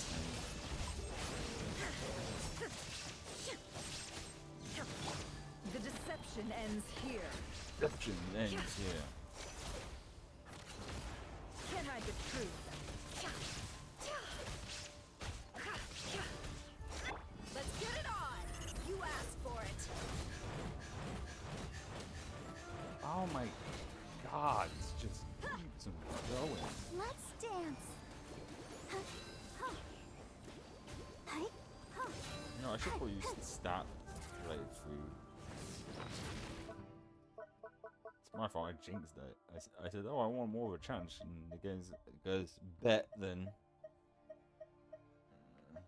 It's hard to figure out which would be best. I'm just clicking anything. And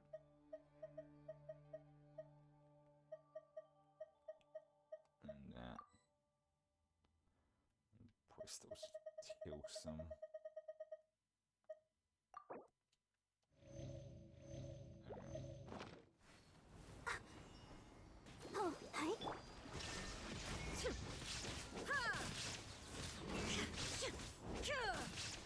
Propagate! Buckle up! Hey, let's get it on! I'll protect us.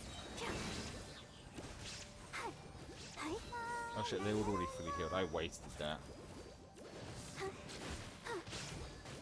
Germinate! Shine down! Torn to oblivion! There we go, now.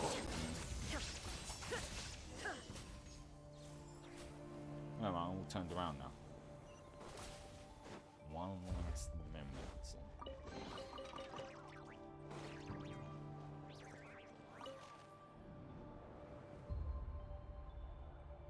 Monsters at the Universitas Magistrorum?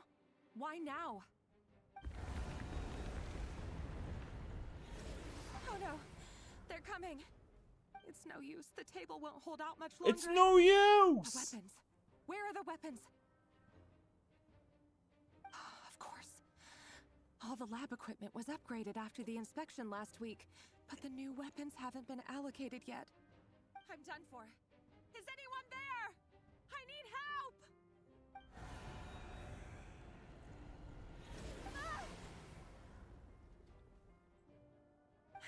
Stay back! Please stay back!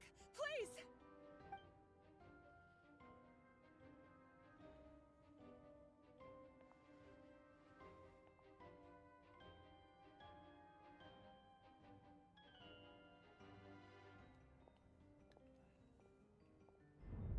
What's the glowing light about? Oh. What's that? Reverie. So the rumors about your work are true. What? No! Listen, something happened at the palace tonight. We have to leave! You don't need to lie to me anymore.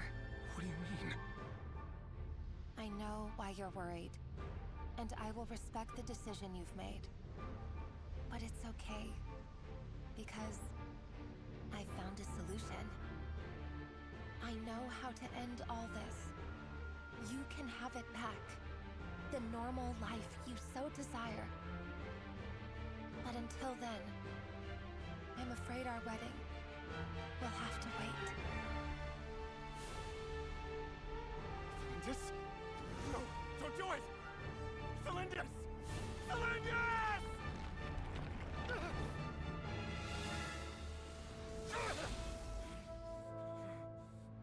I told you, Reverie. Let her go. You will find someone better.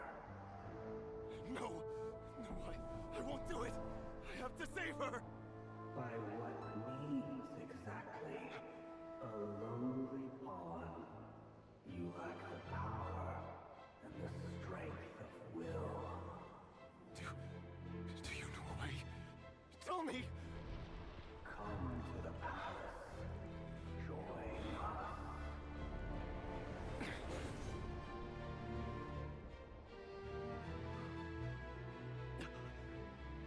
Rare, thank goodness we... Step forth and take your share. You made it. Not you too.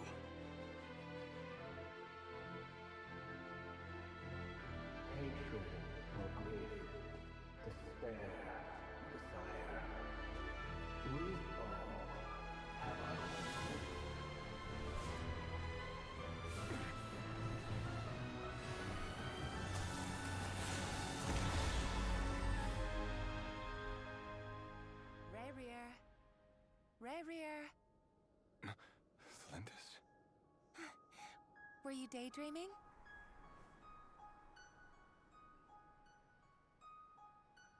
You still remember, Rerir? That question you asked me a couple of weeks ago? Oh. You mean the proposal? Yeah. I'm wondering, where do you think would be a good place to discuss it? Maybe in the garden? Or were you thinking a fancy restaurant? It's your choice.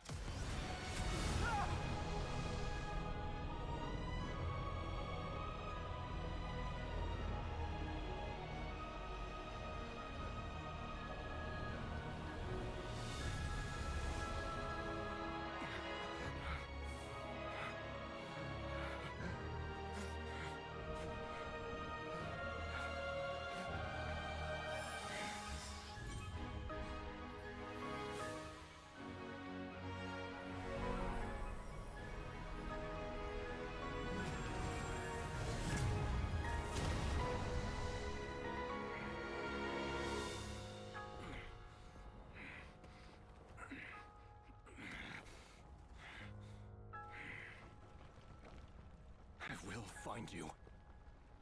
And then, you can give me your answer.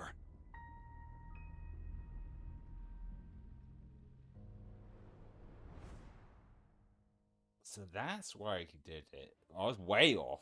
He jumped into a portal when he wanted to go after her. So that's how the Raker of Solnari was born. A monster created by circumstance is a monster all the same. Viewing other people's thoughts for too long can get uncomfortable. Right now, I'm feeling a strong sense of loathing. In a nutshell, the story of Conria is what happens when the truth falls by the wayside. Everyone tells little white lies, and before long, you have a huge pack of lies that destroys everything. Time to get back. Oh, good. She's not the only one who's fucking exhausted. Sorrow, but the tale of any fallen civilization is one of endless tragedy. Cruel as it may be, that was Conria's fate.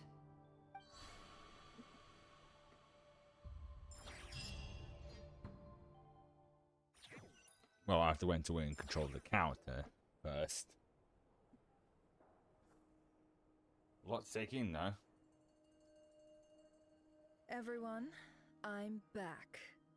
Can I get a standing ovation? I'm standing right now. How are you holding up? Feeling okay? She's fine. Boss is a pro. Yes, I'm fine. You will have seen the events of Rerir's life through my thoughts. It's now clear that he is just a regular nobody, driven by personal tragedy, as he said himself. I mostly agree. There's only so much we can know about him from his memories alone, but they did give us a clear glimpse into his life in Conria. However, I would not consider Rerir to be a nobody. He was deeply involved in the events of that era. Yet, when the catastrophe of a generation strikes, nobody is safe. Sounds to me like you're speaking in riddles again. Is this you urging me not to abandon the people of Something-Krai in their hour of need? That's not what I meant. Although I do hope you choose to remain a part of the plan. Without you, the mission ahead will be all but impossible. Then try to remember that I respond better to the carrot than the stick. And I don't appreciate being bossed around. Now, as for you, Missy, you were excellent. You stuck to the rules of the ceremony and kept your mouth shut the entire time. Bravo. Cool. So, can you fill me in on the deets now? Most of what I saw went right over my head. Patience. You'll hear the whole story, don't you worry. But let's meet up with the others first. It will save me narrating it twice. Yehoda? Yes, boss. Let me get that door for ya. That's more like it. For a moment there, I was worried you'd forgotten about the first clause of your employment contract. Forgive my curiosity, but what does the first clause say?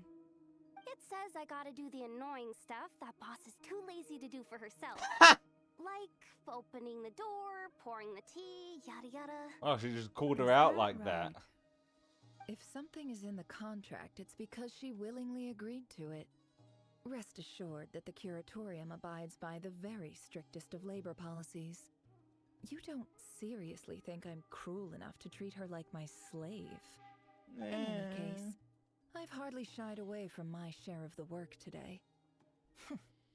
Hope I don't catch Flintz and Varka lounging about in their chairs, enjoying a leisurely cup of tea. What if one of that actually There's just nothing wasted? I dislike more than other people enjoying themselves while I'm hard at work. They're coming in there passed out drunk. Oh no. What? What's the... Oh no! Sorry to disturb you, but we seem to have run into some trouble. What? Evidently so. Don't worry, I'm not about to leave you to fend for yourselves. I'm not that kind of boss. And it would go against the Curatorium's labor policy. I'm sorry? What did you hear me say? I wasn't talking about labor policy. Wait.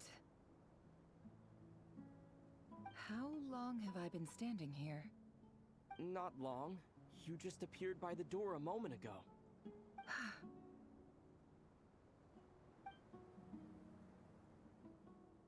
Boss, what's wrong? You look like you've seen a ghost. We've been tricked. We never left at all. Somehow I hallucinated that whole scene back inside the office. Hallucinated? But how? How indeed. This place should heed my will alone.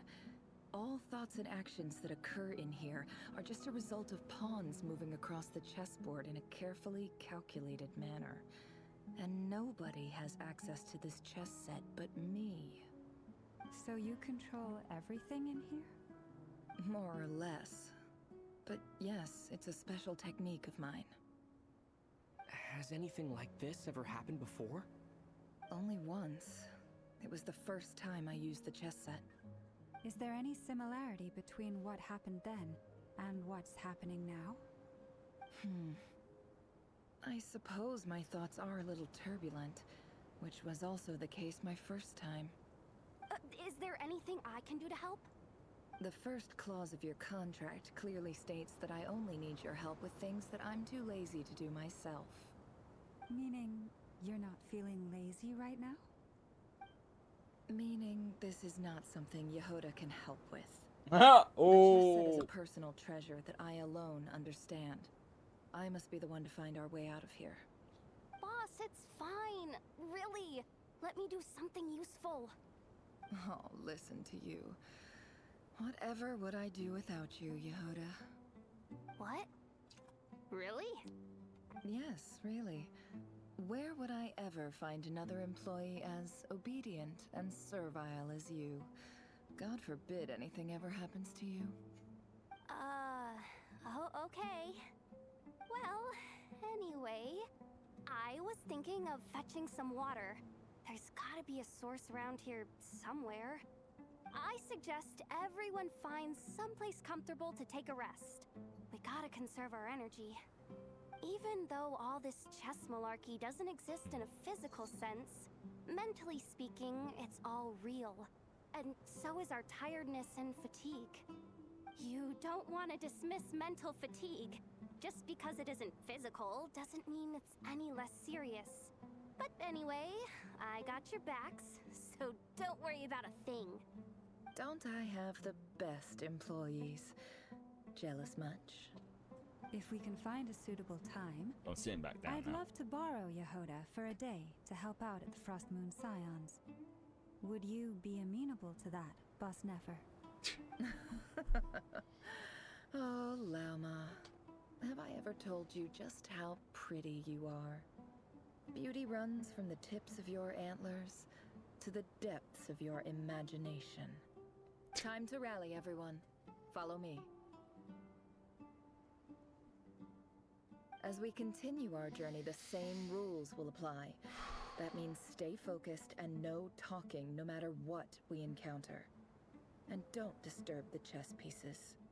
You have my word that I will get us all out of here.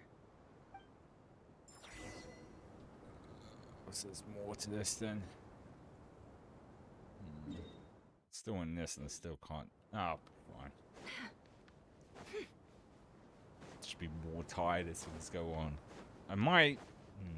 I might start getting dinner ready because I am getting a little hungry. Oh, so we're in Something-Krai. This place looks familiar. That's not a good sign. There's someone up ahead. Time for a little chat. I'm slightly curious to see if I just fast traveled. Would it even let me? Because the worry is also if I do that, will I have to do all that other stuff again?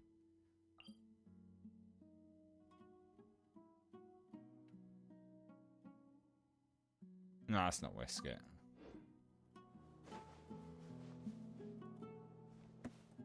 I wasn't expecting visitors at this hour.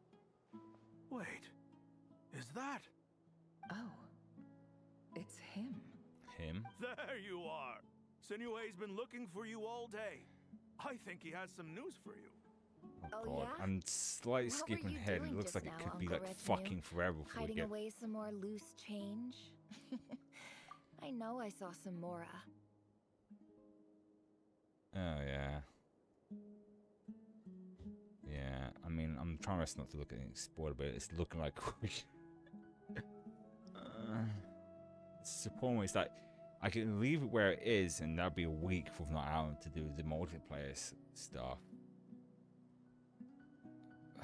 Because I'm busy tomorrow, so I won't be able to finish this. And during the week, looking at now, right now where we're at, we've got roughly 2 hours and a half. I don't know if I'll be able to do that during the week. Mostly energy-wise due to sleep not being great at the moment. What do you mean loose change? Oh, come on, I'm too old for this. Just pretend you saw nothing. So we're seeing her past, is that it? So I'm thinking maybe I take the risk and try and... Because it's not like I can't, like... Because there's also, unfortunately, an event that's going to be gone by that time. Let's see, what else do I do? Okay, yes, no, I can't. Yeah. You're currently in a special story mode. If you leave, are like you will a have to raging experience torrent the that current... surges through the mind. Again, More often than not, if you try to hold them back, you'll be swept away by their unstoppable force. You know what? I'm And going if to you take the try risk to and see what ignore happens if them we leave. entirely, you'll let... As long as we don't have to do all that chess piece part, we start at least that point up, will be good enough.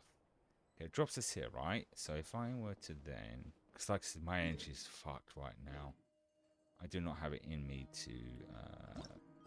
let's see. Let's see how if I now select the mission, main mission. Ah, I see. So we'll just dive back in. Okay, that's good. So they give us a way of getting an out. Okay. Alrighty then. In that case, we'll leave it at that because my energy is... I can feel it waning, and I can't even fucking think straight. I figure I should rather than risk pushing myself any further because there's also a risk of making myself sick. I think it would be best to stop, and I don't think eating's going to necessarily change that. But yeah, we've got let's see. Let's get to like exactly where I just left it off at.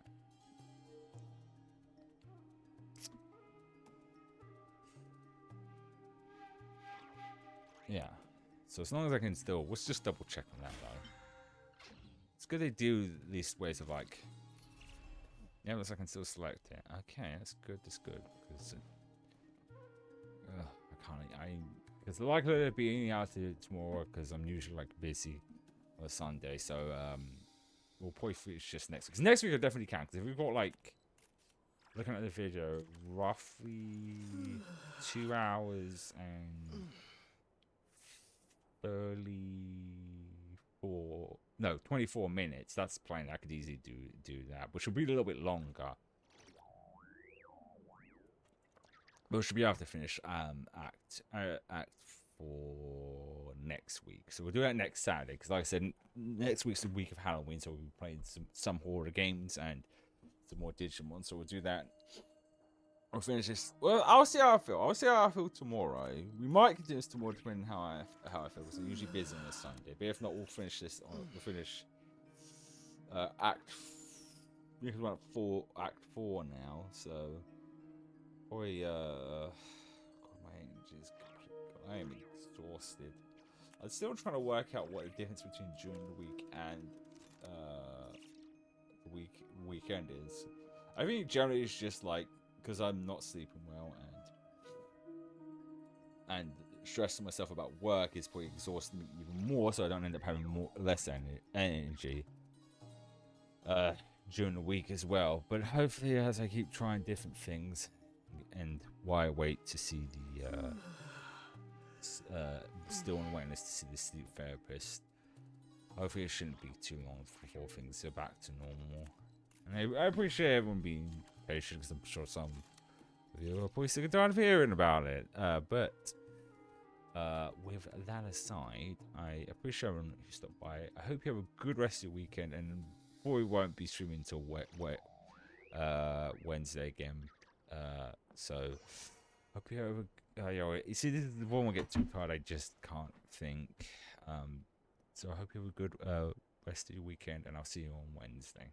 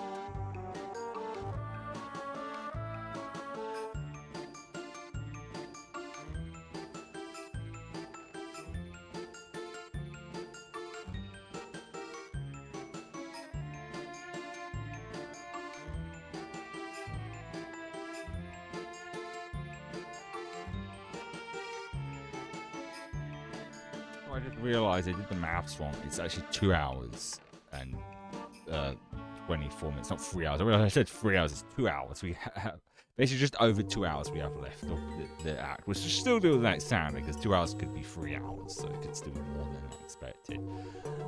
Anyway, bye.